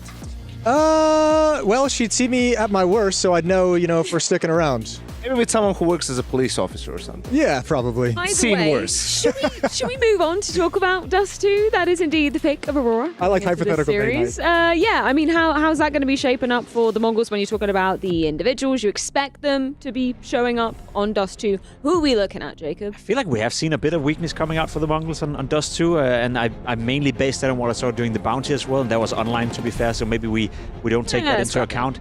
Yes, I mean, they're not unbeatable on Dust 2. Well, it's not a map that they play, at the highest of the highest level, but they have this explosiveness to them, and that's what I love about the Mongolz. Their B splits, very fast executed, not afraid of going into the B bomb side from the get-go. If they have a feeling that there's only one defender on the side of Aurora, the Mongolz will knock on the door towards the B bomb side.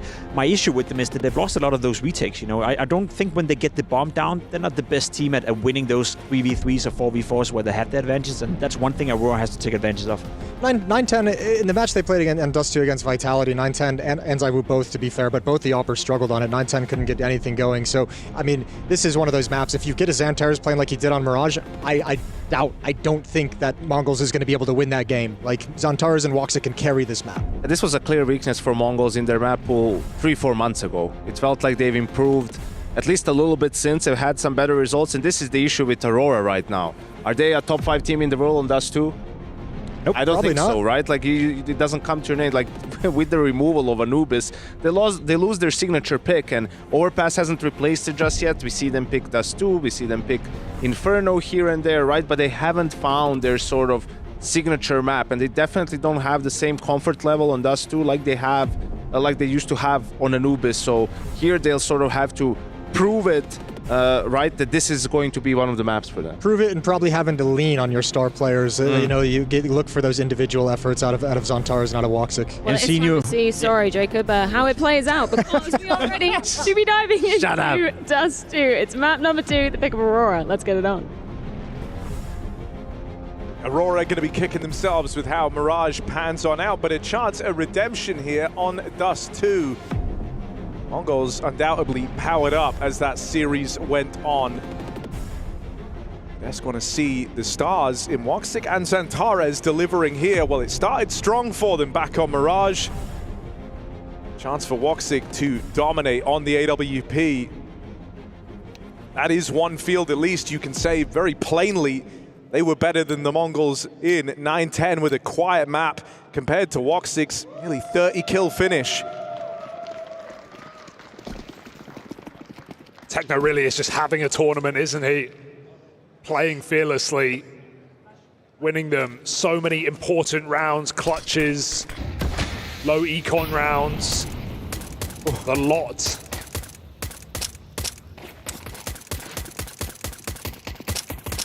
Careful, you've only got 3 mags of that. Spamming through the mid-smoke, going back into a heavy B setup. Aurora climb cat. Options are open. I like how active they're being here. The Mongolz with aggression in the upper tunnels. First kill picked up by Blitz. Gonna be keeping a watchful eye on Jota, who never really got going back on that first map. His absence certainly felt by Aurora. I think he saw him there with a jump. Xantares teed up with a flashbang, put in a position to succeed. 2 kills from him in the openings. And he's going to round it out with damage on the third. Wakadia there to pick it up. More aggression from Aurora. And no road left to run for the Mongolz. They might have found that opener, but past that point, everything comes up in favor of the Aurora T side. Yeah, awkward timing for Techno really in tunnels, and that's what opens up the dam. It breaks on the B-bomb site. Xantares definitely got that info with jump spot. The whole team hound down that back plat player after he comes through the smoke with the jewel. He's putting it to use and putting a pistol down the way of Aurora. But as we've already seen in this series and many times for the Mongolz, is that they never go down without a fight. So Aurora have to stay fully focused, locked in, 5 maps away against the Mongolz, who are just as hungry to take their first trophy. Oof.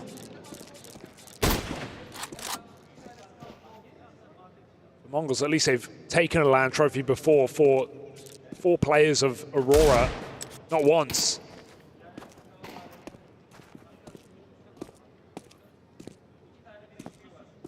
But an S tier, that's a different beast. Nice push for Xantares, just playing DM. Before the smoke blooms, Aurora make it into the bomb site. Minimal casualties. Go on. Go on. But not today. Woxic no scope. That's one way to do it. All right. That's pretty cool. And cleanly puts down this force spy from the Mongolz. I mean, it was these rounds that Aurora struggled with back on map 1. It was these rounds that made a world of difference in that game. They'd even found the conversion on one of the 2 that they lost. It would have been a very different picture painted here in this final. And so good to see them start off Dust 2, not falling down to the Mongolz force. Oh, is Riccardi going to die? No, maybe not, just in time. Gets back into the pit. Seeing those bomb radiuses have been increased. Even on Dust 2. Got to be very careful now. Can't save a car on the B site. Even on the long corner, high damage. Look at this one.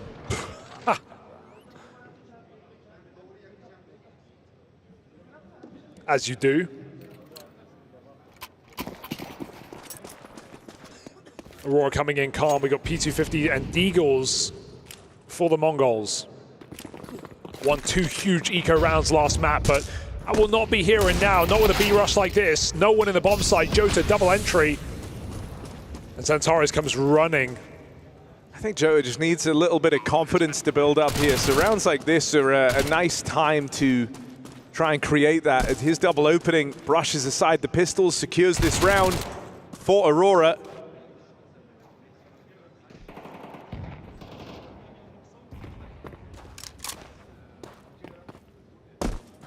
Senzu has missed the timing here to find a gun. One thing you're going to note about these Aurora T-sides is they are always willing to hunt. They won't even really have to have their own money established a lot of the time. Magic likes to try and chip away at the opponent. Also then build it up for himself. That'll be relevant later on as the guns now look to make an appearance for the Mongolz. Another map where the double orb is certainly an option here. Much like we saw back on Mirage, both teams fielded it.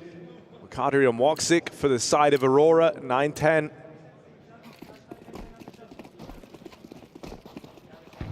He'll be the only one donning it here in this first rifle round. Long corner smoke, but they come swinging through. Mongolz not afraid to fight them at the long side. 3 CTs willing to die, but Blitz puts 2 Aurora players down before all is said and done. Easily held, good grenades, and not a spot of damage done from the T's. Aurora take the space out middle instead. Xantares knows needs a couple of crisp kills towards this B bomb site to change the course of the round. Orb holds him down here in spawn. He's got no smoke for this cross either. Just as demonstrated by kind of how he's moving around the map. Xantares trying to play with real confidence here, charges it down mid, but at the mercy of a long-range fight versus that 9-10 orb. And now just a slink out in towards this B site, Woxic's AWP. Careful. Let's get the spot. Oh no. On Senzu, a wide swing forced. Woxic hits the flick, but they're both bought low, and the rotates have already arrived here for the Mongolz. They get the smoke down in the door, and they do it without peeking. You can bounce off the left side. They go back to throw a lineup, make sure they're safe. The rifle moves through, knowing they're low. Blitz can just win this round with a couple of shots. Window peek might be punished. Molotov down. 9-10 hits that shot, and Woxic does not. So Mongolz stop the spill in this B site. 2 orbs even saved. Mongolz making it clear again, back-to-back maps, and on Dust 2, no better place for it. That's a scary round that Aurora make interesting with a couple of B entries.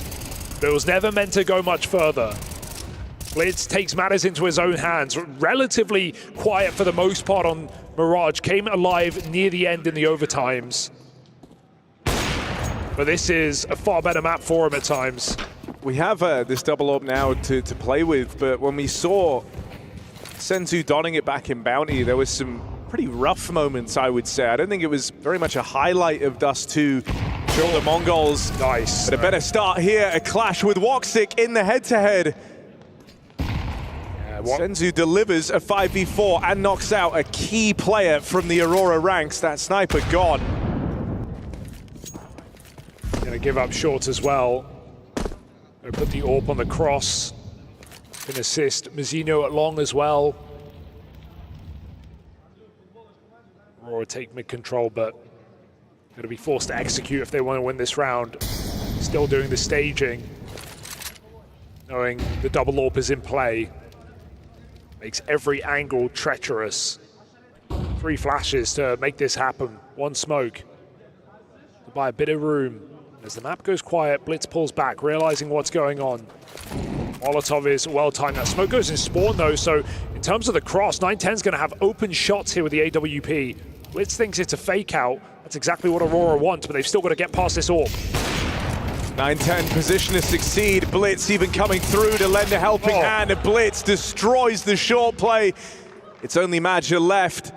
And anytime he opens himself up to long, he opens himself up to that 910 AWP. 15 seconds left and Madja can't make a dent. Sharp shots from Blitz right now, definitely having his impact, even coming through that smoke. He got pulled out of position to the wrong place, and everyone does their job. Mazzino realizes long is empty. There's a high flash for Blitz to come through and get his second kill off spawn. 910 hits his 1 shot on the first player dropping into Blitz that could cause a problem.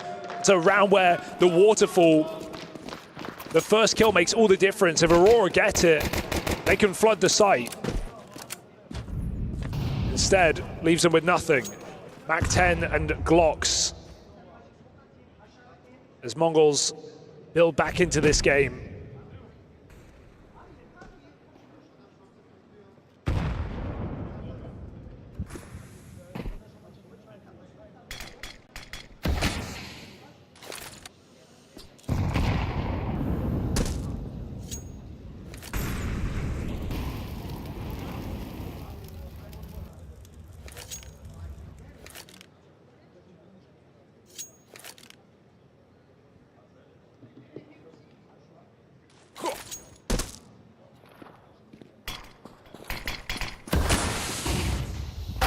With a very audacious play, but supplemented by the Senzu AWP, the mid spill is denied. So Aurora changed the plan. He used up what little util they had on that mid to be. Just gonna go through now, but no other choice. So once more, 910 is given free reign over these short fights. High flash, Mazzino stops the lurker. 910 easy shots. The Eagle does do something, but comes at the cost of everyone else. Him and Mazzino hold strong with 2 apiece. And Mongols get rid of that eco. Gonna need this buy round to hit hard for Aurora, and they know that just as much. Pause comes through. And even Woxic's AWP just getting delayed and denied in this T side. Had it once and just got caught on the mid kill when Senzu broke the smoke.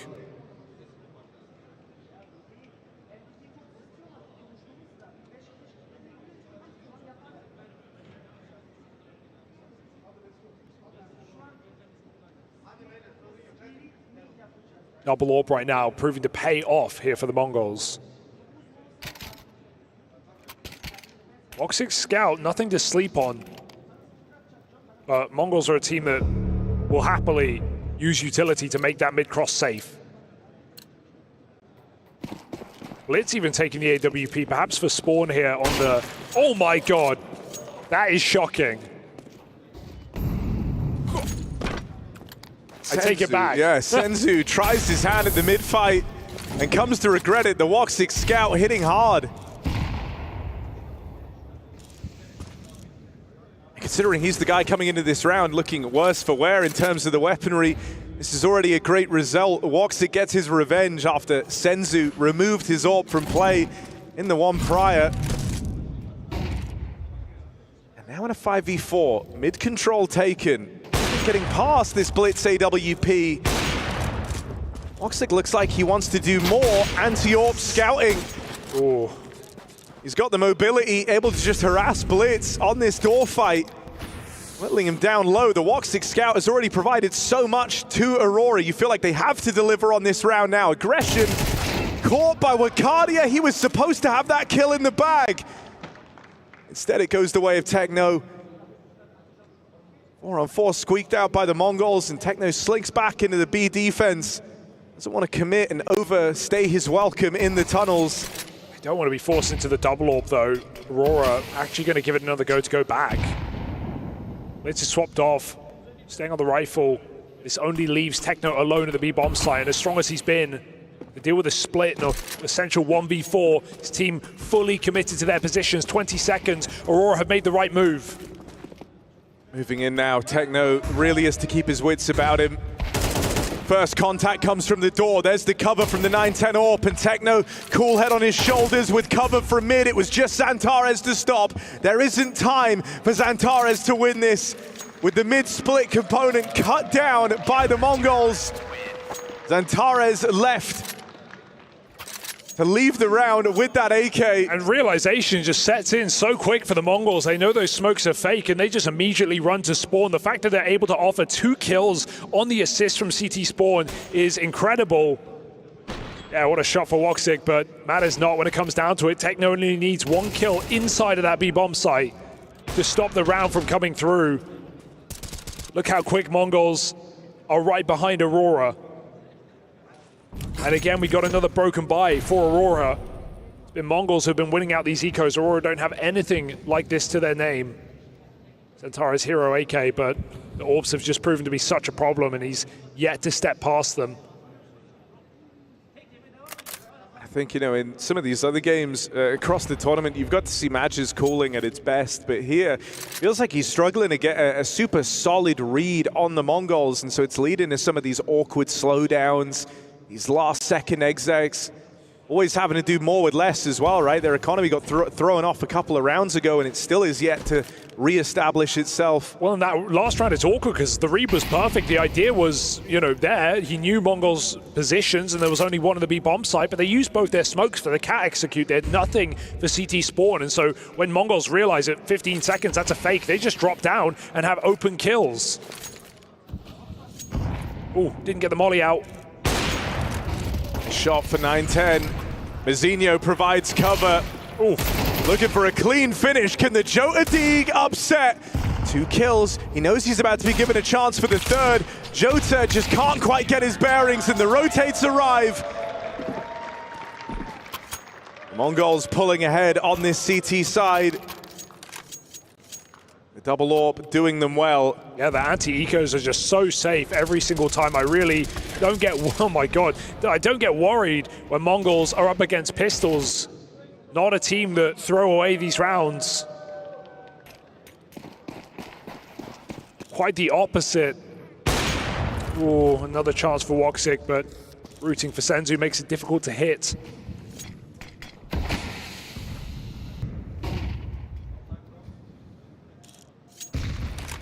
Woxic just trying to be the difference maker on this T side. Trying to be the guy to crack open a round, but nothing's worked here for Aurora still. 5 straight rounds for the Mongols. Aurora getting desperate, looking for an execute into B. But make up your mind on these positions though, it's getting a little scary. Xantares assisting in middle. Good grenade in upper, but the AWP is still in the right site. Oh my God. 2, they get a lot closer than he's ready for. Will make up for it with that 1, but eyes off the prize of tunnels, and Techno dealt with by that mid push. This one kind of a bit of a swing and a miss for the Mongols. Senzu caught fiddling with Util, ends up selling Techno in defense of B. Yeah, if he just went wide, he would have had that kill. This round would have been on for the Mongols. Instead, a lot of teams would look to save here. Yeah, but I'm surprised they're even hanging around. Still giving it a bit of a look in.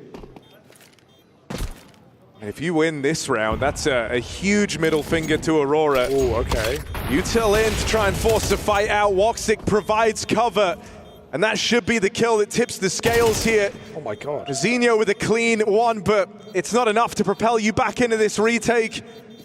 Man down, trying to move into B. So many teams would not have even shown the slightest bit of interest there. They still make it a very expensive round indeed. You will feel the absence of a Woxic AWP here for Aurora. Yeah, I don't know if he's just trying to die to stop that AWP from getting gifted, or he didn't realize that the bomb radius would take him down there in that update. Unannounced, secret patch. Those who know. But I mean, either way, Blitz got out with an AWP, and yeah, Mongolz, to a degree, it's a success, right? Just getting all that damage is nice, but it only matters if they capitalize. Aurora get back on the board after a 5-round hiatus. Comes from a bit of an awkward change of setup inside of the B site from Senzu and Techno.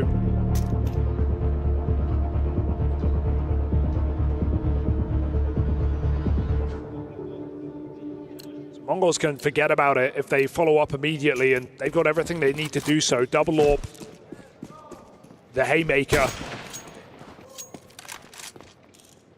Senzu even in lower, and you weren't ready for that. Wakadi has been having trouble on this B lurk. Techno getting aggressive in upper, and now Senzu pushing lower.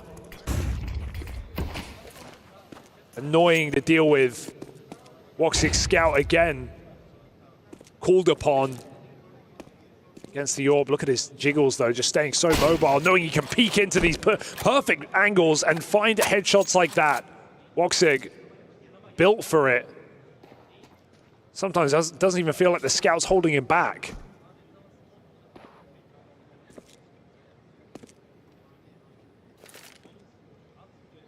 I mean, it forces him to be very exact with how he goes about these plays. Cross on the smoke, naded open, Zantares wounded, and that nade will finish the job. So even though Aurora get that opener, they lose players on the cross, lose a bit of ground. Jota trying to take it back. There's knives pulled in spawn. And so Techno given up for free. Low health for Maja and Jota in this post plant. Vulnerable to the nades. Blitz has kept this retake alive. The Senzu AWP repositions out onto the short side. And it might end up with Woxic responsible for a hell of a lot here on this scout. He'll be the guy left in the 1v2.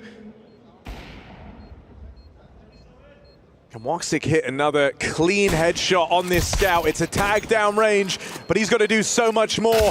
Senzu swings him head on. And so the Mongolz back with a vengeance. 3 from Blitz, 2 for Senzu on that retake. And Woxic's efforts all in vain. And that's why you leave HEs in spawn. Just a cache of grenades there for the Mongolz. They throw 4 over the top of the site. They kill Zantares, they kill Maja. They do more damage to Jota. It's so oppressive. Constant nade after nade, an absolute barrage. Aurora can never get comfortable. Great work from Blitz, strong arm. And even though Woxic hits some tags, hits ahead with the scout, it's not enough. Jota's double. Even then, Mongolz respond with another round win. And Aurora have just been in limbo all half long. Beckoned to buy every time. And Woxic's still getting output, but just unable to have his weapon of choice. Santara's also cooled off a little bit, has run into those AWPs head on, round after round. Right now, things are going great for the Mongolz. Gotta admire how keen Senzu is at going back for this fight. You don't even feel like it's entirely necessary on the CT side. The T's will take it every single opportunity they can.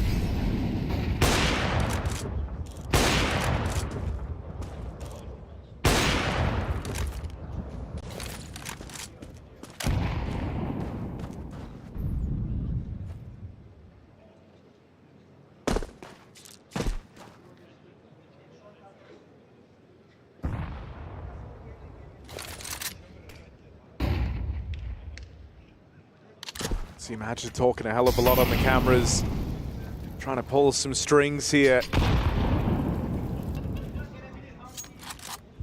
As he goes and takes this cat control. Have the smokes required for another one of these mid to Bs. Mizinho's put up on the boost early. And it feels like the Mongols are very ready for this. I mean, they've seen this trick before. They know Aurora have been desperate to get one of these mid splits going. And with Mizinho in this position, support from Senzu, it goes nowhere quickly. The Mongols with a very clear idea of what Aurora are hoping to accomplish on this T-half, and it's another clean shutdown. Yeah, and if you're not getting away with mid-to-Bs, if you're not even getting in control of middle in those mid-to-Bs, you've got no hope left in this half. The cat splits have been shut down. We haven't seen any successful long takes, really, in this T side. And Ulaanbaatar is getting more packed by the minute as Mongols pick up more rounds. Jump across, and 9-10 hits that shot. He shows Senzu how it's done. And that's Woxic Scout again, still hitting the tag, but not enough. Limited by his weaponry. Mongols looking for a dominant CT side here on Dust 2. On Aurora's map pick, no less.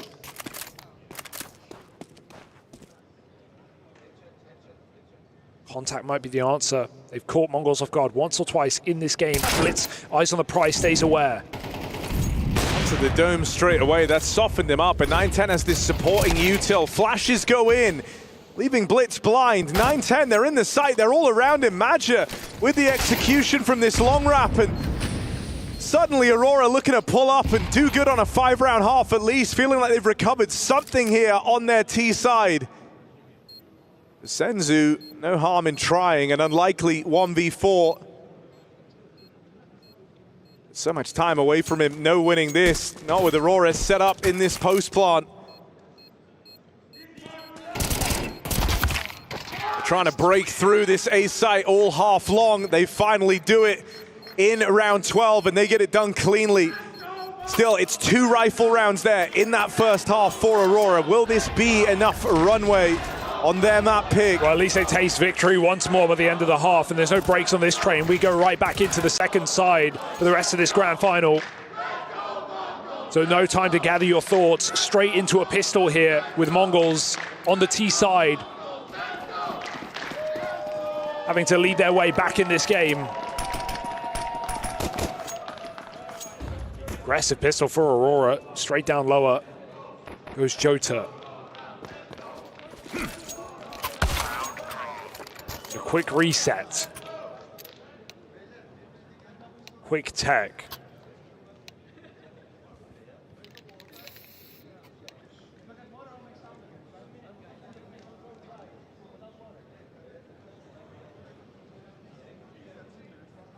We're live again. Aurora's map pick down in the hole, but not out.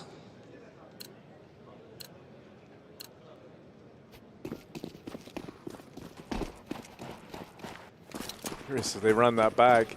Tried to play this double lower setup. You even have Zantares spotting mid.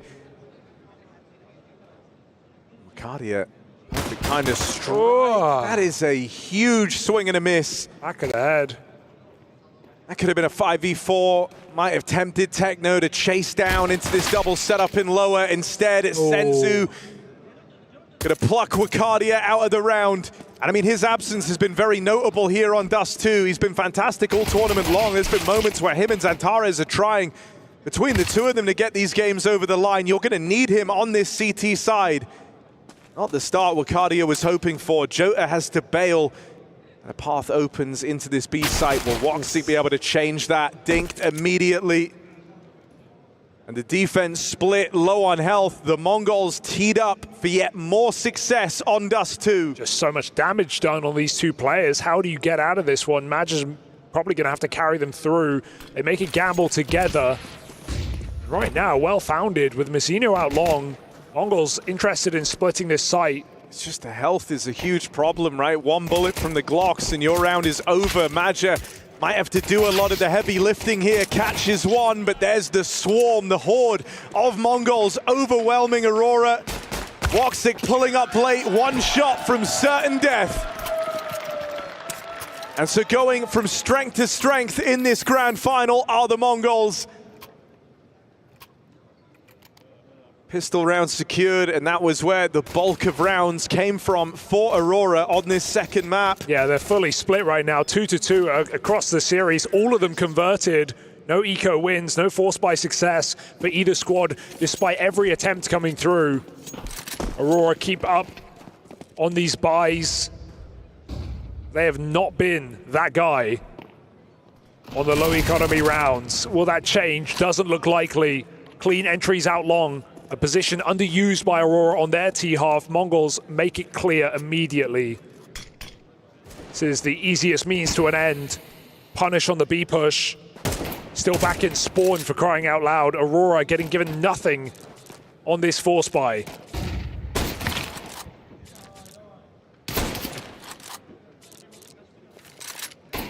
Whoa. Not a worry. Full info on the last two players. Bomb can just run amok out mid.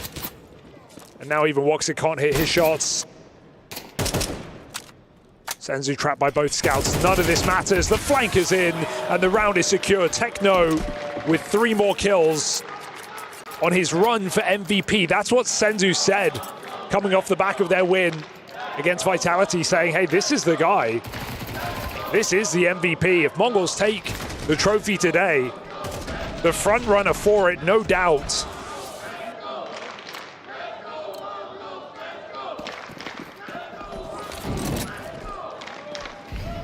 .42 rating coming into this grand final.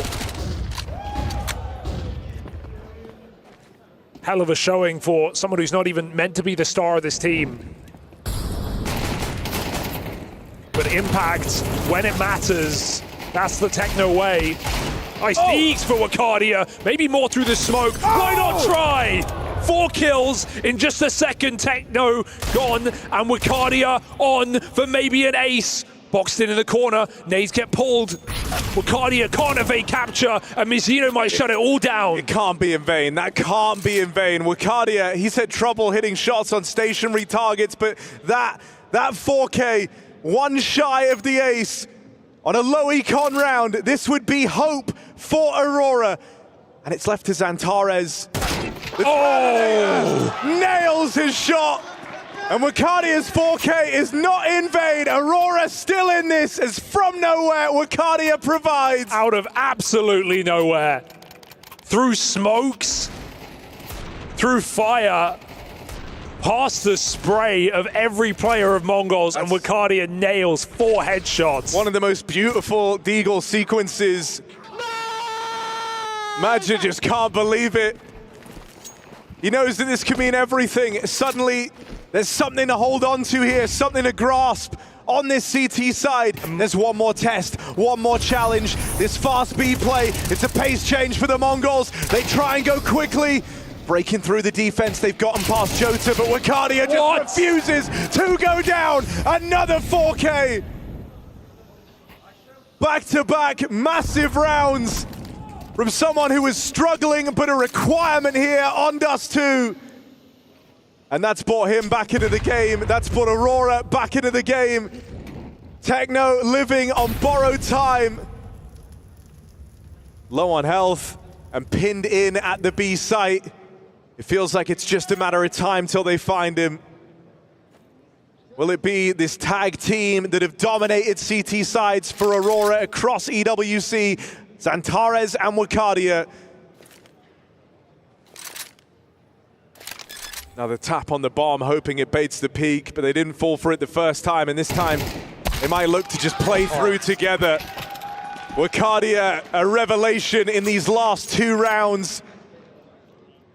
8 kills, right when Aurora needed him to stand and deliver. Yeah, was joint bottom of the server just 2 rounds ago and has absolutely saved this game for Aurora, but it felt like it was going to be a complete wash on their map pick. Full blind on that double kill. 2 more line up as well. It's on rails for Wakadia. He's hitting all the right buttons. And that has broken Mongol's money late in this game. Just as the reminder, it was these rounds that let Aurora down back on Mirage. They gave up 2 ecos, but up against a D ground, T-side does too. It should be very hard to leave much of a mark. You don't even have util for a mid to be. Blitz. Oh, no. That is a wild way for this to start. Xantares, who's been the closer in both of these rounds, removed first. It's long really the way though. Again, you require the Deagle to do the damage. Maja having a hard time here as an individual. Glock's coming out first, should pin the herd. Maja gets his one. The Xeno jumps so Blitz can hit that shot, but more damage done by Maja as he backs up, even needs a dink. Careful, support is in. This should be too far for Blitz, you'd like to think. And so the eco will get put to rest by Aurora. A sigh of relief, if nothing else, in rounds that have been far too difficult in this series.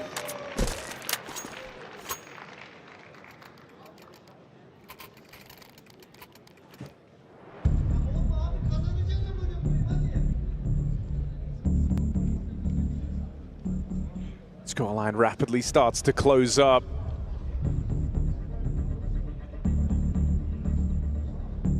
Mongolz with their timeout. Suddenly Aurora have a lot more fight in them. This resurgence of Wakadia giving rise to a CT side Aurora can be proud of. And a chance to just keep the Mongolz on the back foot here and now.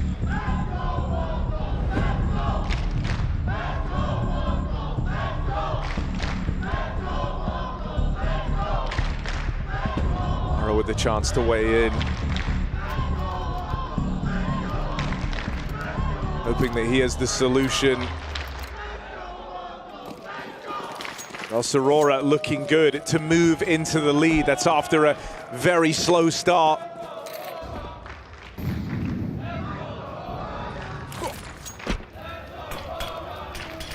The long control is Mazinho. Smoke comes in and it's a good decision. He doesn't commit to that play. 3 players at long. Aurora anticipating a hit on this side of the map. When they don't get it, they'll fan out on this defense. Xantares retaking mid control. The catwalk's already been lost. Taken by the Mongolz is the first step in this round.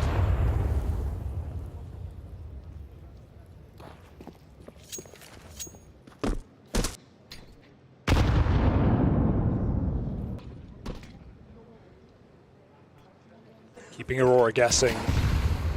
Mid to be smokes in, almost draws Xantares out. Bomb is up cat right now. Uncertain are Aurora on that end destination, but Mongolz go all the way back to where it all began.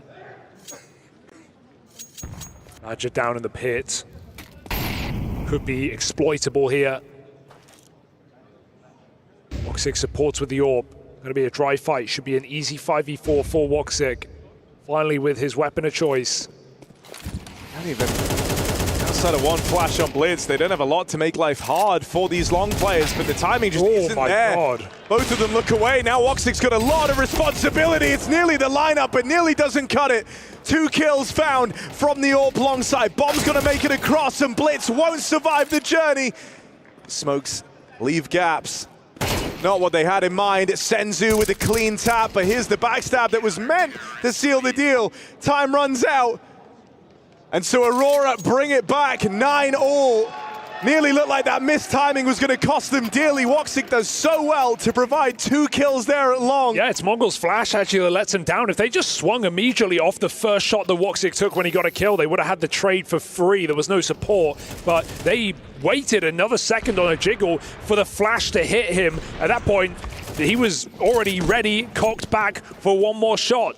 Woxic gets more than he bargained for. And the flash doesn't even blind him to make matters worse, so I felt like a slight missed opportunity for the Mongolz. Tiny detail, but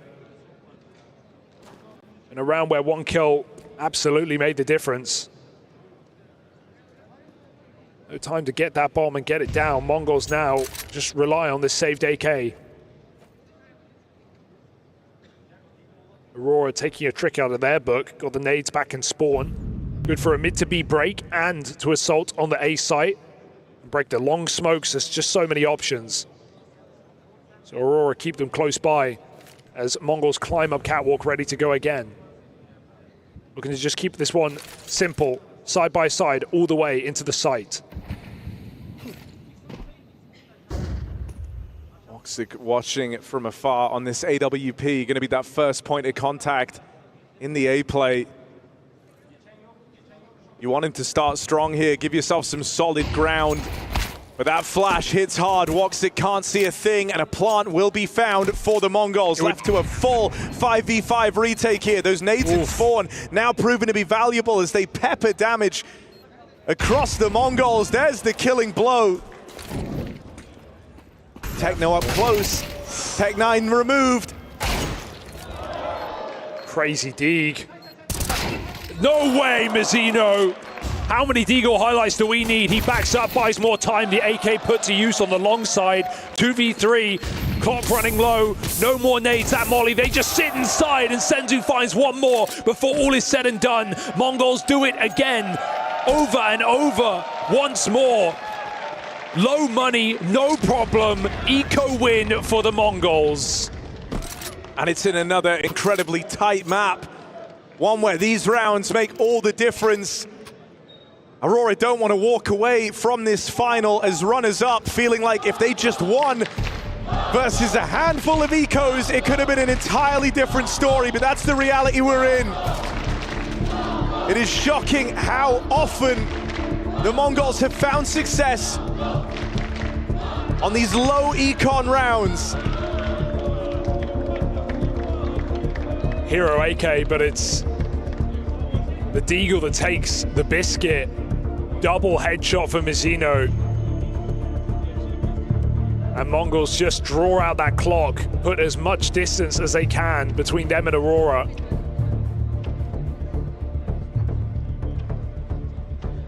One round up ahead, but win this, and Aurora have a difficult decision to face.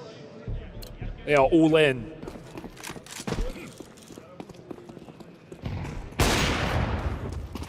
This round, this is the game, it feels like, for Aurora. They have to have staying power here.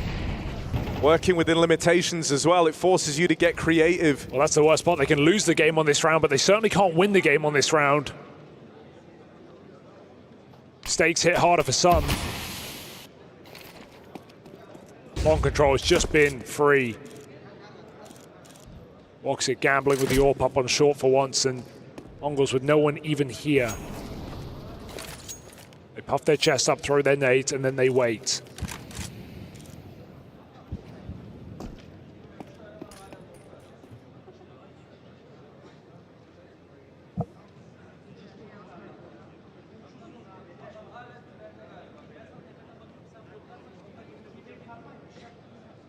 Cardia getting curious about the tunnels. One shot from Senzu serves as a bit of a warning to go no further. Woxic, who was posted on short all round, is just kind of fallen back now as the time starts to creep down. He's actually re-aggressing, in two minds about what he wants to do here. And it's in this hesitation, the back and forth. Woxic caught on an awkward timing. That hesitation costs him dearly. Neither in nor out. Three players still here for Aurora. The stack in the right place. They've got to repel this here and now. Zantares overran. Wakadia dead on the long smoke push. And Aurora, who are all in this round, their ride or die. It's left to a retake. Badger up through the spawn, looking for that first incision, but 9-10's AWP barrels down from the long side. Quick work made. 11 rounds posted and the money broken. Aurora might be out of luck and out of time on Dust 2. Such late rotates for Mongolz. Aurora just can't get a read on them, right? Think about that Falcons game, how many stacks Madger avoided, how many rounds he read perfectly. He can't get a grip on what's going on in this matchup, and I can't blame him, right? Mongolz, they're throwing mid to be smokes, they're pulling back for long. They're taking long control, they're leaving the AWP, they're taking cat late. Woxic waited the whole round for Blitz to come up short, and as soon as he looks away, that's when it happens. is Counter-Strike personified. And it's just not their day. Deagle's out. Map point surrendered here by Aurora. And Mongolz say thank you very much.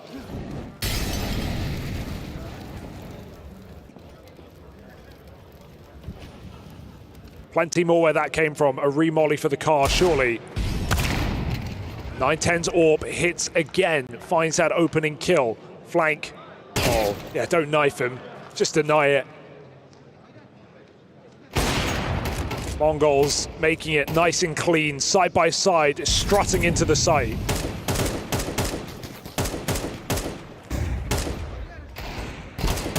Flash a little brutal, nearly opened a window for Wakadi's Deagle, but it's promptly put down. And so a clean conversion up against the Eco, leaving the Mongolz with 3 chances to steal away Aurora's pick. Obdust 2. And that's going to leave them in such a strong position in this grand final. A map away. Their first Tier 1 trophy. And to set up to do it dominantly as well, right? This series had all the makings of a long, drawn-out game, and I still think it does. But right now, Mongolz are certainly thinking about that 3-0. 910, crazy move through the smoke. He almost gets out, got stuck behind the door there on his departure. But just the gall to make a move like that, finding a 5v4. Even Mazzino steals the AWP away. So Woxit can't pick it up. Fires the AWP, throws it out. Keeps Aurora guessing. 4v4, and the map is open for the taking. Santares, very different game to Mirage. Can't hit a thing. Bit of aggression goes a long way. Woxit gets out after 1.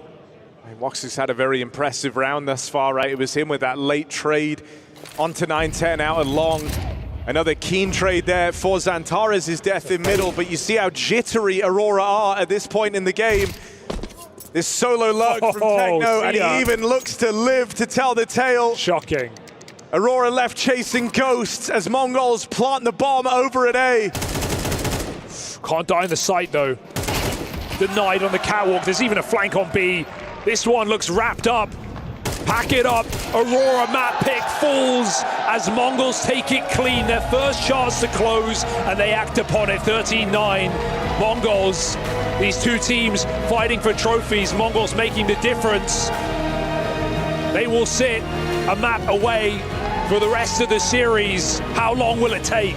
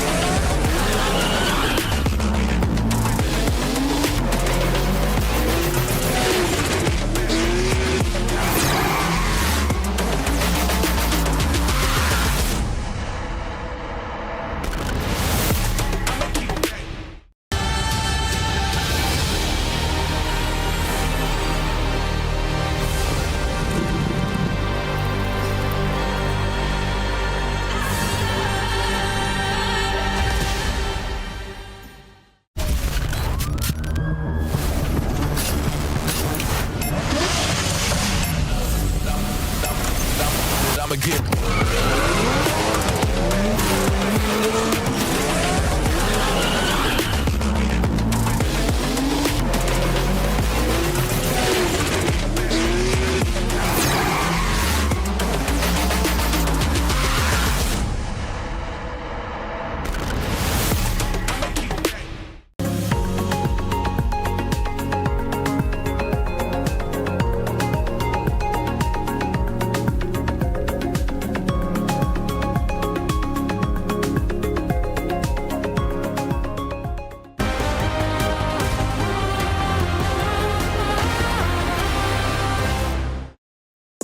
The Mongols poised to be etching their names into the history books. One more map is all that separates them from completing a feat that they have been unable to achieve for so long, Jacob. And to be doing it on Aurora's map pick of Dust 2, that was spectacular from the Mongols. It was, you know, a bit of a weird one as well. I felt like the Mongols should have won earlier, to be completely honest. I felt they were by far the better team here. Yeah, I think so. To be completely honest, Aurora, they won the pistol, they converted.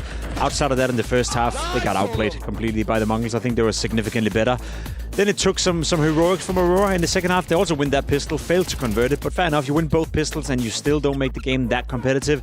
Wykadia's deagle round obviously kept them alive in the game, and then Wykadia having a quad kill the following round as well that extended the game a little bit longer, but I think the Mongols were by far the better team. Yeah, I don't disagree all that much. I just think down the stretch it felt like to me Aurora was in control. Later on it was the eco round actually won by Mazinho and Senzu's Hero AK-47 that kind of turned the tide right at the tail end. So yeah, I think CT side was really strong for the Mongols. I think there was a lot of struggles. That A bomb site was on lockdown. Love your A defenders. You know, give them some appreciation. Show them some love, because when you can hold down the A bomb site like this map gets significantly easier.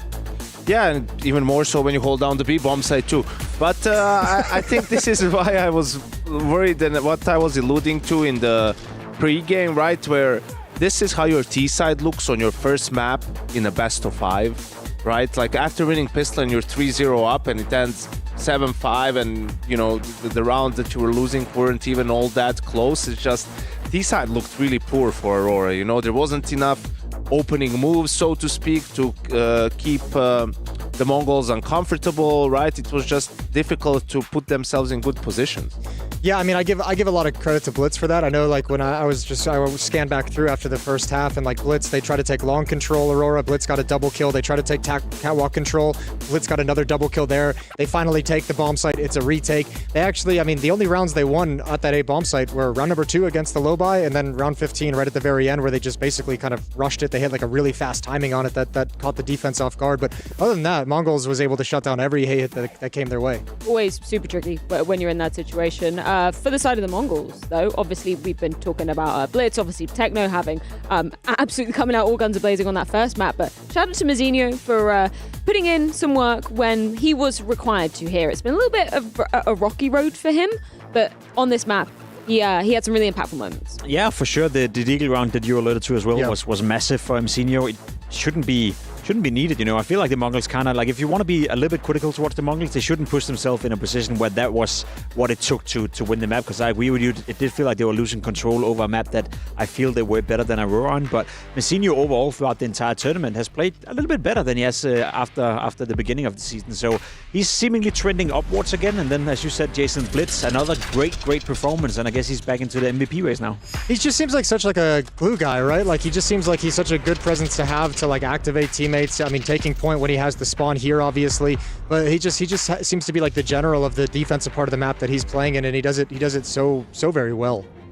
What did you want more of then from Aurora, Janko? What were you looking at and going, okay, they've chosen this map for a reason? What was lacking in the second map? I think the problem was also, it seemed like it wasn't difficult for Mongols to read what was going to happen or what Aurora wanted to do. You know, when they take cat control, they did take it but immediately fall back. You don't feel like the A players don't feel in danger of a hit coming in, right? And even the one B split that worked, if Senzu just swung completely from window and got Xantares, you know, his teammate would be alive and then they could both focus on tunnel. So even that felt a little bit fortunate from Aurora, right? Like, I don't know, maybe you can put a little bit of blame on Wykadiia because he got punished once by Techno, you know, solo pushing upper B, but that now we're getting into really the details. You know, it's just sometimes being a little bit more pacey during your map control and just more punishing so that your opponents can't just sit back and sort of wait out the round. This series, like overall, and especially this map, feel like both teams are playing like very standard Counter-Strike, right? Like nothing's kind of broken the wheel. No one's gone too far outside the textbook. Nobody's trying to like flex or take any huge risk. This is just like fundamental Counter-Strike being going back and forth of how these teams like to play. And I think that's why it feels like sometimes teams, you know, they're doing a very good job of reading each other as well. And also, actually, this is the round, the Mzinho Deagle round, right? That was so important, 19. But the round before this was the Voxic round on long, right? And Senzu was the last player alive, and he was around Gandalf. And it was, we were sitting and what, like the Jota was cat, but when he saw that he has no time, he just fell back. Even though economy was decent for Aurora, Senzu was low HP. I don't know if he knew that, but if he went and got that kill, took the AK away, took the AK away that Senzu saved and got a couple of kills defending the. Yeah, we were angry about that in the green room. We were just like, why isn't he going for that kill? Why isn't he going for that kill? It's right there. Gentlemen, I've had enough of regular Counter-Strike. I want some fire, and I want you guys to bring the fire. In our doctor's notes by Al Habib Medical Group.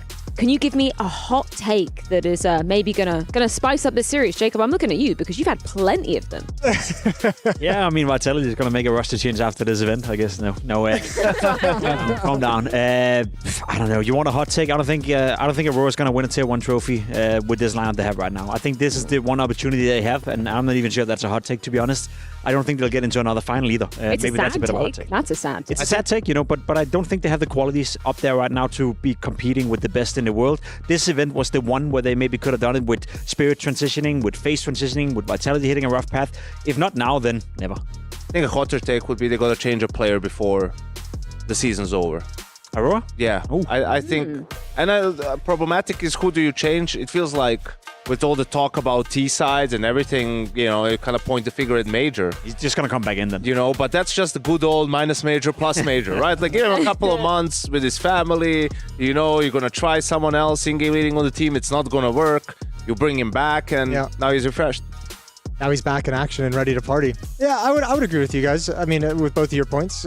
I mean, I guess this is the one bright spot we have. So I guess on some level, it's almost like, let's see if this continues to the next tournament, if they're going to make another deep run into the playoffs. Wait. So you're saying it's over already, Jason? We're only on to map number 3. This is a best of 5. Is it over? Jason can't be the one who says it. Yeah, no, I just like to help out. I like to support my boys. You like to set up the layup for Jacob to say it is. Now this game is definitely over. Like there's absolutely no way that Aurora's gonna come back into this one. I don't think so. Maybe they can make Nuke competitive. Maybe they can steal away a map. But if we're talking about the series, then I have the Mongolz as the firm favorites. They were before the game. They most definitely are now. Yeah, I'm not. I had Mongolz winning the series. I didn't have it necessarily 3-0 with the way that Aurora had been playing, but I'm not going to change my prediction on the overall winner. Mongolz is still taking this. Well, sounds like, Yanko, you were right to look into that crystal ball and predict a 3-0 going down, but we do have to see how it is going to transpire. It's Nuke, map number 3. The Mongolz with a chance for a clean finish in this final, looking for dominant stuff over Aurora. Pulling up here, it was a close affair to open. Mirage, the Mongolz map pick, overtime was required. They're able to long it out with crazy consistency in these low economy rounds. And we head to Dust 2, and they come in all guns blazing. A threatening double AWP between Senzu and 910. Now we move back to a Mongolz pick. It's Nuke as our third. This is Mongolz in with a chance for a clean sweep in the final. Yeah, very impressive game out of the Mongolz so far. And I mean, we go to a map that even just the other day they beat Vitality on. Done it not once but twice. Absolutely no sleepers on this one as we have a fast pistol. Aurora, bit of a stack on the ramp, but shots don't connect. Major put down. Blitz keeps on chasing. The fragging power between these in-game leaders clear as day in this game. Cardio 1v3 with the Julies, and maybe if they gave him a chance, but they just dart down towards B with the info. Bomb not to be planted. Could just escape. Cardio chased now, and okay, maybe there's a way. Cardio Dooley's clutch. Where have I heard this one before? Oh, careful.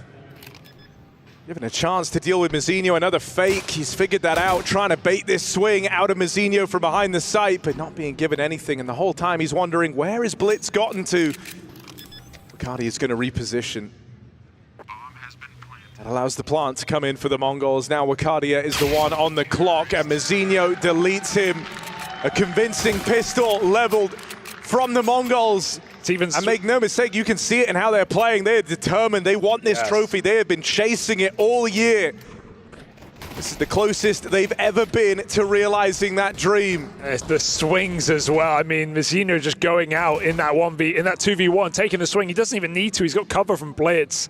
These are the rounds that, yeah, they can definitely get punished. But today, Mongolz are just running away with every advantage. They said after their major failure in the grand final against Vitality that their mistake was envisioning lifting that trophy after winning the first map of Mirage, and they wouldn't make that mistake again. Or will the Mongolz stay dialed in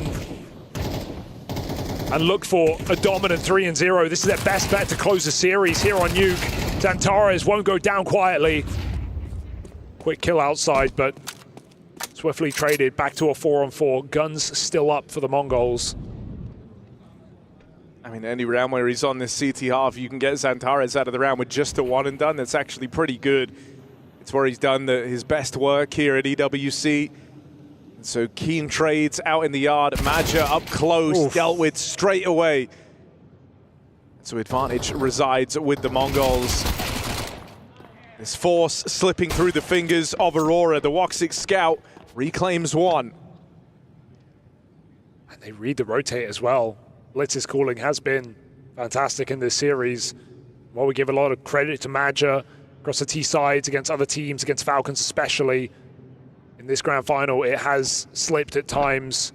It's not always had the stars to depend on, and certainly not been able to avoid the eco wins, the stacks of Mongolz.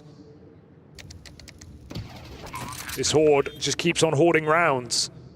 This one, no exception. Aurora likely saving. And the streak of converting pistols just keeps going in this series. Both teams have done it, but now Mongolz take the lead.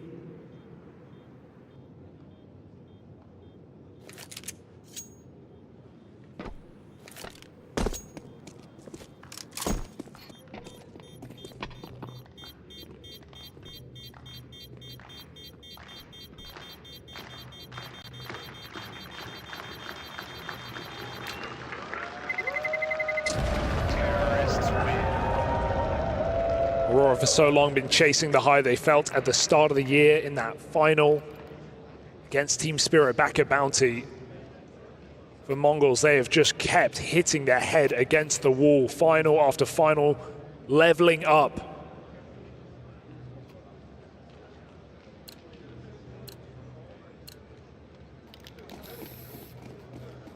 And while yet to taste that trophy, it's right there. It's never been closer.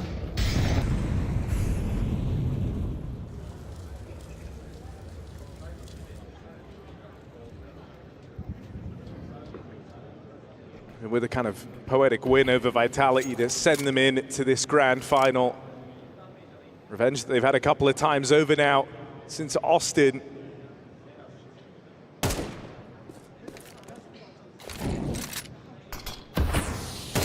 Yeah, because the Mongolz, their biggest threats have been removed. Carve out this space and allow them the chance for the trophy. Because maybe there were caveats, you know, winning over Gamer Legion, winning over 3D Max, but to do it again over Vitality and to do it on Nuke once more and to win it out in a 3-map series, once again proves the Mongolz are of that championship caliber. And even though this wasn't the grand final we expected, it's one that Mongolz are more than happy to play. A match they won before. Badger with a screamer. This is a full eco. Careful, careful. The wheels are coming off. Oh, ugly for 9-10. And that leaves it all on Senzu. This is a full eco round out of Aurora. Looking to upset unless Senzu can do the impossible. He's got 30 seconds left. Maja up and over, cements it with a hat trick. The captain of Aurora promised to put everything into this final, and that is an explosive round from their captain. Starts with the Zeus, ends with a bang. Electric stuff to maybe resuscitate this Aurora squad. Yeah, I want to say that's their first eco win in this series as well, so something the Mongolz have had plenty of. Actually, excuse me, it was a Wicardia D ground on Dust 2. So Aurora trying to level up late in this final, in the third map. Oh, just dodged his blitz behind that smoke. Comes out with nice pathing. The AWP avoids him. Not on purpose. Lost to the wind as the rest of Mongolz make it down B. Bomb in tow, and Aurora don't have this info. You may think 1, you will not think 5. You even see that in the reaction. Jota left to move down here alone. Uh-oh. Doesn't know the numbers he's going to have to deal with. Swung on by 3. Woxic's AWP now makes an appearance. Does find that trade. 3-on-3 gifted over. Still in with a chance here. Our Aurora are just out of position, and they won't have this vent rotate. It's being held for now. It's focused forward onto the ramp side. It's Woxic and Zantares moving in from this half of the map. Blitz makes quick work over Aurora's star rifler. Maja has been able to find the gap on the vent side, but this is red. Blitz ready for it. And here in map 3, Blitz showcasing some of that individual brilliance. Not a captain who leaves the fragging to the rest of his team. Even giving chase at the close. They want this to be punishing. They want this to hurt. Woxic's looking good to get out with this AWP in check. Still, it's a convincing start here for the Mongolz. Yeah, Blitz here's Techno MVP. Not if I have anything to say. Let's see what he can do about that. Chasing him down. It's been these two, the outliers on the numbers for the Mongolz. And Blitz doing it back at Bounty as well. This is back-to-back events where he has just looked his best. Been so clutch.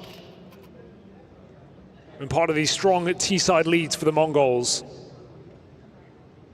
3-1 off the top. Aurora call a pause. They at least save that AWP. That gives them something to play with here.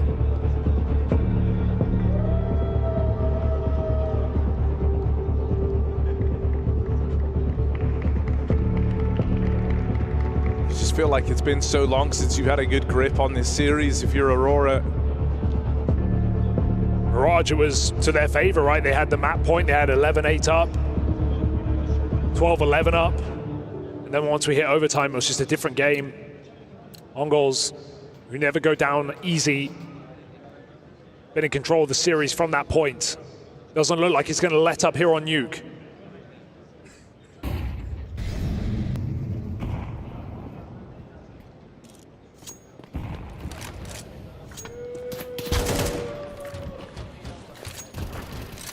Maja even said coming into this, right, that all 5 Mongolz players hit very, very hard. It's not a team with 1 or 2 star players. And that's where it feels like the Mongolz have been outdoing Aurora. The floor is just higher on each individual. You could argue that highs have been hit by the individuals on the side of Aurora in Zantares and Woxic. Hell, Wakadia in there as well, but Maja and Jota have both been struggling throughout this final. Felt like that 2, maybe 3-man army was enough back in Mirage. Like Zantares could have done it on his own, but Mongolz dig deeper, last longer, hit harder as a team. Woxic caught in the open, they just explode through the hut. Techno gets a double, it's cross out, not safe at all. Senzu has Zantares trapped, and even then, it's implying he's going for it. Stalling out his fight in the yard as Jota gets closer and closer, but even Maja is not behind him yet. Jota needs a clean kill, and even then his teammate falls, so does the round. Maja got to be sneaky. Could they walk past him? Don't give it away. Free kill, grab a couple, get back on that bomb. Senzu's outside, he's far away, trying to close the distance, he'll get there just in time. Woo. I mean, look, you can't knock it from Maja. That's a 1v3 attempt that maybe other than Zywoo, no one would have given a go. Yeah. Hey, what if he doesn't take the kills? What if he just creeps in? I mean, you don't know if you're going to get cleared at any point by the second play. You don't know where Senzu is, but he gave it a damn good go. Sharp shots, smoke on the bomb. Senzu gets there just in time. A really nice try for the captain of Aurora, who wants to go out with no regrets here.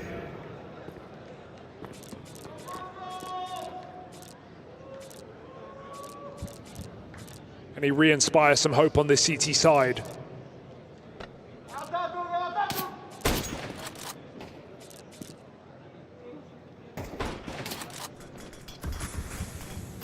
Torres all the way up past Mazinho. Multiple players now trying to go through on this secret cross. Zantares will be in with a chance to backstab. That's juicy. That's something out of this MP9. Oh my. Techno and Mazinho instantly find success in the downtime. And I mean, this is the problem. You cut one head off the beast that is the Mongolz. It feels like two more grow back. Techno's gotten so aggressive so quickly that no one's even ready for it. And Madge has been holding this shot forever, but you don't want to miss. Mazinho down low. Senzu finishes the job. It's just Wakadia. He has info on both players, but they can move quickly here. They can look to elude him. It's not necessary. Senzu heads up fight out in the yard. Pound for pound, the Mongolz just hitting harder than everyone on Aurora. Come map 3.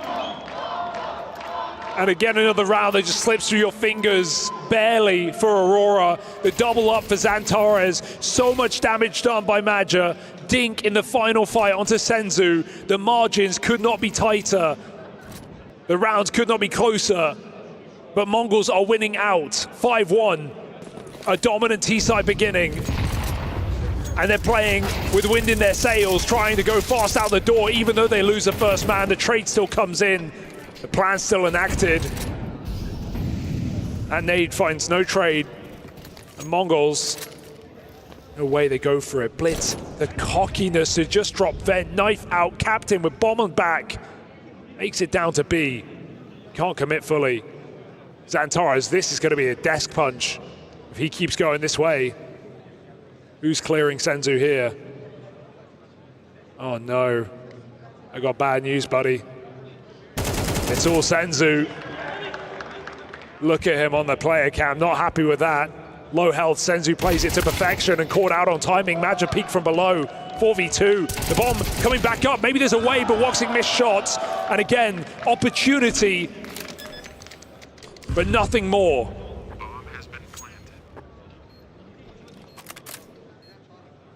The gap is widening. Yeah, it really is. You know, Aurora feeling kind of checked out here come map 3 as they realize every opportunity they've had. Some of the best chances being behind them already. And now looking lost on Nuke as Blitz calls rings around them, finding every available gap. And there are many, many gaps to find. Each win for the Mongolz looking to get cleaner and cleaner in this final. I mean, you could just see it on the faces of Aurora. They already look crushed. They already look like this final is done. Frustration setting in.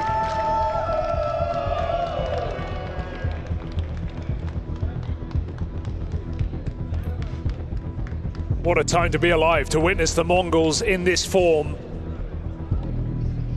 To watch their slow progression from coming out of nowhere just a couple years ago.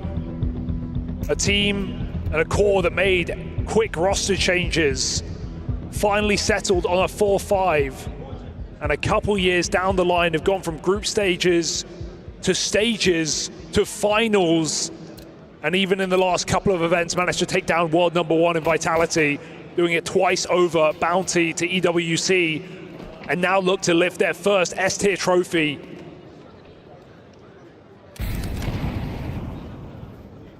A linear progression, and all in all, over such a short period of time as a 4-5.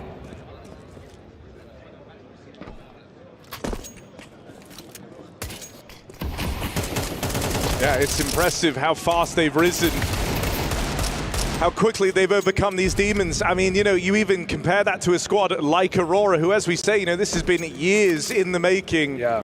For 3 of the players, close to a decade in the making at that.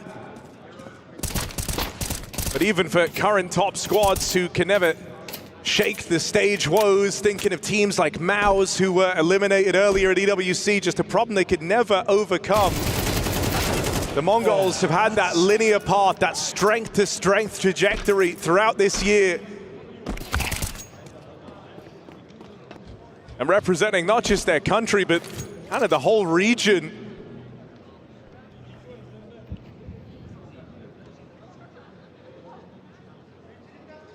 It is just a beautiful sight to behold. Now in this round, things can get weird. Into the 1v1, Maja desperately needs this. Aurora need anything. But in all of these crunch moments, anytime it feels like Aurora might be close to getting some purchase on this final, Mongolz rise up. 14-2 on Senzu. And it doesn't matter how close these rounds continue to be when Mongolz win out every single time. Senzu, second bottom-rated player for the Mongolz of this event, but he is hitting his peak form in the final in this third map. And I mean, even that's a decisive difference from the Senzu you've come to know over the year, right? It's been the case that he does his best work early, and he's been one of the guys that goes absent in these highly important games. When they need him most. So having him deliver his best map of the event here in map 3 in the grand final feels like a big deal.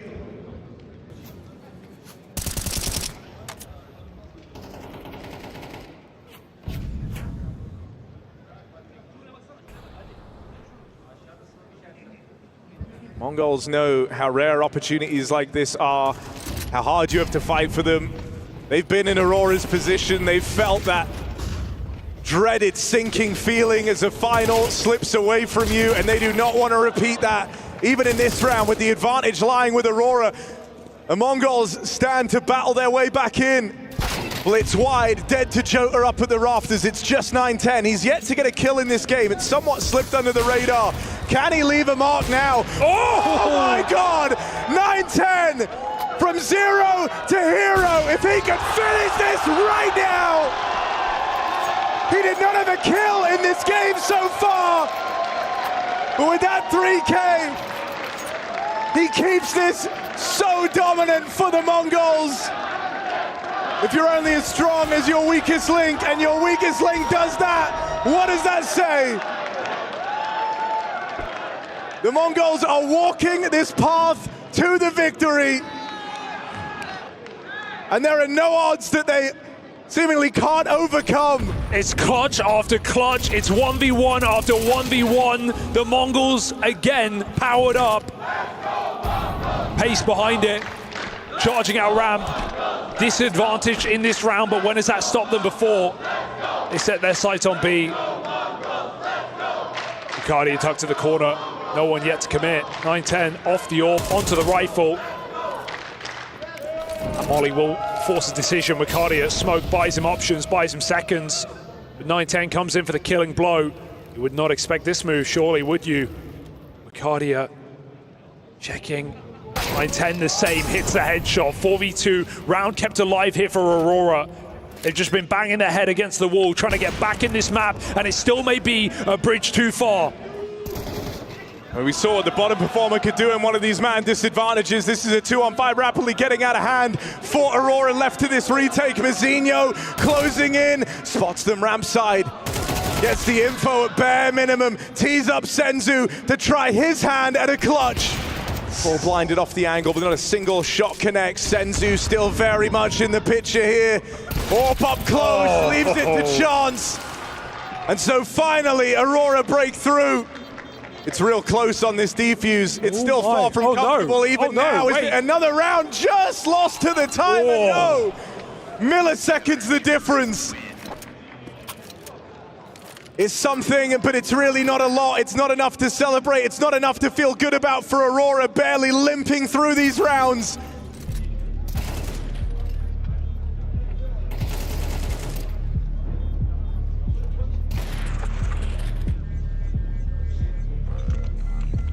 It would always have to come down to the wire, wouldn't it? Even if Aurora win, can't take it clean. And that was Mongol's most chaotic round yet, just kind of running at them. will Mara call them off and again remind them of that final feeling, not to jump the gun. I mean, I think up until now, yeah, you've been more than fine with letting your squad do whatever they want. It's all been working. Play loose, play aggressive. We're just playing better. That's been the vibe. But that one round, they know how quickly these scorelines can close up, and so a timeout called immediately. You can be liberal with them at this scoreline. You can take one after every round you lose.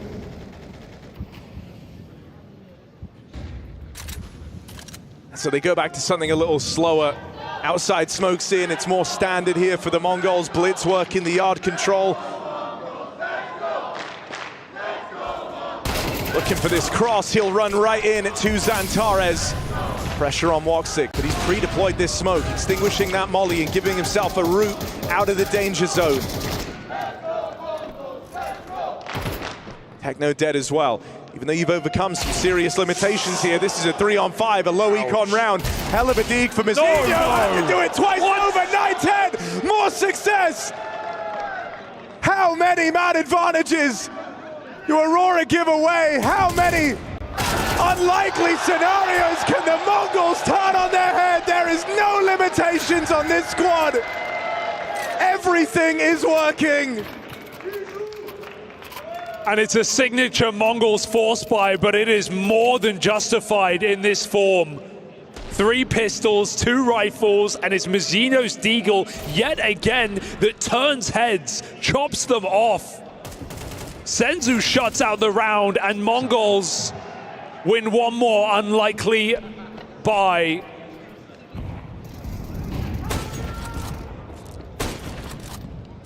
Aurora, hard stopper. As Mongolz look for a double-digit T-half. Riccardi's made a nice move. But even then, element of surprise given up, and the nades will be his demise. Jota has a bit of cover, but there's no surviving that. Blitz, careful. Just swings in for the ramp fight, doesn't matter. They depart. Aurora try and maintain advantage for once. 4v3 in a good position now with that kill from Zantares. A site is open. A site is very open, and so Aurora flood 2 players through the ceiling. Woxic drop back sight. There's a shadow. He saw it. Senzu knows there's a player up above. Woxic seen as well. Full info. Don't start cooking another 2v4. Not like this. Backstab for Maja holds a lot of promise. It should get rid of one more, and that leaves a lower health Blitz, but he's got all the info. He's got a lot to work with here. It will start closing in quickly. They hear that vent drop. They know where Blitz is going. It's no secret. He's low on health. A shot away from certain death. And so dead at the door. Maja with a quick rotate down lower. Aurora starting a streak very late in the day. They'll manage 3 rounds on this CT side. That's all they're capable of. And as you can see, these are consolation rounds. They don't hit hard. You don't feel like this makes a world of difference. It's a tiny bit more breathing room in a very claustrophobic final. And one where no advantage has felt safe for Aurora. Yeah, it just speaks to the mindset, right? When we don't see a single celebration, we don't see a single player trying to hype up, trying to stay in it, trying to reaffirm that this game is winnable. Mongols have them right where they want them. 9 rounds to the good on the T side of Nuke. A 3-0 looming over $500,000 for first place. And these young players have already made generational wealth. They want more. They want the glory that comes with it.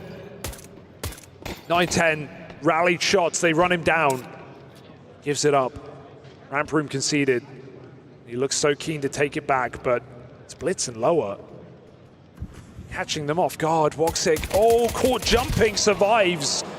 Very awkward for Blitz. They're going to have to reroute. Now they know it was never meant to be a B play. Techno pressured, back sight. Zantares finds his second. Catch for Arcadia. And a 2 versus 5 retake now begins. It's a whole different task on this CT side. No kit to work with. Clean stuff to find Zantares. Aurora getting a little bit strung out and giving away a lot of fights. Relax. They not learned their lesson. There's been so many unlikely rounds like this. It's been the entire story of Nuke. He saw him with the spot. They know there's a man backside, but they can't quite find it. Aurora able to collect themselves and stop that 2v5 in its tracks. It's terrifying that that's even a conversation in a 2v5 with such strong positions. Right there, Aurora almost give us another nightmare.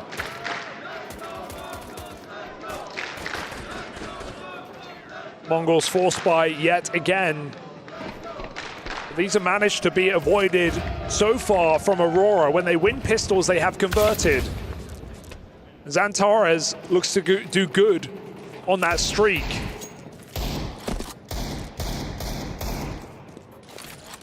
Couple of opening kills on this T side. Try and manifest a comeback. Meanwhile, you got red hot Senzu, 20 and 6. Making nothing easy for you. If I get caught again, make that 21. Oh my God, it's starting to spiral. Not like this. You've been able to stick the landing in these conversions time and time again. But this time, when it really matters, it might all come unraveled. Senzu is a demon. A hat trick with the dig. And the fate of Aurora sealed. The Mongolz onto double digits. So close.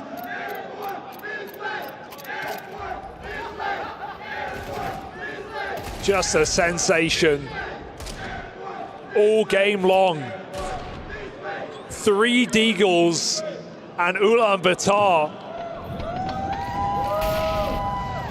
Finally witnessing victory, so it seems. I mean, the whole nation is behind this team. Whenever they play, the crowds will gather to cheer on the Mongolian squad in their ventures abroad. And so often, you know, it's been that feeling of heartbreak, what could have been. But finally, those dreams are looking to be realized. And in dominant fashion, it's the force buy from Aurora. This force begins the downward spiral at the tail end of this final. If they don't find success here, it is forces till the end of play. And so this truly is the last chance for Aurora. Force swung wide. Blitz with the cover. Blitz with 3. What? He does so well to get out. Why? With this much of a home advantage for the squad now in this retake. Just Wakadia left. And overwhelming odds stacked against him. Senzu just can't set a foot wrong in this game. Been a part of so many of those 2v4s, 2v5s. Approaching 30 kills deep in a dominant and harrowing map of Nuke. And we've seen some stomps this year. We've seen some BO5s that have gone one-sided, but we have not seen a capitulation quite like this from Aurora to go head-to-head, band for band in that first map, and then to just evaporate from the series here on Nuke. Never a point they were in it, never a round felt safe. So many clutches, so many disadvantages. And Mongolz sit 11-4, facing those forces again and again until they take that trophy. And all year, the Mongols have been telling themselves it's just a matter of time. And that could not be truer than right now.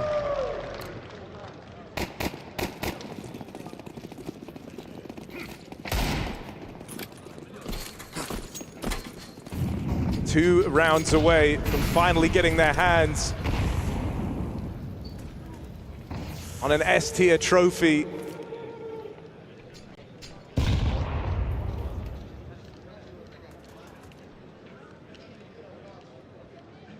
As mentioned, for Aurora, it's forces from now to the end of the game. The options will never get better. The playbook keeps getting more and more restricted. The odds so stacked against them. Another clean sweep of a round here from the Mongolz on their sprint to the finish line. This is a team that have been dealt their fair share of crushing blows.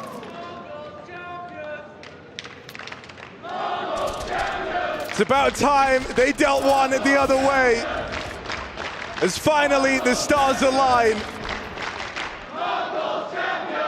For a team not defined by one or two stars, but a strong unit, faith in each other.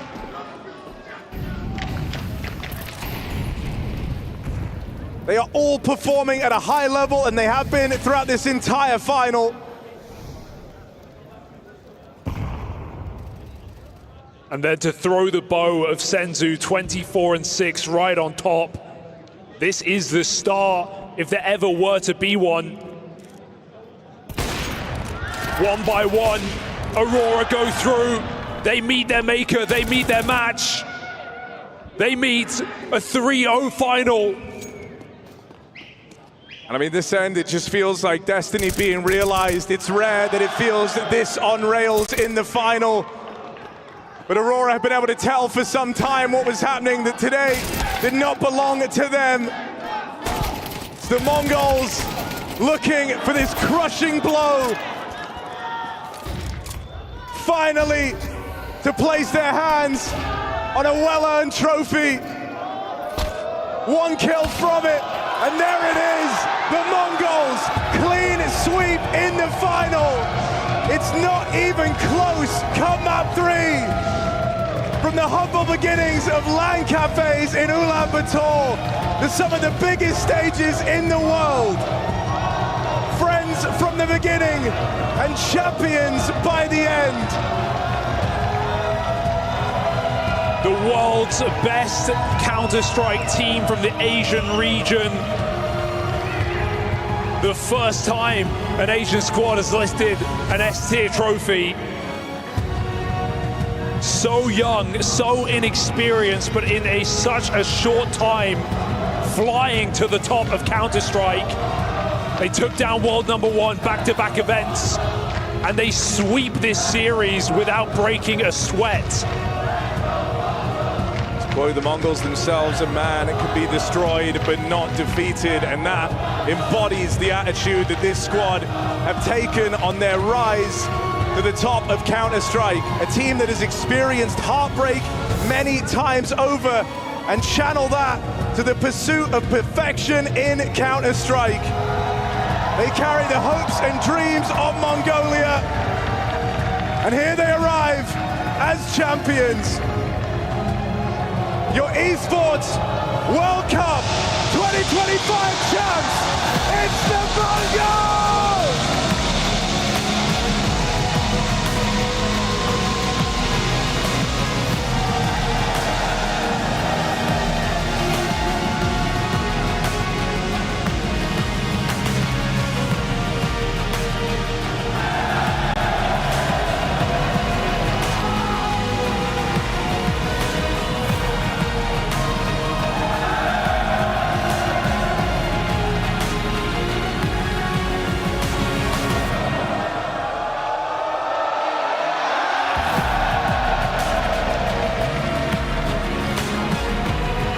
The Mongols have done it, a statement victory in front of the world. Incredible. Senzu, I'm going to start with you.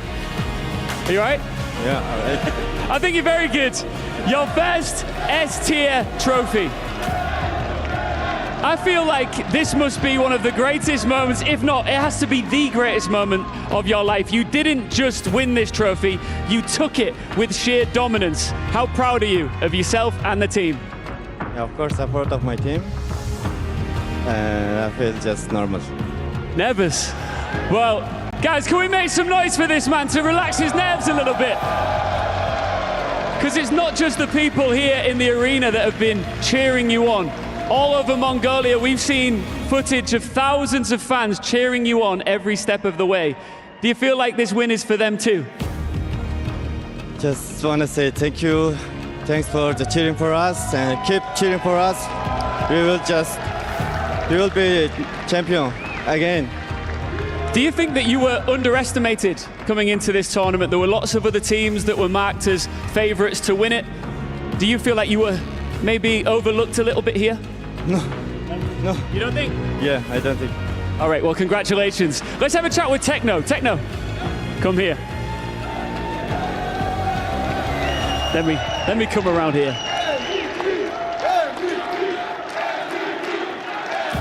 Can you hear what they're saying? Yeah. Well, first, how much of a personal statement did you make here in this tournament, and how proud of the way you have played are you? To be honest, I think it was I did my job very well, and my performance was good. At the start of this year, I had a little bit struggle and not a good ratings, but however I came back to this event. And one thing is I'm really proud of my team because of the pillar top came here. Fantastic. Guys, can you just chant again? What were you saying? You were saying something.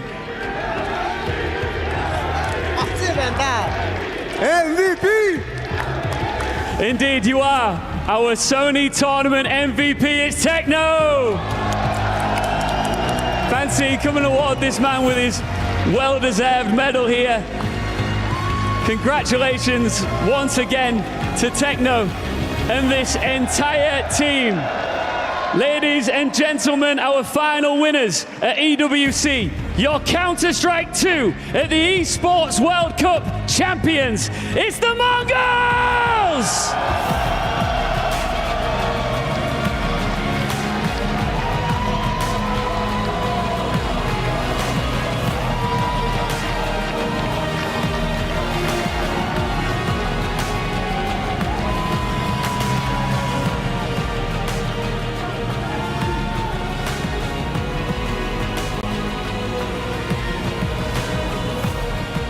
They may have stumbled in Austin, they may have left Bounty empty-handed, but today they finally get their hands on that ever-elusive S-tier trophy.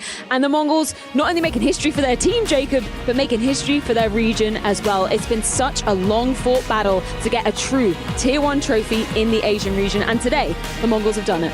It's been a long time coming for the Mongolz, but what a fashion to do it in. A 3-0 victory where you never left any doubt whatsoever that you were the best team in the grand final. And as you said, Freya, the support for this team has been overwhelming. I've seen pictures from Mongolia. You know, everyone seems to be loving these guys, and I understand why. Yeah, it's a party out there. Everyone's loving this. So I mean, they're all going to be watching this. And yeah, a huge moment for Asian Counter-Strike. And as they've touched on a number of times, that's part of the motivation, is they've wanted to help this region kind of rise and build and grow. Great to see them now picking which 3 keys they want to have. Vitality's in there. Who else you picking? In their trophy. Their Asian brethren. I think also what's really important, I feel like for the Mongolz, when they would win a playoff game, they were doing much better when they were the underdog, you know, and have a sort of a surprise win. And then when they were the favorite, would be when they stumble and the pressure gets to them. And here they were an absolute favorite and they played like one. And the result is what it is, right? A 3-0 victory, not being close on the second 2 maps. You know, they got the job done, and that really fills you with confidence, you know, if you're a Mongolz fan, that this isn't a fluke, this isn't going to be a one-off thing. They're here to stay when it comes to contending for these trophies. Just as they were staying on stage as well, this isn't the only time that the Mongolz are going to be champions. Going for Team Spirit as the third right? key. Yeah. I guess they've still feeling a little bit of burn from Bounty. Well, the two teams who beat him in the finals. And the team they took down. And the team from the region. Yeah, and the team from the region. Yeah. Immortalized in their trophy. Right, exactly. Immortalized at the bottom of the trophy, going to get melted in with it all. So good times for the Mongolz. And especially good times for Techno. Only 20 years old. His first ever MVP title to go along with it. So humble up there on the stage, but I like that he could admit, okay, I did my job to absolute perfection this tournament. I think that's fair to say. I don't think anyone expected Techno 4K to be the guy from the Mongol side to win an MVP if that ever were to happen. Obviously, we've been speaking a lot about Sensu 910. Sensu had a fantastic Nuke performance here as well, and I think it's only fair to say that the entirety of the Mongolz played well, but one player that really stood out to me was obviously Techno winning the MVP, but next to him Blitz as well. I feel like that was a close race to some degree. Mention. Yeah, I'd say so. You know, the in-game leader of the Mongolz doing a fantastic job, and I think the fans that you see here on your screen right now, they're probably super proud of those two, because they have not necessarily been the star players of the fireworks and everything. What a celebration. I want to be there. Yeah, they've been in this position one too many times where, you know, Mongolz have made it to a grand final and then they've had to walk away without the fireworks exploding behind them. So that's got to be a celebration. Also, shout out to Mara, the godfather of Mongolian CS, really. I mean, what was it, Jason? 10 years ago in Taipei, the first time, you know, something like that. Mongolia showed up on the scene, and he was there then, and he's there still, you know, making roster changes when no one expected it 2-3 years ago, finding guys like Kimzinho, like Techno, like Senzu to bring into this roster, and it's paid off so much. Putting Mongolia out of all places on the map when we talk about competitive Counter-Strike, you know, just such an impressive feat for Mara and the rest of the Mongolz organization. Yeah, you got to admire the journey that Mara especially was on, as you mentioned, from 10 years ago, because there had to have been some moments during that stretch in the past decade where people were looking at him like, what are you doing still trying to make this work? Like, why are you... Get a real job. Yeah, why are you still pouring your heart and soul and all your energy into this? And obviously now a little bit of redemption and vindication for him, and obviously a huge goal accomplished for everyone involved in the Mongolz organization. I think the cool thing for the Mongolz is it obviously has been a long time coming for him, but it's also been one of those where you could see it happening over time. Look at the last 4 tournaments they played. Major grand final. You go into a quarterfinal at IM Cologne, you go into the grand final of the Bounty, and now you go into the grand final here at EWC and you win it. Right now, if we were to do a power ranking, I think we had to have the conversation whether or not the Mongolz are number 2 or number 1, you know, as of this very moment. And we live in a world where it's constantly changing. There's Counter-Strike tournaments week after week after week. So when you manage to go into 3 grand finals out of 4 tournaments, 2 of those being, one of them being the major, obviously, another one being EWC, where you end up winning, then you got to be in the conversation of maybe you're the best team in the world, or at least not the second. Honestly, I'm low-key just mad that they didn't practice before Cologne. I was going to bring that They just showed up. They just showed up to Cologne, and they lost to Navi in the quarters. It's like, if you just went for a week, just a week practice. Yeah, might have Cologne. Maybe something changes there too. It's so impressive just looking at the fact that it's been almost 2 years that all of these 5 players have been together. And as you were saying, Jacob, just like the consistency, the gradual output that we've seen throughout the duration of 2025, culminating in finally a trophy. And they're a very young team. Janko said it, right? We had the feeling that sometimes they would choke a bit, but they were the second youngest team ever to be in a final of a major when they got to do that in Austin, right? It's still a young team, still a team that can definitely progress, and still a team that can get much better. Yeah, I mean, it'll be fun to see how this team kind of ages with time, right? Where can they go next? What can they improve upon? What can they tweak? What are they going to add in? And can they start kind of setting the tone for what the second half of the season is going to be? You have an opportunity now, if you're the Mongolz, to really take the grips of these rankings when you have a Vitality who's kind of struggling to get back to the top, when you have a Falcons who's still trying to figure things out, when you have Spirit who's making roster changes, Malice with the issues that they're still having. Mongolz are in a prime position right now to like look at the second half of the season where we are right now and say, we're going to be in the driver's seat for the next few months, and now it's up to you guys to try and come beat us. Janko, it makes it such an exciting race when we look at the caliber of teams around Vitality. No longer the reigning kings enacting their reign of terror. The Mongolz proving that, twice over, they can beat them and they can also become a competitive force. Really, Senzu, at this moment, you're going to give him the years on this photo of the old photo. It's like, leave him Zinho alone. But yeah, absolutely. I mean, it makes it very exciting. Some of these teams are in flux, but Mongolz, showing that consistency and longevity pays off, sticking with it and just slowly but surely improving step by step. Finally, they get the payoff. In a statement grand final, the Mongolz are your Esports World Cup 2025 Counter-Strike 2 champions.